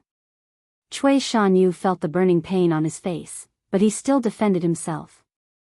Ha! You shouldn't admit it. Professor Cui, you're only this promising. Li Zixuan looked at Cui Shanyu with disdain and said, anyway, Yanhuang College teaches engineering. It's a matter of course to appoint all the excellent engineers to teach students. This is also an internal matter of Yanhuang College. Professor Cui, as an outsider, you don't seem to have the right to interfere, right? That's right. Little Xian is the Yamacho of Yanhuang College. Does he need to ask you for permission to appoint a professor? Cui Shanyu, I'm afraid you're interfering too much. Qing Yaojin couldn't help but step forward and interrupt. The reason why the old man kept silent today was because he felt that with Li Zixuan's current fighting power, fighting Cui Shanyu would be a piece of cake. Now that he spoke up, he was just beating a drowning dog. Sophistry, Marquis Yong, you're insulting, enough. Everyone shut up. Cui Shanyu wanted to refute again, but Li Zixuan, who was sitting at the head of the table, was getting impatient. Today's matter was already very clear. Li Zixuan appointing Mo Lingwei as a professor was indeed inappropriate, but the Confucian defenders led by Cui Shanyu found it difficult to argue against Li Zixuan. The other civil officials were also unwilling to jump out and join the battle. After all, no one would be able to accept being called, "You have a mother." Mo Lingwei is a key figure in the construction of the astronomical telescope. Although she is a woman, her talent is enough to be a professor. Moreover, as far as I know, she's only in charge of experiments and not teaching. There's no such thing as misleading students. Li Er paused for a moment, then made the final decision. Chapter 1033. Moreover, we have also heard that the Marquis of Yong had appointed Mo Lingwei as a professor. This matter will end here. In Taiji Palace, Li Er had completely settled the matter of Mo Lingwei becoming a professor of the academy. He then turned to Cui Shanyu and sternly said, Cui Shanyu, I see that you are quite proficient in Confucian classics. Staying in the Imperial College will be a waste of your talent. Therefore, I have decided to transfer you to the Hongwen Library as a scholar. You will be in charge of writing history. Are you willing? Cui Shanyo's heart instantly sank. He anxiously said, Your Majesty, this subject's life goal is to pass on the Tao and cultivate talents for the Great Tang. This subject still wants to teach students in the Imperial College for a few more years. Your Majesty, please grant my wish. He was no fool. Although becoming a scholar in the Hongwen Library was the same rank as his current Imperial College professor, going to the Hongwen Library to write history was basically an idle job. He understood that Li Er found him annoying and wanted to chase him away. Li Er's eyes instantly turned cold. The temperature in the hall seemed to have turned cold as well. Cui Shanyu inexplicably shivered, regretting his rashness. Make the best use of people and materials. Ever since we ascended the throne, we have always used people based on their abilities. Beloved official Cui, you have a belly full of wisdom. Do you think that we have made an improper arrangement for you to write history? Li Er's cold voice traveled into Cui Shanyu's ears, causing him to shiver once more. Your Majesty, this subject, don't speak. Let beloved official Kong speak. Cui Shanyu still wanted to save himself, but Li Er didn't give him a chance to speak. He turned to Kong Yingda and said, Beloved official Kong, beloved official Cui has served in the Imperial College for so many years. You must understand his abilities the best. Tell me, is beloved official Cui suitable to write history in the Hongwen Library?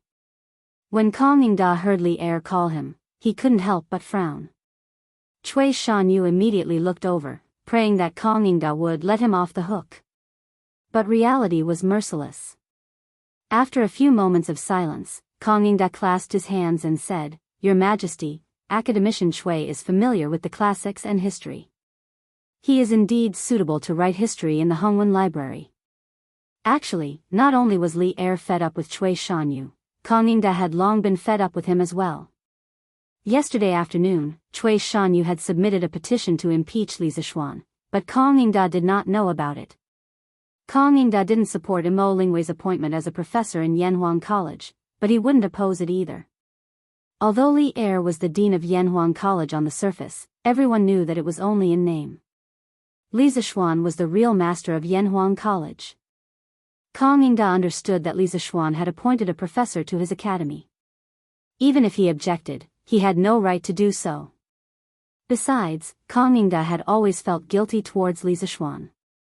He felt that if Li Zixuan had stayed at the Imperial College, the college would have become more and more glorious. The reason Li Zixuan had left the Imperial College was because Cui Shanyu had contacted others to secretly impeach him. Now, a similar thing had happened again. Kong Yingda was really disappointed in Cui Shanyu. He might as well follow Li Er's wishes and send him to the Hongwen Library. Cui Shanyu's heart finally turned cold when he heard this. At this moment, his mind inexplicably echoed what Li Zixuan had said before the morning assembly, Professor Cui, I advise you to be kind. Otherwise, you will learn from Cui Shanfu's mistakes. What was karma? This was called retribution in this lifetime. In less than an hour's time, Li Zixuan's seemingly careless words had actually become reality.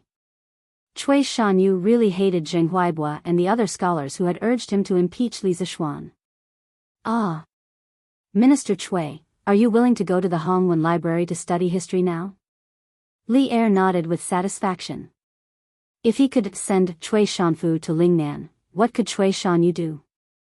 In any case, Li Er would definitely support the new study of engineering. If he did not take advantage of his strong control over the Tang Empire to let engineering take root, when his descendants ascended to the throne, engineering would be instantly strangled by Cui Shanyu and the other Confucian defenders.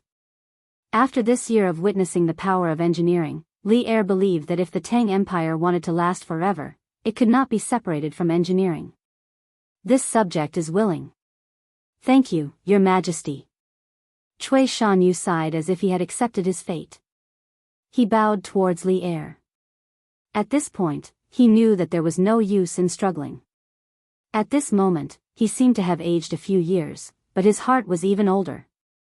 The rest of the ministers did not come forward to intercede for Cui Shanyu, including Wei Zheng, who had always liked to nitpick.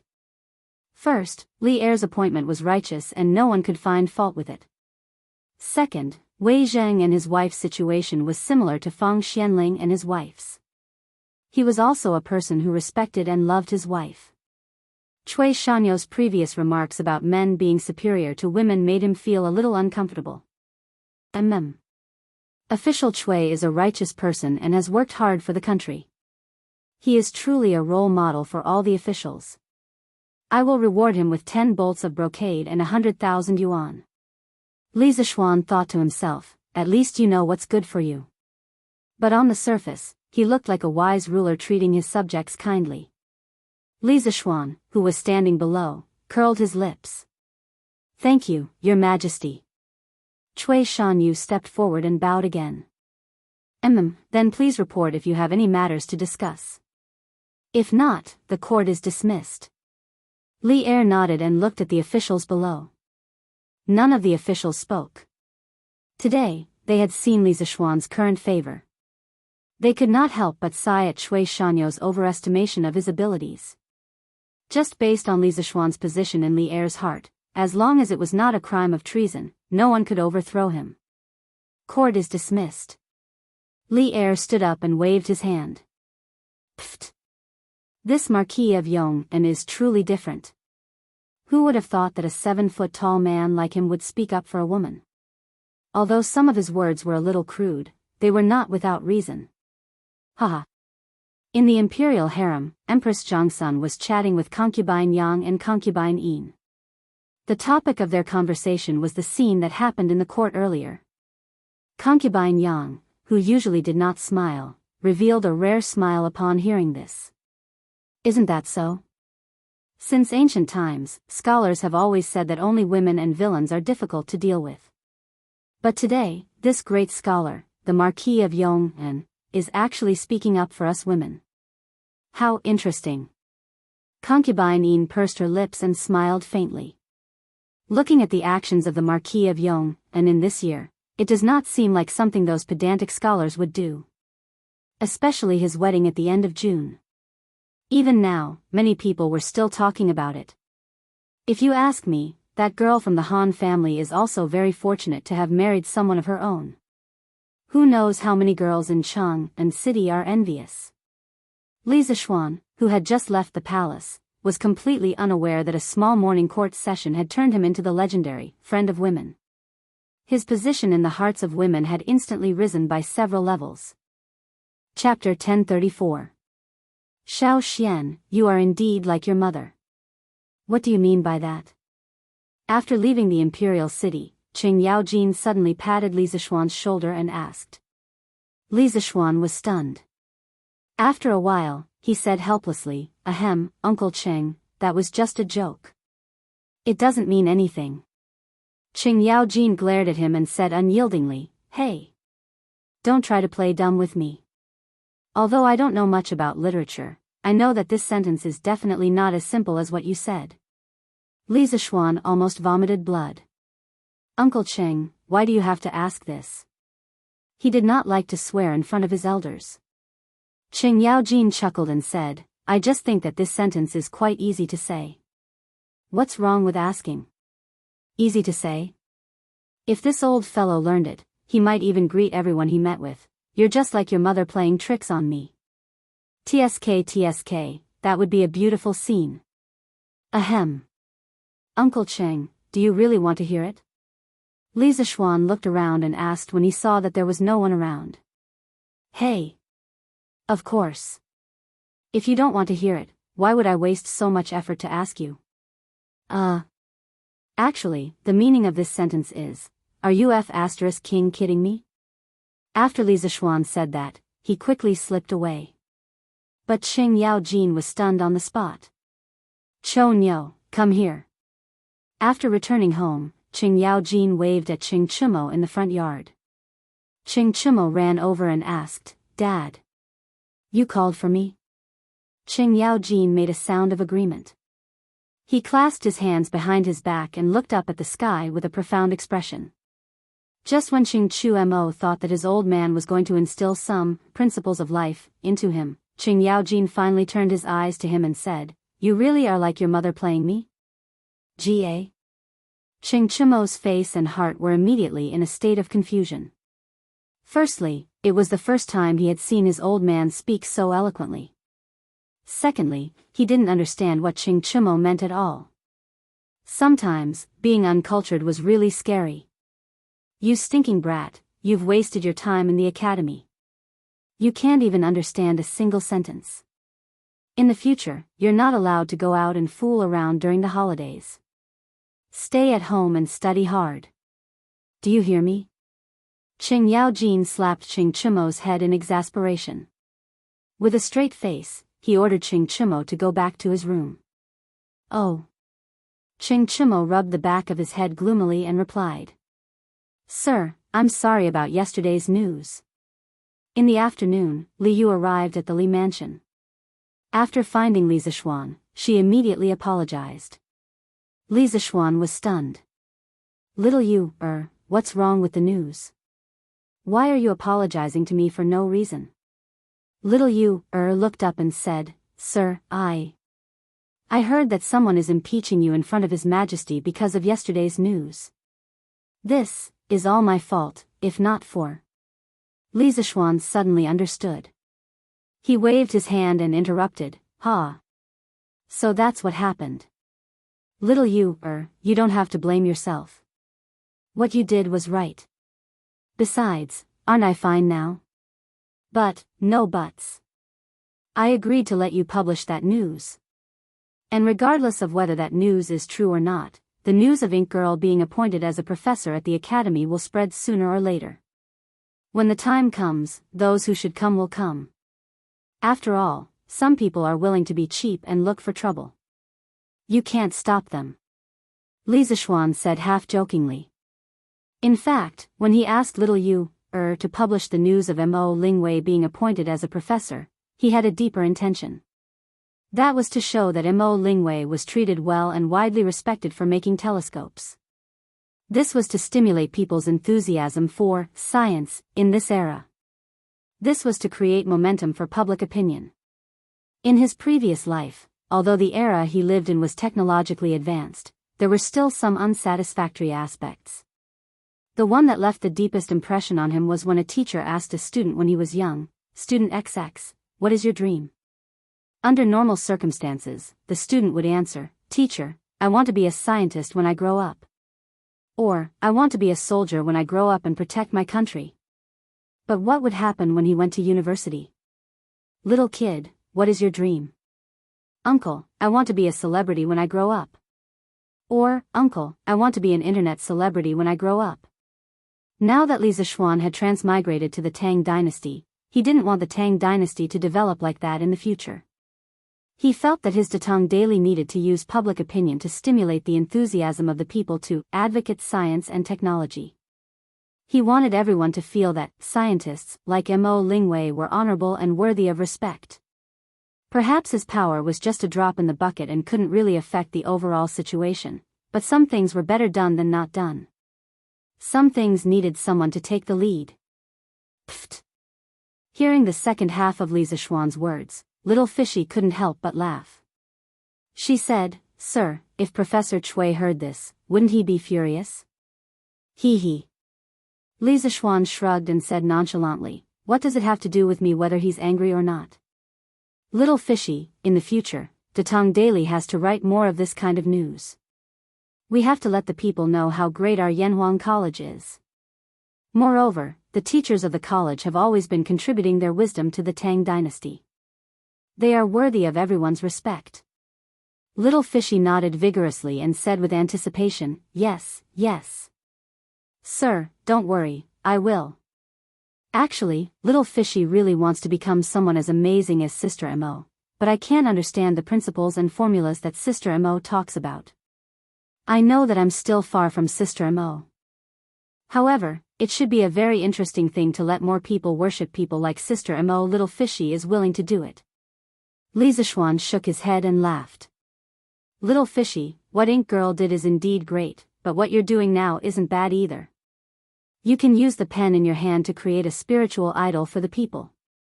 Little Fishy asked doubtfully, "Sir, what's a spiritual idol?" Li Zishuan thought for a moment and said, "It's someone who can inspire you, encourage you, and let you find your way when you're lost. They can all be called spiritual idols. For example, the Ink Girl that you worship, Little Fishy, can be considered your spiritual idol." "Oh. I understand now. Thank you for your guidance, sir." Little Fishy smiled and thanked Li Zishuan. Then, as if she suddenly thought of something, she said, "Oh. By the way, sir, thank you for speaking up for Sister Mo in the imperial court. Perhaps you don't know, but now all the women in Chang'an are saying good things about you." Hee hee. "I'll take my leave first." Little Fishy playfully stuck out her tongue, then bid farewell and left, leaving behind a black-faced Li Zishuan. Chapter 1035. Cui Shanyu was entrusted with an important task by Li Er and was sent to the Hongwen Library to revise history. The group of supervisors at the Imperial College did not dare to cause any more trouble. For this reason, the Jing clan of Xingyang even sent someone to warn Jing Huaibua to behave himself. Not only did Li Zishuan have the emperor's heart, but the power that was related to him was also deeply rooted. It was almost equivalent to half of the entire Tang Empire's military power. Most importantly, Li Zishuan might be hiding something extremely terrifying in his hands. Back then, the 7 cultivators sect of Snake Spirit Mountain was destroyed in a single night. The aristocratic families still remembered this in their hearts. The Jing clan was not willing to provoke Li Zishuan. It was not that the Jing clan was afraid, but that they did not have any deep grudges with Li Zishuan. It was not worth it to fight to the death with him. Aristocratic families were all profit-oriented. The days suddenly became leisurely. For several days, no one came to disturb Li Zishuan. As the end of the year approached, the weather became colder. Although it was not snowing yet, Chang'an was located in the north of China. Once winter came, the north wind would often howl. The wind was like a knife to the face. Recently, Li Zishuan had been wondering if he should let the students of the academy have their winter break in advance. After all, the weather was indeed a little cold. The cold weather made Lan'er, who usually liked to go out and play, unwilling to go out anymore. The little girl stayed at home all day, wrapped in a thick fox fur coat and wearing cotton clothes inside. Her chubby appearance made her look even cuter. Take note, cotton clothes were not cotton clothes. Although there was cotton in the Tang dynasty, it was only used as an ornamental flower. At this time, it was not used to make cotton clothes. The so-called cotton robes were made from extremely high-grade silk. This type of silk was also known as bai. It was mainly used to make cotton robes. In the Book of Songs, the saying, Chiue has no clothes, so he robes with his son, referred to this type of robe. This kind of robe made of silk had excellent insulation properties. Of course, it was also quite expensive to make. Only wealthy families could afford it. However, for the poor, wearing a robe with a bai on it was a luxury. Basically, they would wear a bai robe. The so-called bai robe was a robe filled with a type of low-grade silk, and its ability to resist the cold was extremely poor. Even when some famous people were not successful, they would cause a lot of trouble because of this. For example, the famous Xing Zi of the Warring States period, when he was not successful, he wore this robe. When he rolled up his sleeves in the middle of winter, his elbows would be exposed. Of course, in addition to silk materials, animal fur clothes were also necessary to keep out the cold. However, high-grade fur clothes were basically the patent of the rich and nobles. Of course, the common people could not count on them. It was conceivable that winter was a difficult season for most people in an era without cotton. Just listen to the great poet Du Fu's poem and you'll know. The cloth quilt has been cold as iron for many years, and the proud child is evil. Even the blankets were as cold as iron. Was this the Du Fu family in late autumn? What was the colder winter like? Just thinking about it made one shiver. Therefore, Li Zishuan could not help but sigh recently. Who knows how many poor people would freeze to death in an ordinary winter? Brother. Look at how cold it is, hurry up and think of something. Lan'er clung to Li Zishuan and said pitifully. It was cold outside, but it was also cold inside the house. Although there was a charcoal brazier at home, she did not know why her brother went crazy and said that the charcoal brazier had to be ventilated at home. But this way, it would really be ice and fire. The front would be hot from the fire, and the back would be cold from the cold wind. At this time, she began to envy Li Zishuan. Although it was cold outside, Li Zishuan had internal energy and only wore a few layers of clothes. However, his big hands were always so warm. Therefore, whenever Lan'er saw Li Zishuan at home, she always liked to put her hands in Li Zishuan's palms to warm them up. Ha! You little girl. Hot summer and cold winter is a natural cycle. How can your brother change the weather for you? After hearing the little cutie's cute request, Li Zishuan was a little amused. Lan'er blinked and said cheekily, hee hee. Brother can't change the weather, but there must be other ways. Brother is the best. Ha! You little girl, You call it cold when there is a charcoal brazier? Why don't you go out and see? Is there anyone in the Lee family outside who can afford charcoal? Mrs. Lee said to her daughter in a bad mood. Lana pursed her lips and did not say anything. Lisa Schwan said happily, if you want to talk about that, it's not like there's no way, young master. Faubert sent someone to deliver a furnace and a batch of strange-looking charcoal balls. He said that he wants you to try it. An idea popped up in Lisa Schwan's mind. San Bao suddenly came in and bowed. Oh. Haha. You came at the right time. Where are the things? Quickly bring them in. Lisa Schwan's face lit up with joy as he said loudly. Ever since the last batch of bauxite, Fubin sent people to deliver a few more batches of iron ore, sulfur ore, and coal. The furnace in the workshop was almost completed recently, so Faubert started to study how to make honeycomb briquettes. As for the furnace used to burn honeycomb briquettes, the structure was too simple. Faubert directly asked his trusted craftsman to build it. Lisa Schwan gave Faubert a very detailed method of making honeycomb briquettes. It only took 2 to 3 days for the first batch of honeycomb briquettes to be ready. How could Lisa Schwan not be happy when he thought that he had brought a very practical modern item to the Tang dynasty? Young master, it's all in the yard. I'll bring it in for you now. Seeing that his young master was happy, San Bao was naturally happy as well. He smiled and replied. The rest of the family did not understand why Lisa Schwan was suddenly so happy. Old Lady Yi smiled and asked, Xiao Xian, isn't this just a furnace? Do you have to be so happy? Hee hee, Grandma, this is not an ordinary furnace. You'll know in a while. Lisa Schwan smiled and kept them in suspense. After a while, San Bao and Ah Fu worked together to move the furnace and honeycomb briquettes into the yard. Lisa Schwan went forward to take a closer look. A familiar feeling instantly rushed to his heart. This was because from the appearance, this furnace and honeycomb briquettes were very similar to the ones he used at home in his previous life. Brother. Can this thing warm me up? Lon looked at the furnace that was almost as tall as her and asked crisply. Lisa Schwan rubbed her little head and smiled knowingly. Her.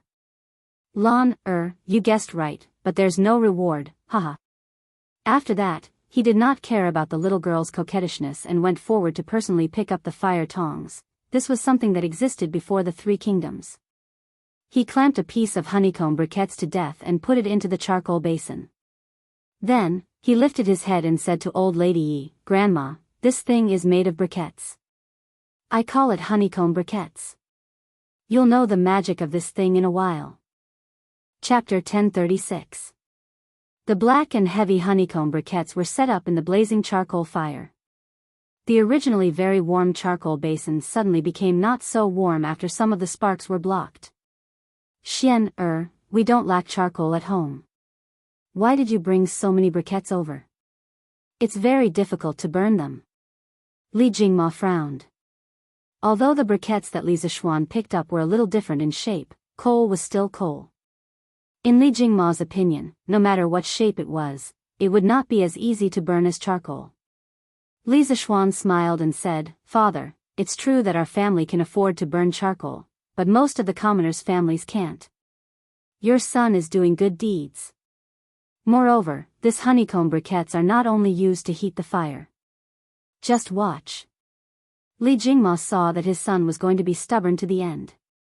He shook his head and stopped trying to dissuade him.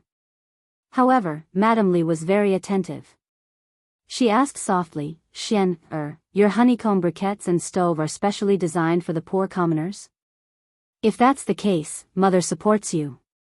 Who knows how many commoners freeze to death in Chang'an every year? You are doing a great deed. Women generally believed in karma. Moreover, ever since Lisa Schwan was saved by spiritual master Lingxiu, Madame Li had become a loyal Taoist believer. At the end of every month, she would go to the Xuandu temple to pray for peace for her family. Little Xian, grandmother also supports you. As the saying goes, there are 3 good deeds in a day, and in 3 years, there will be blessings. There are 3 evil deeds in a day, and in 3 years, there will be disasters. The Li family is now a wealthy family. Only by doing good deeds can we continue to be wealthy. Old Madame Yi patted Li Zishuan's arm and smiled kindly. The Yi family had 4 generations of Taoists. Under old Madame Ye's influence, many of the teachings of Taoism were already engraved in her heart. She believed in the cycle of karma more than Madame Li. Ha! Thank you, mother. Thank you, grandmother. Li Zishuan smiled. He didn't really care about karma or how good deeds would be rewarded. He only did good deeds to give himself peace of mind. Gradually, after a short while, the blue-yellow flames of the charcoal came out of the coal hole. The inner wall of the coal hole was also burning red. Li Zishuan looked slightly excited as he shouted, "It's done." Then, he used a pair of tongs to pick up the honeycomb briquette in the charcoal basin and carefully placed it into the coal stove. Then, he piled another honeycomb briquette on top of the honeycomb briquette. The coal holes between the 2 honeycomb briquettes overlapped. After everything was done, he looked at Li Jingma and said with a smile, "Father, what do you think? This honeycomb briquette doesn't burn any slower than charcoal, right?" Before Li Jingma could say anything, Yi Guizhong stared at the honeycomb briquettes on the ground in surprise and exclaimed, "This is amazing. This seemingly useless piece of coal, after little Xian's fiddling, actually burns so easily. This can really be considered as turning stone into gold." The price of charcoal in the Tang dynasty wasn't cheap at all, especially at the beginning of the Tang dynasty. There was a record in the old Tang book, tens of thousands of volunteers gathered in the capital. Firewood was expensive, but cloth was cheap. This was referring to the early Tang dynasty, when the country was just established. All the volunteers gathered in the capital, causing the price of firewood to rise. Although the price of goods during the Jingguan era was cheap, the price of charcoal was basically maintained at 700 to 800 copper coins per stone, 100 caddies. Good quality smokeless willow wood was even more expensive. Although 7 to 8 copper coins per caddy of charcoal didn't seem expensive, it was a consumable item. How long could 1 caddy of charcoal burn? For a wealthy family like the Li family, they naturally didn't care about the cost of charcoal, but for the common people, burning charcoal was equivalent to burning money. How many families could afford to burn charcoal?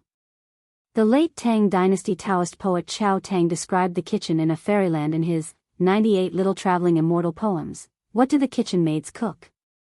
The stove is full of smokeless jade and red charcoal. In Chao Tang's view, using charcoal to cook was just a beautiful fantasy in fairyland.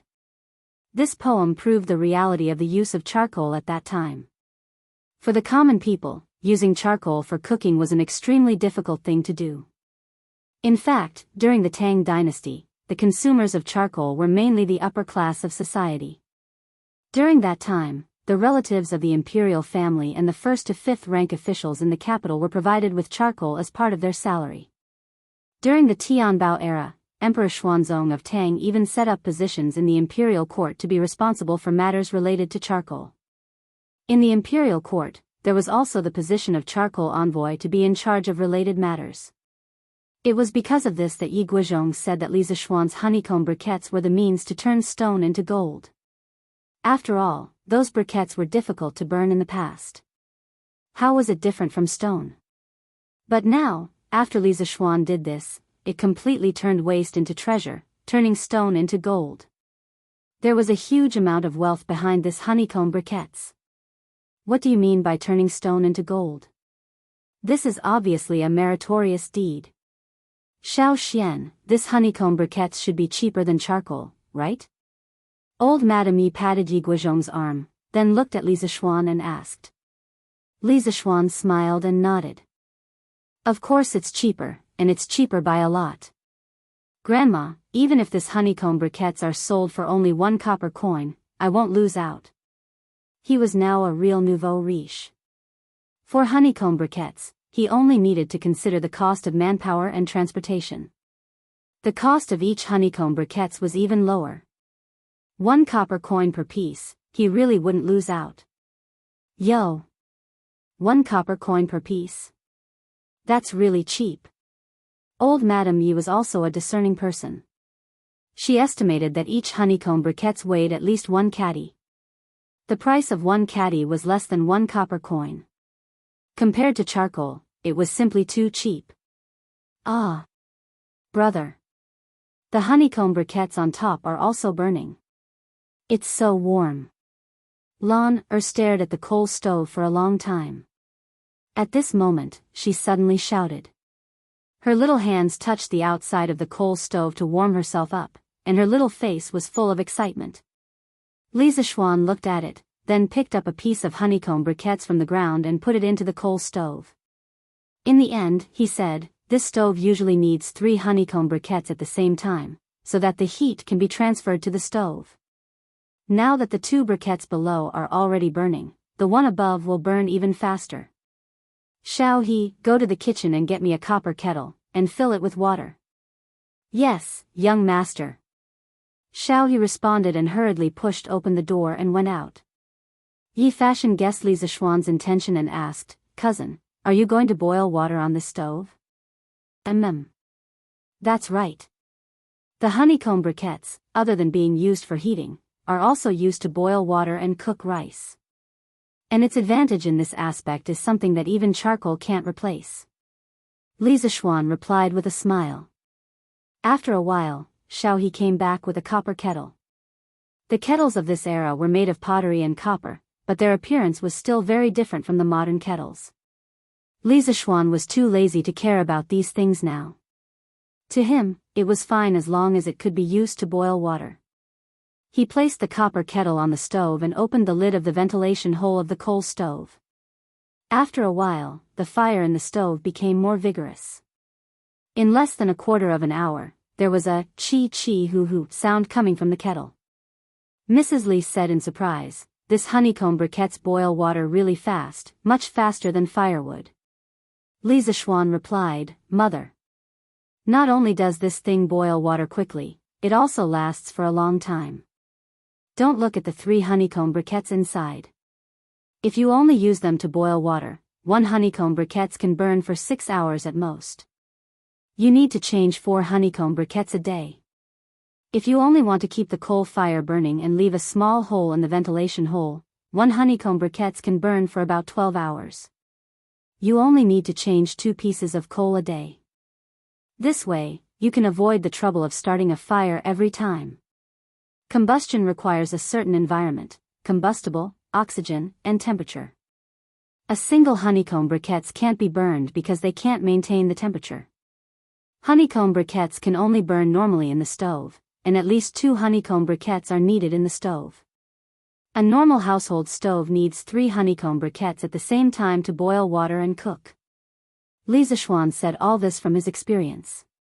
In his previous life, his family burned honeycomb briquettes for at least 10 years, so he knew the characteristics of honeycomb briquettes like the back of his hand.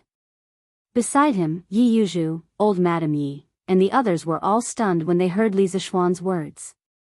Burning a full day of coal in the stove only requires 4 honeycomb briquettes, which is 4 copper coins. If they burn charcoal for a day, it would cost at least a few hundred copper coins. For copper coins versus a few hundred copper coins, this was a difference of nearly 100 times. Even if you don't use charcoal, you still need firewood.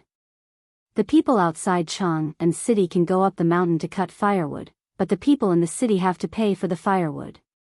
Calculating the cost of firewood for a day, it was about the same as burning coal. It has to be said that this honeycomb briquettes really save money.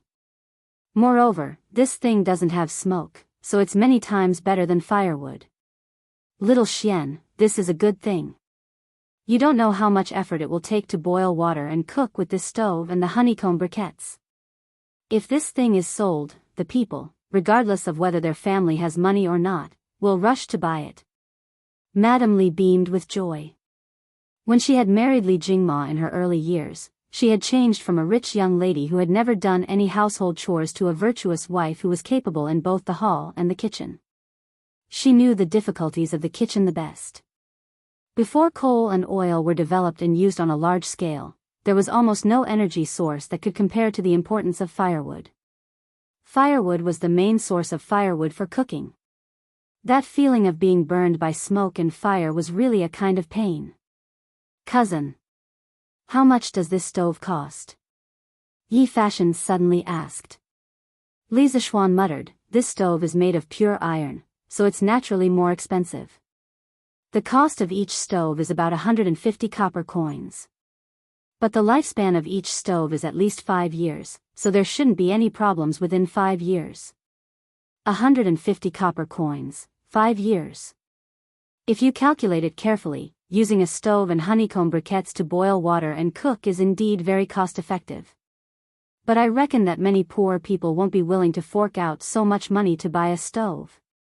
Yi Fashion, who matured early, knew many more things than his peers. He immediately understood what the biggest obstacle was if the coal-burning method was to be implemented on a large scale. Little Xian, can we sell this stove to the people at a loss? Anyway, we don't lack money now, so we can treat it as doing good. Madame Li was a kind person. After listening to Yi Fashion's words, she couldn't help but suggest to Li Zixuan. Mother. Although I don't care about money, this isn't the way to do good. There are millions of poor people in this world. Even if we spend all our money, it won't make much of a difference.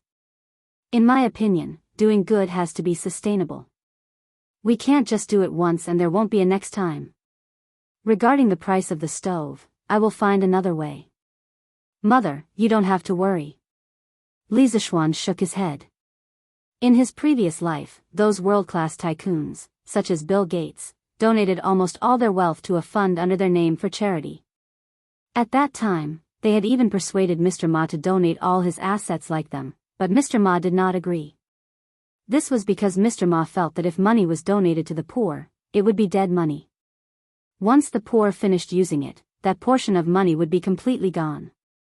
However, the money in his hands was living money. It could be used to create more jobs, help more young people start their own businesses, and even help more poor people. Li Zixuan felt that Father Ma's approach was very clever. Although he was rich now, he wasn't rich enough to help all the poor people in the world. Only by constantly accumulating strength could he continue to do good. Little Xian is right. There are too many poor people in this world. If we risk losing money to help all the poor people, it's tantamount to killing the goose that lays the golden eggs. It won't last long. But little Xian, you said that there's a better way. What is it? Li Jingma had been a businessman for half his life. Of course, he understood the stakes. He first agreed with Li Zixuan's opinion, then asked. In the family, except for Lan, everyone's eyes were on Li Zixuan. Li Zixuan frowned and thought, then smiled and said, this method, wait until I come back from a trip to the palace tomorrow. Now that we have the stove, let's eat hot pot tonight. In the middle of winter, the whole family eating hot pot together around the stove was probably the happiest thing in winter. Li Zixuan's mind couldn't help but recall the scene of his family eating hot pot during the new year in his previous life. He felt an inexplicable bitterness in his heart. Hot pot? What's hot pot? Can it be eaten? Yi Guochong had lived for a long time, but this was the first time he heard the term hot pot. He couldn't help but ask. Li Zixuan was stunned. He thought to himself, is there no hot pot in this era? After searching the memory of his predecessor, he quickly changed his words. Ahem. This hot pot is similar to antique soup, but the hot pot that I make is even better. Wife, let's go and help your husband prepare some food. According to the Book of Wei, in the Three Kingdoms era, when Chao Pai was the emperor, there were already hot pots made of copper, but it wasn't popular at that time. During the northern and southern dynasties, people used hot pots to cook pigs, cows, sheep, chickens, fish, and other kinds of meat. Later, with the increasing economic and cultural development of the country, cooking technology was further developed, and all kinds of hot pots appeared one after another. During the Northern Song dynasty, hot pot was already available in the taverns of Kaifeng in Bianjing in winter. However, the hot pot at that time wasn't called hot pot, but antique soup, which got its name from the tgudong sound when the ingredients were added to the boiling water. It was an original delicacy in China. In Bai Ji's poem, Asking Lu 19, green ants new fermented wine, red clay small stove. Late night for snow, can we drink a cup of nun? He vividly described the scene of eating hot pot at that time. Okay. Husband. Han Yushi smiled, then quickly got up and followed Li Zixuan to the kitchen. Chapter 1037. Wife, help me fry some sesame seeds. Husband. Shall he, go and find someone to peel some garlic for you? Yes, young master. Shall she, don't I remember that we have peanuts at home? Go get some and peel them. Yes, young master. Aunt Shao, do we have mutton at home? Yes, young master. It's just that the mutton smells a bit strong.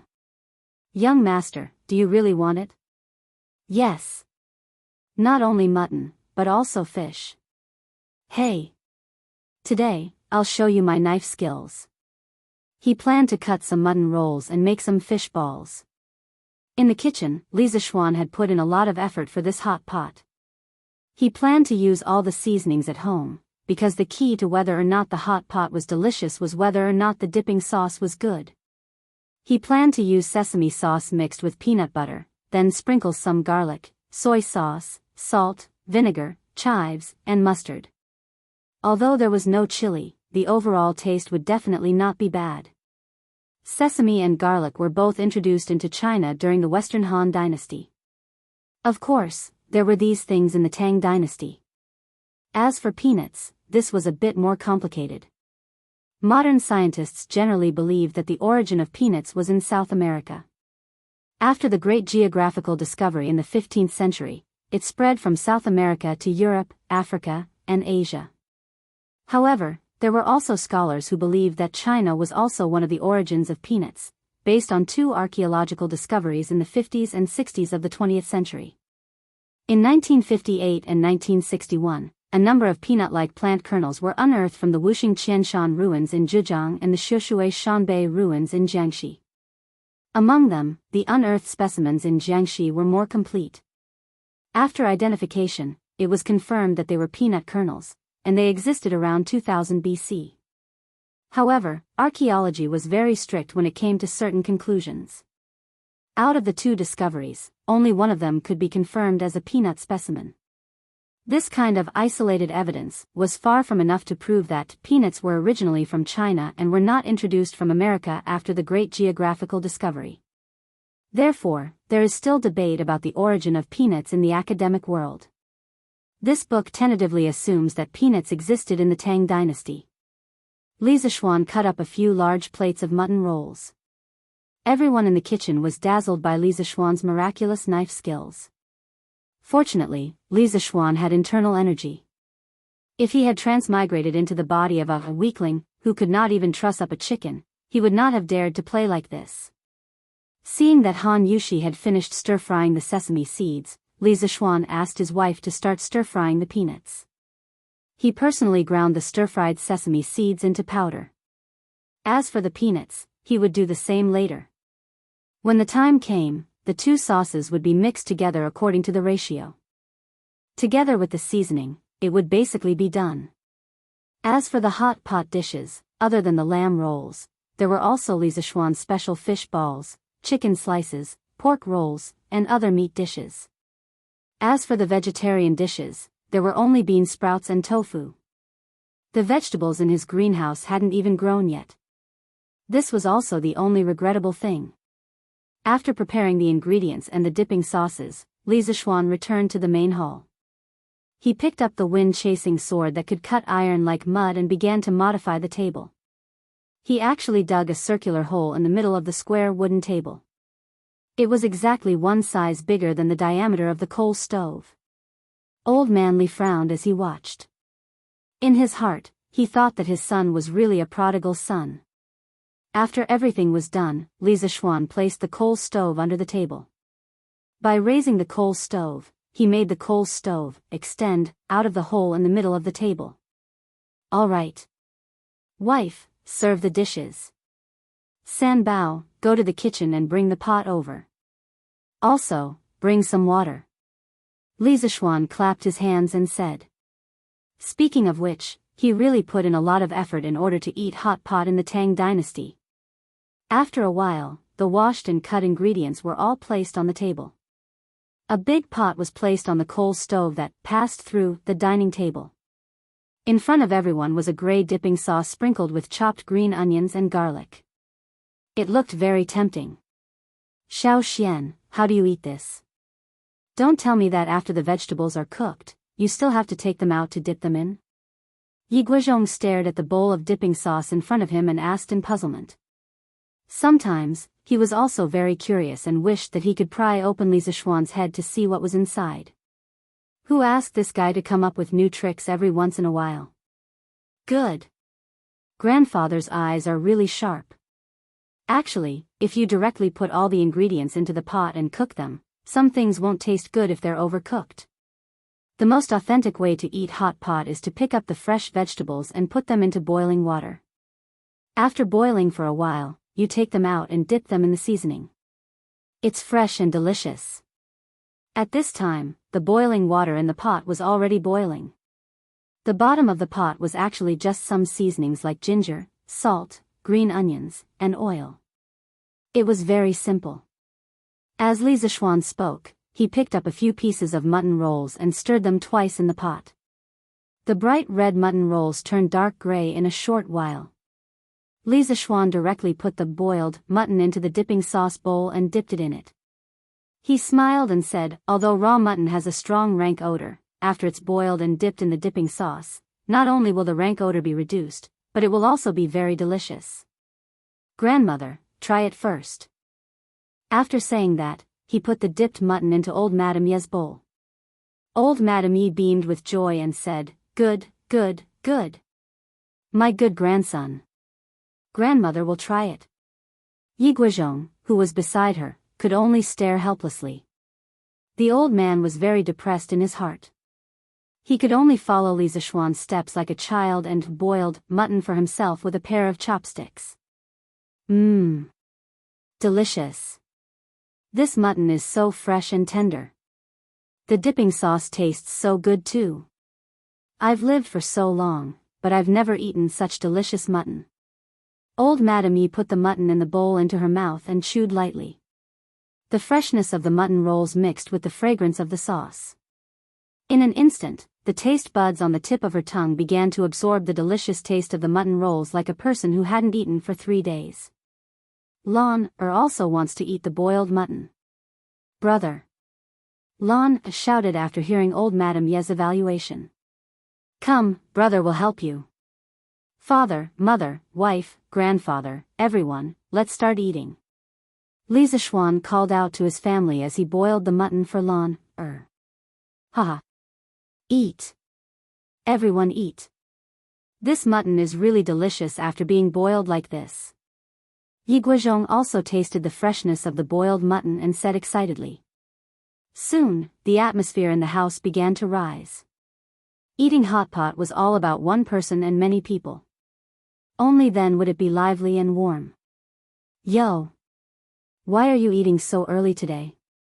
Looks like I came at the wrong time. Chapter 1038. Oh. This mutton is so delicious. How can good meat not have good wine? Xiao Xian, quickly get someone to bring the wine. I'll have a good drink with your father and grandfather. Everyone said that there was a Cheng Yao Jin who appeared out of nowhere, but Li Zishuan ate a Cheng Yao Jin in the middle of the hot pot. The old demoness had come here to see how the Li family's greenhouse vegetables were growing, because his family's farmstead and Qin Xiong's farmstead had recently started to introduce greenhouse vegetable planting technology. The result. The old man did not even look at the greenhouse vegetables. The moment he entered the house, his eyes were fixed on the mutton, fish, and dipping sauce on the table. After interacting with Cheng Yao Jin for so long, how could Li Zishuan not understand what this old man was thinking? Thus, he did not say anything and directly, tactfully, invited Cheng Yao Jin to eat hot pot together. In any case, with this old man's status, he did not have to worry about Wu Ho arresting him for the curfew when the sky turned dark. Cheng Yao Jin gave Li Zishuan a look of approval, then sat down and started eating. As the saying goes, eat big pieces of meat and drink big bowls of wine. After eating for a while, Cheng Yao Jin felt that something was wrong, so he shouted for Li Zishuan to bring the wine. Li Zixuan had no choice but to let San Bao go to the wine cellar to get a jar of immortal drunken wine. After the wine was served, the atmosphere became even more lively. Qing Yaojin was a straightforward person. In this year, he had become quite familiar with Father Li. Yi Guozhong had been in a high position for a long time, so he was also experienced and knowledgeable. The three of them had a lot of common topics to talk about. Li Zixuan felt that Qing Yaojin's alcohol tolerance wasn't very good. Moreover, he only wanted to eat hot pot and didn't really want to drink. Therefore, he didn't join them. He ate happily with Madame Li, and old Madame Yi. After eating and drinking to his heart's content, Qing Yaojin burped and returned with the smell of alcohol. Before he left, the old man did not forget to tell Li Zixuan, burp. Xiao Xian. Your family's hot pot, burp, is too delicious. Later, I'll send my chef over, burp, you have to get someone to teach him. Old Cheng, haven't eaten so much in a long time, burp, I drank so much. The old man had completely forgotten his original intention of coming to the Li family. The only thing he remembered was the hot pot. It had to be said that in a situation where there was no war, the desire for good food was old Cheng's greatest pursuit now. The next day, near noon, Li residence. Feiji, take these blueprints to the workshop, and give them to Faubert in the next 2 days. Li Zixuan called Pang Feiji over, took out 2 pieces of paper and handed them over. Yes. Marquis. Pang Feiji left. Li Zixuan asked people to carry a coal stove and a basket of honeycomb briquettes into the carriage. The coal stove was still burning, and then he rode the carriage to the palace. He wanted to see Li Er. As for the blueprints that he just gave to Pang Feiji, they were the radiators and heating pipes that he had just drawn in the morning. The structure was quite simple, and he had already measured the dimensions in the morning.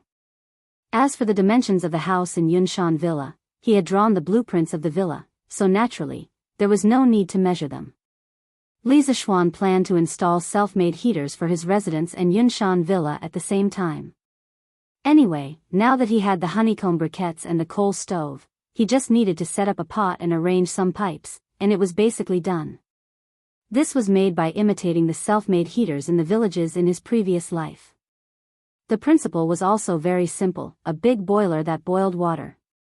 The furnace was double-layered, and the top and bottom were closed. The top was connected to a steel pipe, and the water pipe went up from the flue to the heater water supply. This point was the lowest point of the water pipe, and the heater end was the highest point. There was an exhaust valve, and the slope was 1%. The bottom level was connected to the heater return water, and the top of the return water pipe was connected to the heater water supply pipe. The height of the return water pipe was higher than the highest point of the supply pipe, and there was a water supply tank at the back. The bottom of the return water pipe was the lowest point of the heater, and the slope was 1%. The water in the furnace was heated and turned into steam, and through the water pipe, it dissipated to the highest point and turned into a mixture of hot water and steam. The hot water entered the radiator to dissipate heat, and its temperature decreased, density increased, and volume decreased. It entered the boiler through the return water pipe, and thus formed a circulation circuit. The slope of the water pipe for self-made heaters was very important. If the slope was reversed, it would not be hot. The water layer in the furnace had to be thin, 1 to 3 millimeters, because the thick water layer would consume coal. The exhaust valve at the highest point had to be opened, or else the whole system would be closed, and there would be an explosion. The reason why Li Zixuan had only started to install a heater now was because he didn't have honeycomb briquettes or a coal stove.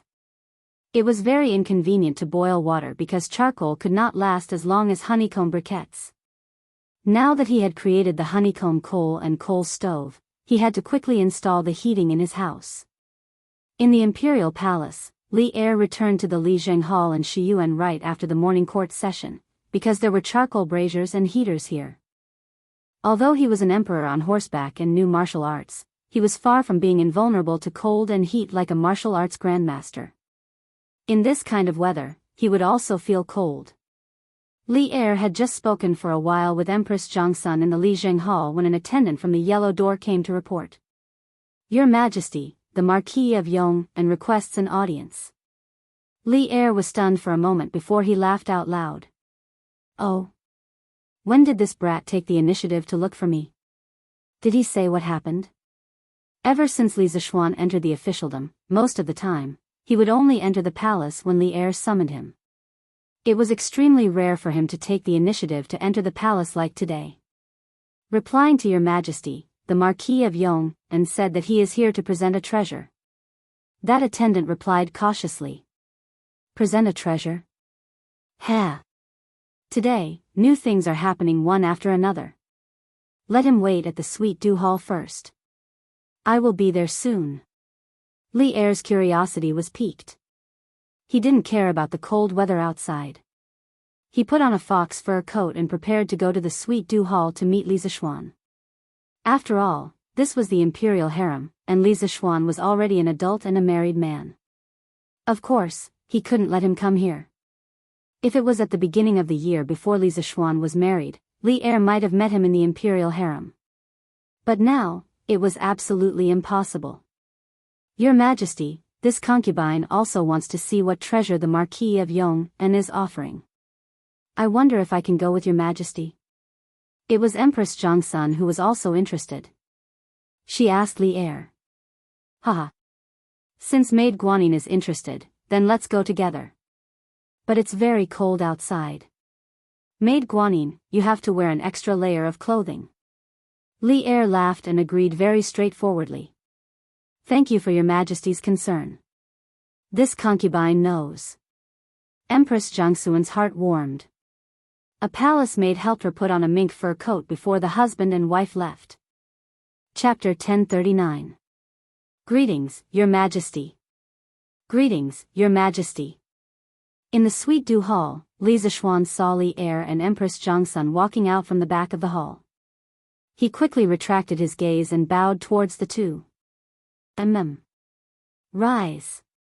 Li Er waved his hand and couldn't wait to get straight to the point. I heard that you are here to present a treasure, but why don't I see the treasure?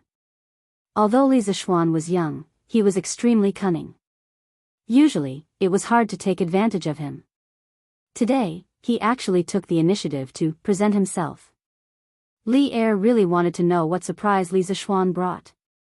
Li Zixuan said solemnly, Your Majesty, the item that I brought today is a little big. It is still outside the hall. May Your Majesty allow me to get someone to bring it in. Oh. Quick. Zhao Song, get someone to bring the item that Duke Yong and brought in. Hearing this, Li Er immediately said. A little big? Now, he was even more curious about what Li Zixuan brought. Zhao Song received the order and left. Moments later, he brought in 4 eunuchs carrying a coal stove and a basket of briquettes. Seeing the eunuchs carrying in a lump of metal and a basket of black items, Li Er couldn't help but frown.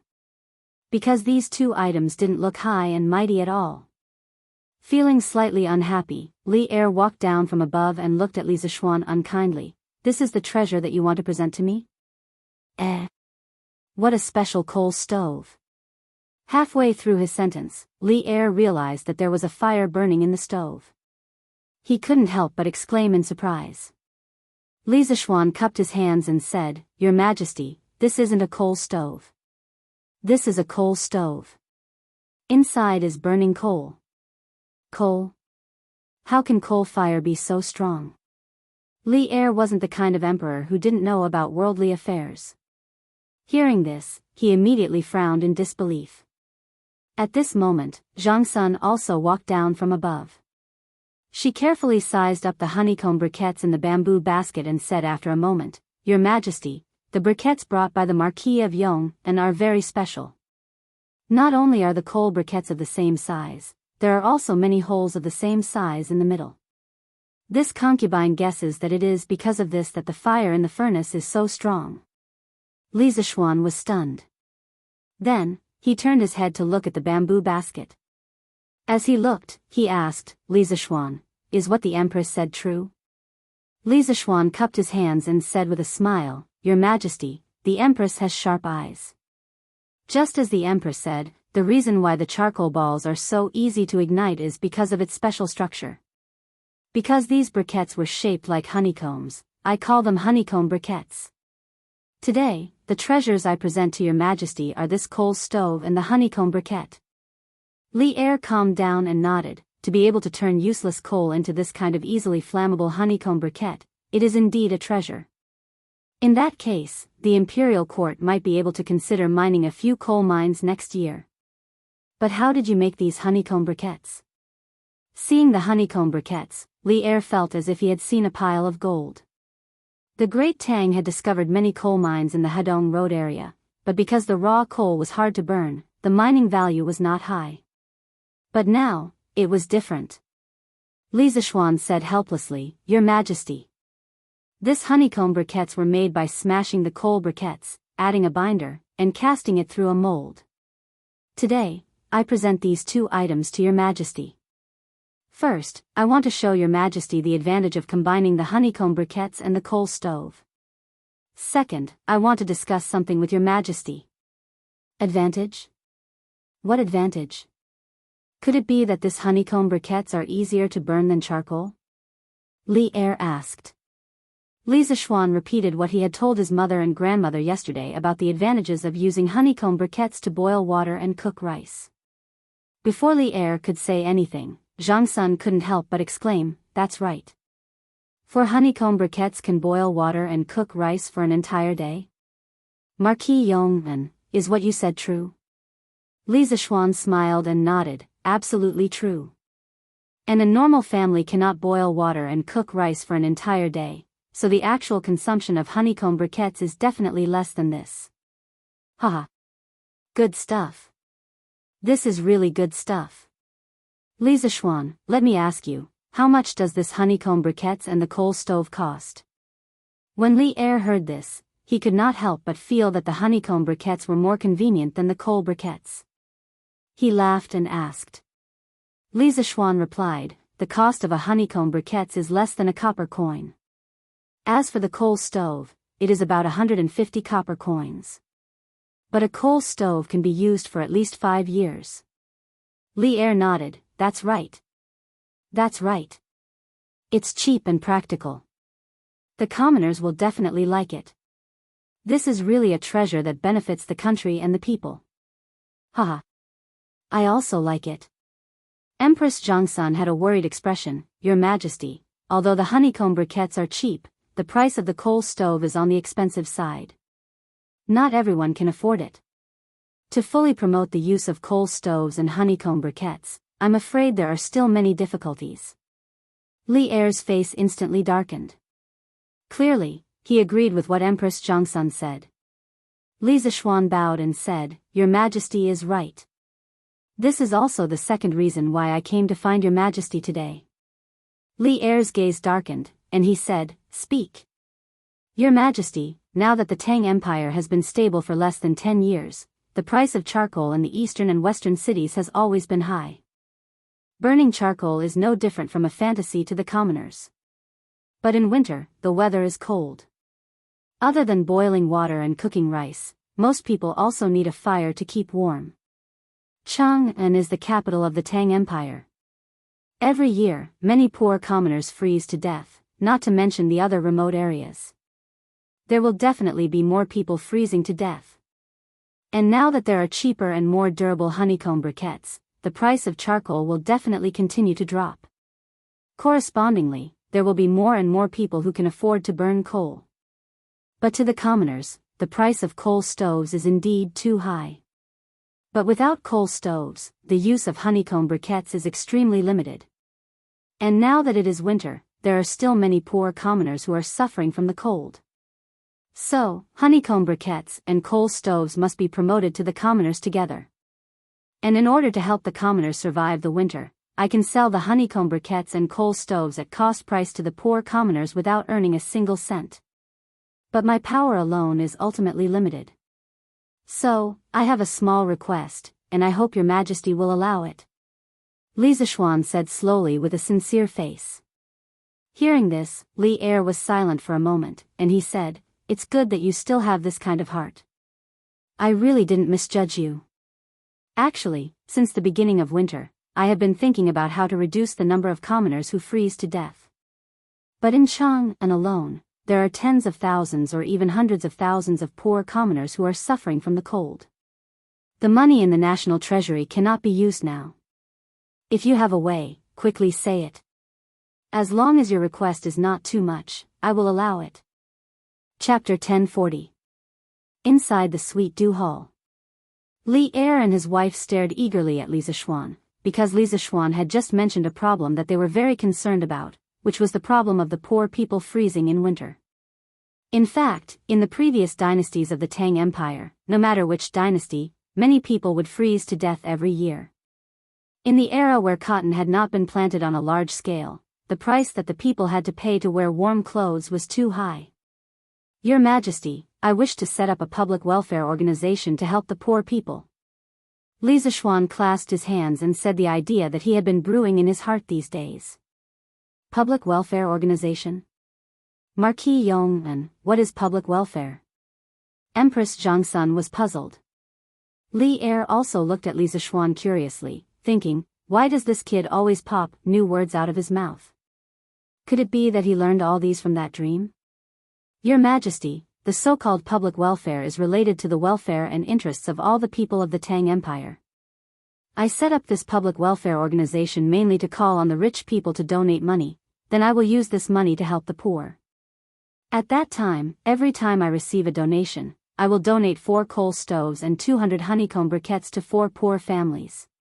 My workshop will not earn a single cent and will just treat it as doing a good deed for the people of the Tang Empire. Li Er's face was bewildered as he said, this is for no reason at all. Why are you suddenly so kind? Li Zishuan let out a sigh.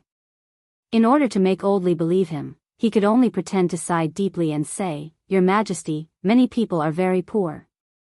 My heart aches when I see it. I remember that I read a poem 2 days ago and was deeply moved. I wonder if Your Majesty and Your Majesty are willing to listen to it. Li Er was even more suspicious. Poem? What poem? Read it. Empress Zhongsun's face also revealed an interested expression. Li Zishuan saw that the time was right and did not keep them in suspense. He slowly opened his mouth and said, This poem is said to be written by a teacher from a village outside the city. The old teacher passed away 2 months ago and left this posthumous work. I saw it by chance. I am a dignified man, but after reading it, I could not help but want to cry. Get to the point. Li Zishuan began to fabricate an empty yet reasonable main character for the story. Li Er, on the other hand, seemed a little impatient. His face darkened as he said unhappily. Li Zishuan hurriedly cut to the chase and recited in a deep voice, Ahem. The poem went like this, In August, the wind roars angrily, rolling up my house to the 3 layers of reeds. Mao flew across the river and sprinkled on the outskirts of the river. Openly hugging Mao into bamboo, lips parched and mouth parched, unable to breathe. Returning home, leaning on his cane, he sighed. The cotton quilt has been cold as iron for many years. Jiao Er has been treading on the bed and cracking inside. Since she lost her sleep, the long nights have been soaked with sweat. Building thousands upon thousands of mansions, great protection for all the poor people of the world. Wind and rain do not move, as calm as a mountain. Whoosh! When did I suddenly see this house before my eyes? Even if my house is broken, I will still be able to freeze to death. Du Fu's, the song of the thatched house being broken by the autumn wind, which was also a must-memorized poem in middle school, was affectionately recited by Li Zishuan in this kind of situation. A miserable scene of the house leaking on an autumn night, wind and rain intertwined, the cotton quilt was like iron, Jiao Er has been treading on the bed and getting wet all night, unable to sleep, suddenly appeared in the minds of Li Er and Empress Zhongsun. But a poem by a dignified poet would not be so simple. Showing the misery of one's life was only on the surface. The deeper meaning was in the latter half of the poem. The last few sentences of the poem had a change of style. For Li Er and Empress Zhongsun, the image of a stooped old man who was in a difficult situation but still worried about the country and the people. The sharp contrast between the front and back made this image particularly distinct. It simply pierced the depths of one's soul. Empress Jongsun covered her mouth, the rims of her eyes were somewhat red. Only to hear her murmur in a low voice, "The cotton quilt has been cold as iron for many years, Jiao air has been treading on the bed and cracking inside.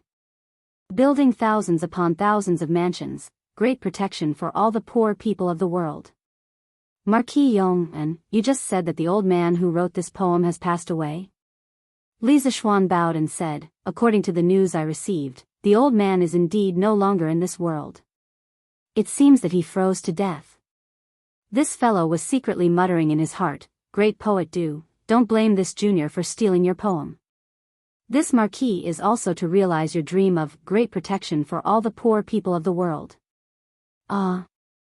Empress Jongsun, who had always been graceful, strong, virtuous and magnanimous, showed a rare weak side at this moment. Her face was mournful and pale. The old man was destitute and dejected, but still worried about the country and the people. Such a person actually froze to death at home. It is really the misfortune of the Tang Empire. Li Er didn't say anything, but his face didn't look too good. After hearing Li Zishuan recite the poem, he first felt that he was a bit like a fatuous ruler. Otherwise, how could there be people under his rule who were full of wisdom, but didn't get the chance to use their talents, and finally froze to death in poverty at home? However, he quickly calmed down and felt that there were many suspicious points. The biggest suspicious point was that according to Li Zishuan's range of activities in the past 3 months, he could determine that the old man he spoke of was in a village near Chang'an City. However, since that village was very close to Chang'an City, if there really was such a talented old man in the village, how could there not be any news in Chang'an City? As long as there was a slight movement, his subordinates would definitely be able to find out. Therefore, in the end, Li Er's heart was already 70% to 80% sure that the old man that Li Zishuan spoke of at the beginning was completely nonsense. However, even if he was sure, what could he do? Inside and outside Chang'an, there were indeed many people who suffered from the cold every year, just like what was described in the poem. Although those people might not have the profound consciousness and lofty ambition to build thousands of houses and shelter the world from the cold, they were still Li Er's people. They should not be frozen to death. It is indeed a good poem. The person who wrote this poem is also a great talent. The thousands of thoughts in Li Er's heart could only turn into a long sigh. At this time, Li Zishuan struck while the iron was hot and said, "Your Majesty, Your Highness, the original intention of this official to set up the public welfare fund was to gather everyone's strength to help those poor and destitute people, or people like the old man who had talent but had no opportunity and was in a difficult situation. Only in this way, tragedies like the old man's would become fewer and fewer." Empress Jongsun took a while to calm down her emotions. She turned her head and said to Li Er, "Your Majesty, Marquis Yong's method of setting up the public welfare fund is really novel. This is the first time I have heard of such charity. However, it will not bring pressure to the national treasury. Your Majesty, why don't you approve?" Li Er looked at Li Zishuan and nodded, "Yes, I approve.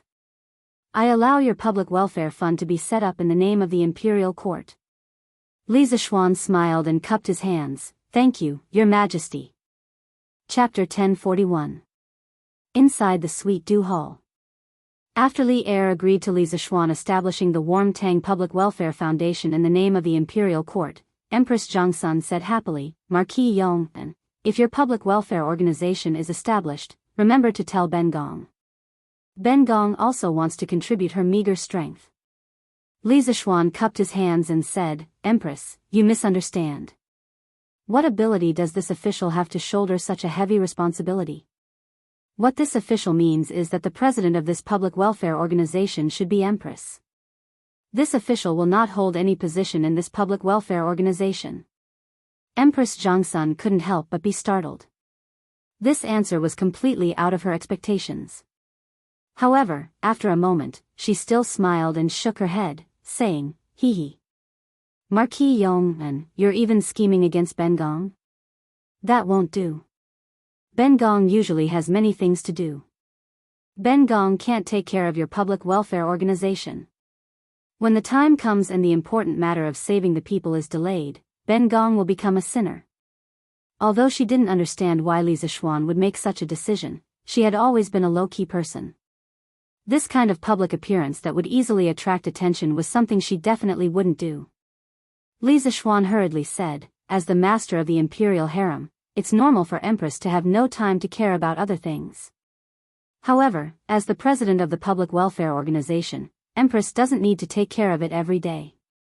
The other people in the public welfare organization will naturally help Empress resolve her worries and difficulties. Li Er seemed to have understood something at this moment. He looked at Li Zixuan with a smile that wasn't a smile, then waved his hand to interrupt Empress Zhangsun, who was about to speak, saying, "All right. In Zhen's opinion, Guanyin maid, you should accept the position of president. Although this kid doesn't hold a position in it, he probably already has plans for the other positions in the public welfare organization. Guanyin maid, you don't have to worry." The matter was already very clear.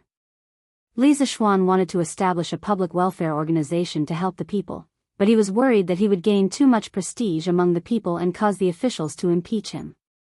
Thus, he took the initiative to invite Empress Zhangsun to be the leader of this public welfare organization to shoulder the prestige of the people. In this way, he could do good deeds in peace and avoid being suspected by the king because of his high popularity among the people. Li Zixuan didn't say it out loud, but he was still a little unhappy with Li Zixuan's measuring the heart of a gentleman with his own yardstick. Li Zixuan couldn't help but ask himself, am I so petty in this kid's heart? Oh. Hearing this, Empress Zhangsun seemed to have understood something. She looked at Li Zixuan and said with a smile, since this non-profit organization has a president, there should also be a vice president, right? I wonder who in Marquis Yong An's heart is willing to shoulder this heavy responsibility. Cough cough. Li Zixuan coughed dryly and said with slight embarrassment, this subject wants my humble wife to take on the position of vice president. Does Nyang Nyang think this is possible? Li Er's guess was right. He really didn't want to cause too much trouble because of charity. Moreover, he did charity for his own happiness, not for the people to be grateful for his kindness. Of course, since this charity organization was proposed by him, it couldn't be that it had nothing to do with him, right? It wasn't that he was blowing his own trumpet, but this charity organization really couldn't become popular without him operating it. It just so happened that his wife had always wanted to find something to do, so he could let her participate in the management of this charity organization. Hearing this, Li Er's face showed an, as expected, smile. Empress Zhangsun blinked and said with a smile, since you proposed the candidate, I certainly have no objections. It's just that this charity organization should have a name, right? To be honest, she really didn't have time to take care of this charity organization. Li Zixuan was willing to let Han Yushi be the vice president, and Zhang Sun couldn't wait. Because Han Yushi was here, if something happened to the charity organization in the future, would Li Zixuan have the nerve to stand by and watch? Therefore, she was happy to see Li Zixuan's candidate. Li Zixuan pondered and said, why don't we call it the Nguyen Tang Charity Fund? Your Majesty, what do you think? Nguyen Tang, Nguyen Tang. Good. Let's call it Nguyen Tang. Li Er's eyes lit up, and he clapped with a smile. It's indeed a good name, the meaning is good. Empress Zhangsun also praised. Li Zixuan smiled and said, since Your Majesty and Your Majesty have no objections, then let's call it Nguyen Tang. I will personally invest 20,000 strings of cash, and these 2 days, I will also use Datong daily to gather the rich folk to donate money, and strive to let all the poor people in Cheng and city be able to use coal stoves and burn coal before the new year. As for the other provinces and counties, time is too tight, I'm afraid there won't be enough time this year. Empress Zhangsun hurriedly said, since I'm the president, how can I not contribute money? Marquis Yong and I will take out 3,000 strings of cash to use for the Nguyen Tang Foundation. She thought that with some of her own private money and some gold and silver jewelry, she should be able to gather 3,000 strings of cash. The virtuous Empress Zhangsun never thought of letting Li Er use the national treasury or the palace treasury's money for personal matters. Li Er waved his hand and said, Guanin's servant, there's no need for that. I'll take 5,000 strings of cash from the palace treasury and donate it to the Nguyen Tang Foundation in your name. After that, he turned to Li Zixuan and said, Marquis Yong, and I have no objections if you want to establish the Nuantang Foundation to do good deeds. I also believe that with your personality, you won't embezzle the donations, but you have to control your subordinates. My money isn't that easy to take. Li Zixuan cupped his hands and said, Don't worry, Your Majesty, I'll be careful.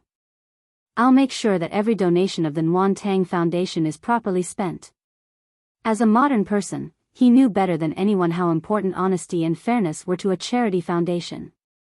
The incident with a certain Mimi in his previous life had directly lowered the social credibility of a certain 10-word association to a freezing point.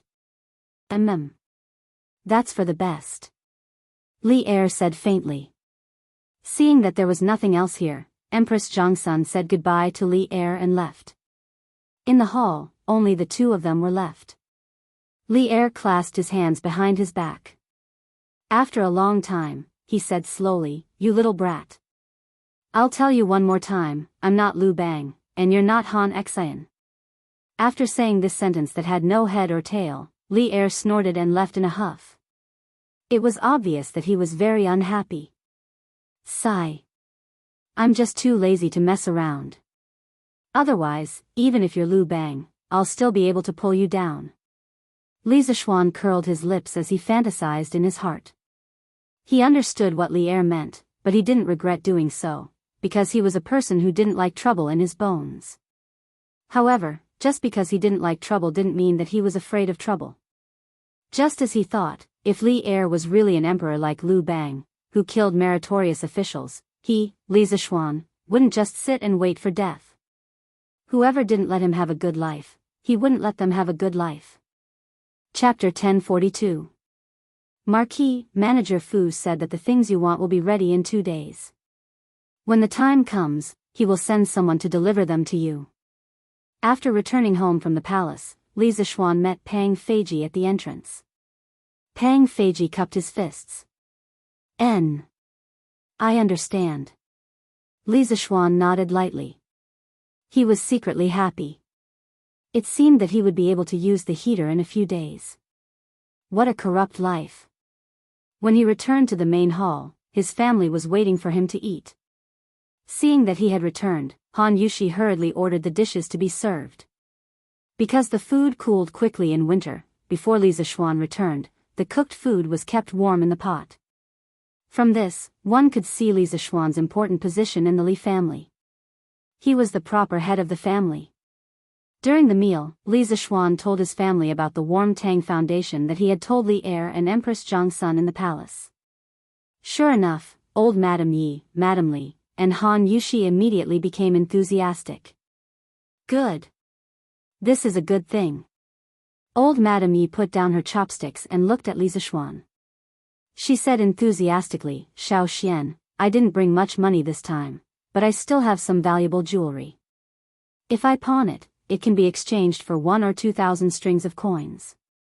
When the time comes, I will donate it to your Warm Tang Foundation. Consider it a token of my appreciation. Madame Li hurriedly said, Mother. What are you talking about? You can keep your jewelry. If you want to donate money, take it from your daughter. How can I let you pawn it? As the son-in-law, Li Jingma naturally had to show off in front of his mother-in-law. He also said, Mother-in-law, Yuzhu is right. You two are now in Chang'an. No matter what, we can't spend your money. This 2,000 strings of coins will be paid by your son-in-law. Old Madame Yi patted Yi Yuzhu's hand and smiled. Yuzhu, Jingma, this old woman is doing a good deed. How can I use your money? This will make it seem like I am not sincere in my heart and will be punished. You two, don't fight. If you really feel bad, you can also donate some money to Little Xian's Warm Tang Foundation. Li Jingma still wanted to argue, but Yi Guizhong directly waved his hand and said, Enough. There was no need to persuade him anymore. The Yi family still has a shop in the capital, so there's no need for you to pawn it off. Tomorrow, I'll go to the shop and withdraw 2,000 strings of coins. In any case, the Yi family was a prominent family. How could they not have any property in Chang'an? No matter what, there were still 1 or 2 small shops. But in the end, it was mainly because Yi Guizhong, who had been cultivating all his life, wanted to do charity. Otherwise, he would not have used his family's wealth. When Madame Li heard Yi Guizhong's words, she didn't try to persuade him any further. She turned to Li Zishuan and said, "Then mother and your father will also donate 2,000 string of coins as a token of our appreciation." Although Li Zishuan was in charge of the family, Mrs. Li and Li Jingma still had their own private savings. "Husband, I will also donate 2,000 strings of coins. However, you should find someone else to be the vice president of the Nuan Tang Foundation. I'm afraid that I'll ruin your plans." Han Yushi hesitated for a moment and said to Li Zishuan. When she heard that the president of the Nuan Tang Foundation was Empress Zhangsun, she immediately panicked. She could manage the family's internal affairs, but to be Empress Zhangsun's assistant, she had no confidence at all. That was the high and mighty mother of a nation. Li Zishuan patted his wife's hand and said softly, "Wife. Let me ask you, do you know how to read the accounts?" "This, of course." Han Yushi didn't understand, but she still answered. "Then do you know how to use people?" "I know a little." After being the mistress of the Li residence for so long, she naturally knew how to use people. "Then it's fine." Li Zishuan clapped and said with a smile, "Wife, don't think that the vice president position is so complicated. As long as you know how to read the accounts and know how to use people, there won't be a problem. Besides, your husband will help you from behind." "What are you afraid of?" Li Jingma also said, "Yushi, is right. This old man knows that you also want to do something for the Nuan Tang Foundation, but because the Empress is also in it, you might feel some pressure. However, if you don't do some things, it will always be a big mountain in your heart. Only when you try it will you realize that it's not difficult at all." Li Jingma, who was old and experienced, already understood the hidden purpose of Li Zishuan pulling Empress Zhangsun into the Nuan Tang Foundation. Old Man Li was very pleased with his son's wise decision, so he also hoped that his daughter-in-law could participate. That was why he tried his best to persuade her. "Yes. Yushi, don't worry, will support you. Mother will also support you. Now that I have nothing to do at home every day, I'll help you manage the Nuan Tang Foundation." Madame Li persuaded with a smile. When Han Yushi saw this, she couldn't bring herself to refuse. Most importantly, she was willing to accept this responsibility. Therefore, she hesitated for a moment, then nodded and said, "All right. Husband, I'll be the vice president." "Thank you, father, thank you, mother. Your daughter-in-law won't let you down."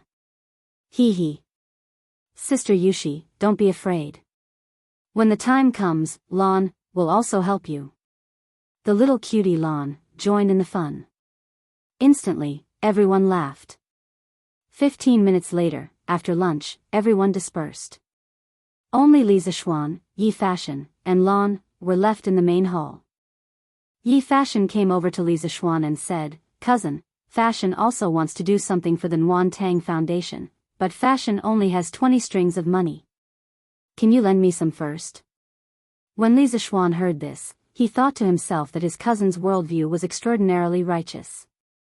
No wonder he could become an immortal revered by millions of people in the future, and eventually become the leader of the world's Taoist sects. Fashion, doing good doesn't matter if it's big or small. As long as you put your heart into it, it's true good. A good heart will be immortal. 100 lanterns will shine brightly for 1,000 miles. Yi Fashion was silent. After a while, he saluted and said, "Thank you for your advice, cousin. Fashion will donate all the strings of money in a while. However, Fashion still wants to do something. I wonder if Fashion can help with the Nuan Tang Foundation in the future?" Li Zishuan smiled and said, "Of course." Yi Fashion expressed his thanks and left in satisfaction. Lan was not to be outdone. She said, "Brother, cousin Fashion has already donated money. Lan also wants to donate money. Lan saved up 50 strings of money. Lan wants to donate all of it." "Ah. Lan where did you get so much money from?" Li Zishuan was shocked. Humph. I'm not telling you. Anyway, Lan wants to donate money. The little rich lady said proudly. Chapter 1043. The next day. Datong Daily threw out 2 bombshells, and Chang'an City was once again bustling with noise and excitement. From today onwards, Curious Pavilion will launch a honeycomb-shaped coal ball and a matching coal stove. Using honeycomb-shaped coal to boil water and cook rice, you only need to consume 4 pieces of honeycomb-shaped coal each day. Each piece of honeycomb-shaped coal only costs 1 copper coin. The coal stove only costs 200 copper coins. Moreover, a coal stove can last for at least 5 years. A coal stove sold to the rich would definitely not be sold at cost price. There are so many workers in the workshop who need to eat too. First, there was an advertisement in the newspaper that piqued the curiosity of the people. In the layout of Tang Dynasty Daily, apart from the headline in the middle of the first page, another important position was the position of the first article at the beginning of the article. Under normal circumstances, advertisements would not be placed there. This time, Li Zishuan was abusing his position for personal gain. Honeycomb-shaped coal? Coal stove? What the hell is this? Is it really as amazing as the advertisement says? When the people saw the advertisement, their first reaction was to ask questions. Hey! Other shops' products might be fake, but Curious Pavilion's products are definitely not fake. The advertisement says that 4 coal balls cost 4 copper coins and can boil water and cook rice for an entire day. It must be real. That's right. Curious Pavilion's products have always been authentic. They have never boasted before. Wow. If that's the case, then burning honeycomb-shaped coal is much more cost-effective than burning charcoal. Yeah. When the East Market opens, I'll go to Curious Pavilion to buy a coal stove and some honeycomb-shaped coal. Although honeycomb-shaped coal is cheap, the coal stove is not. Each one costs 200 copper coins. Ha! Didn't you read the newspaper that a coal stove can last for at least 5 years? On average, it's only 40 copper coins a year. How is this expensive? It's still cheaper than burning charcoal. Hee, that's true. I wonder if honeycomb-shaped coal is as good as charcoal. I'll go take a look later. If it's really good, I'll only burn coal this year and not charcoal. Haha. Let's go together. Let's go together. After the early risers of Chang'an saw the new news announcement in the newspaper, it didn't take long for people to gather in groups to buy coal stoves and honeycomb briquettes. This was the current status of the pavilion in people's hearts. They always believed that no matter what the pavilion produced or how high the price was, it would always be the best. This was similar to the modern Apple. No matter what new product Apple launched, no matter how expensive it was, countless fans would rush to buy it. The only difference was that the items in Strange Interest Pavilion were usually worth the price. Compared to the items themselves, the prices were not considered expensive. However, no one would have expected that the introduction of honeycomb coal would completely change the energy structure of the Tang dynasty. The era of using coal as the main energy source would soon be gone, and the change in the energy structure would provide the most solid foundation for the transformation of social production methods. In his previous life, the reason why the British Empire was able to launch the first industrial revolution in the 18th century was mainly because of the power revolution brought about by the steam engine. And the energy used by the steam engine to generate power was coal. Yo! Quick, look at today's headlines. Just as the people were about to go to Strange Interest Pavilion to buy honeycomb briquettes and coal stoves, someone discovered the second bombshell of Datong Daily. What's wrong? What's wrong with the headlines? Whoa! From today onwards, the Imperial Court will officially establish the Warm Tang Charity Foundation. The Empress will be the foundation's president, and the Marquis of Yong will be the vice president. In the near future, the Warm Tang Foundation will be launching a 2-month warm winter campaign. Every time the foundation receives a sum of money, the Marquis of Yong will donate 4 coal stoves and 200 honeycomb briquettes to poor people who can't afford coal. The Warm Tang Foundation's headquarters will be located in the former workshop of Strange Interest Pavilion. From today onwards, it will accept donations from wealthy people. All donations will be used to help the people in need. The Warm Tang Foundation is willing to accept the supervision of the people and promises that every donation will be recorded and verified in the future. In addition, the Emperor and Empress are extremely benevolent. They will donate 5,000 strings of cash to the Warm Tang Foundation to help the poor. The Marquis of Yong and will donate 20,000 strings of cash to the Warm Tang Foundation. The Marquis of Yong and will donate 2,000 strings of cash. The Marquis of Yong and Anne's mother will donate 2,000 strings of cash. The Yi family of Nanyang will donate 2,000 strings of cash. Kindness will taint the heart and never die. The Warm Tang Foundation appeals to all citizens of the Tang Empire who are able to afford to donate a portion of your love. Not a single copper coin is missing, and not a lot of money. Every single copper coin you donate will be sent to the people in need. Let us use our love to warm Chang and City. Someone read out the headline of Datong Daily. Those who were lucky enough to hear the news were stunned. Charity foundation, donation, these were terms that had never appeared before or rarely appeared. All of a sudden, they all appeared, catching people off guard.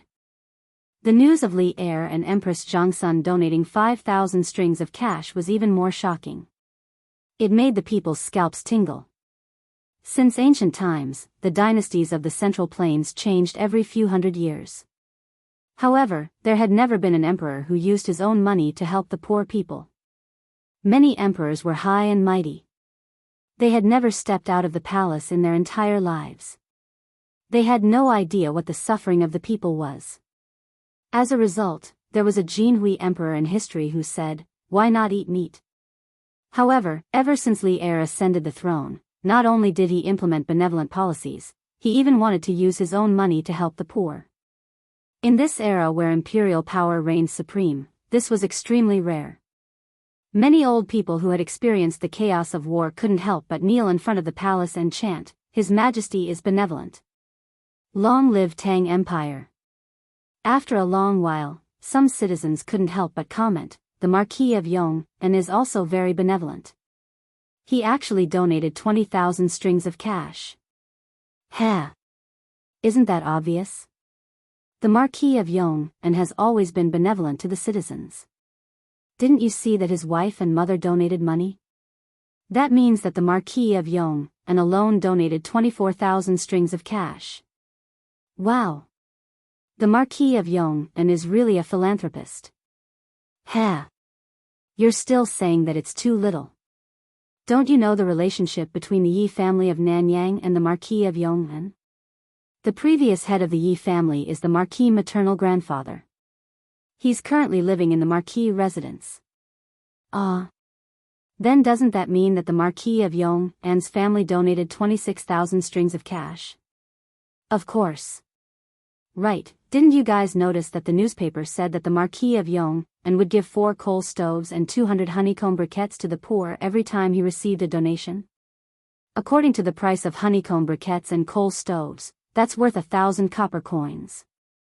That means that the Marquis of Yong'an will have to fork out 200 copper coins every time the foundation receives a donation. I'll say it again. Back then, money was equivalent to 800 copper coins, hiss. Without a doubt, I'll definitely support the Marquis of Yong'an's business in the future. Why wait until the future? I'll go to Chitsu Pavilion to buy some coal stoves and honeycomb briquettes later.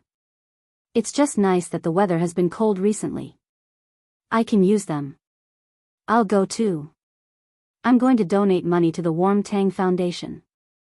I don't have much, but I can still donate 300 to 500 copper coins.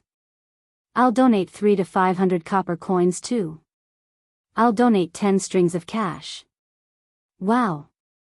Boss Lou is generous. I'll be eating noodles at your noodle shop from now on. Yes, I'll definitely come here often in the future. A storm of public charity was about to sweep through the city. Chapter 1044. This is the call of the heart, this is the dedication of love, this is the spring of the human world, this is the source of life. As long as everyone gives a little love, the world will become a beautiful human world. Outside, there was a storm of charity, but in the Marquis Yong and Manor, there was an intermittent singing. Listening to the lyrics and the tune, it was obviously the famous modern song, The Dedication of Love. The voice of the singer was also very sweet. That crisp voice was like the chirping of an oriole in the valley, pleasant to the ears and intoxicating. This voice was not Han Yushi's, nor was it Xiao He or Xiao Shi's. She was not anyone in the Li Manor. Yes, yes, yes. Not bad, not bad. That's the tune. In the main hall, Li Zishuan sat on the seat of honor. On his left sat Han Yushi, and on his right sat a beautiful lady. That lady only wore a jade green dress in the middle of winter, and a green pleated skirt with scattered flowers and mist. Her body was covered in a thin green veil. Her shoulders were cut, her waist was slim, her skin was smooth, and her aura was like an orchid. Her long black hair was only tied up with a delicately carved plum hairpin. Her beautiful eyebrows were wide and delicate, and her green hair was dyed with the mist of spring. She had a spiritual energy that was like the clouds and mist of Mount Wu, but if one looked carefully, one would be able to see that there was a faint sadness that seemed like self-pity within her. At this moment, her hands were still on the strings of the zither, and Li Zishuan opposite her was applauding.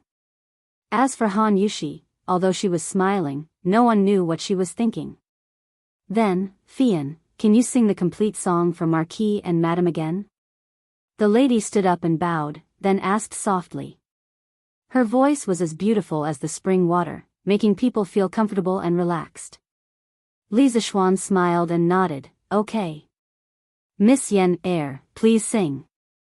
Speaking of Miss Yen Air, Li Zishuan had never seen her before, let alone know her. However, Qing Chimo, Li Huiran, and the other rich playboys who liked to walk their dogs and hang around the brothels would definitely know her.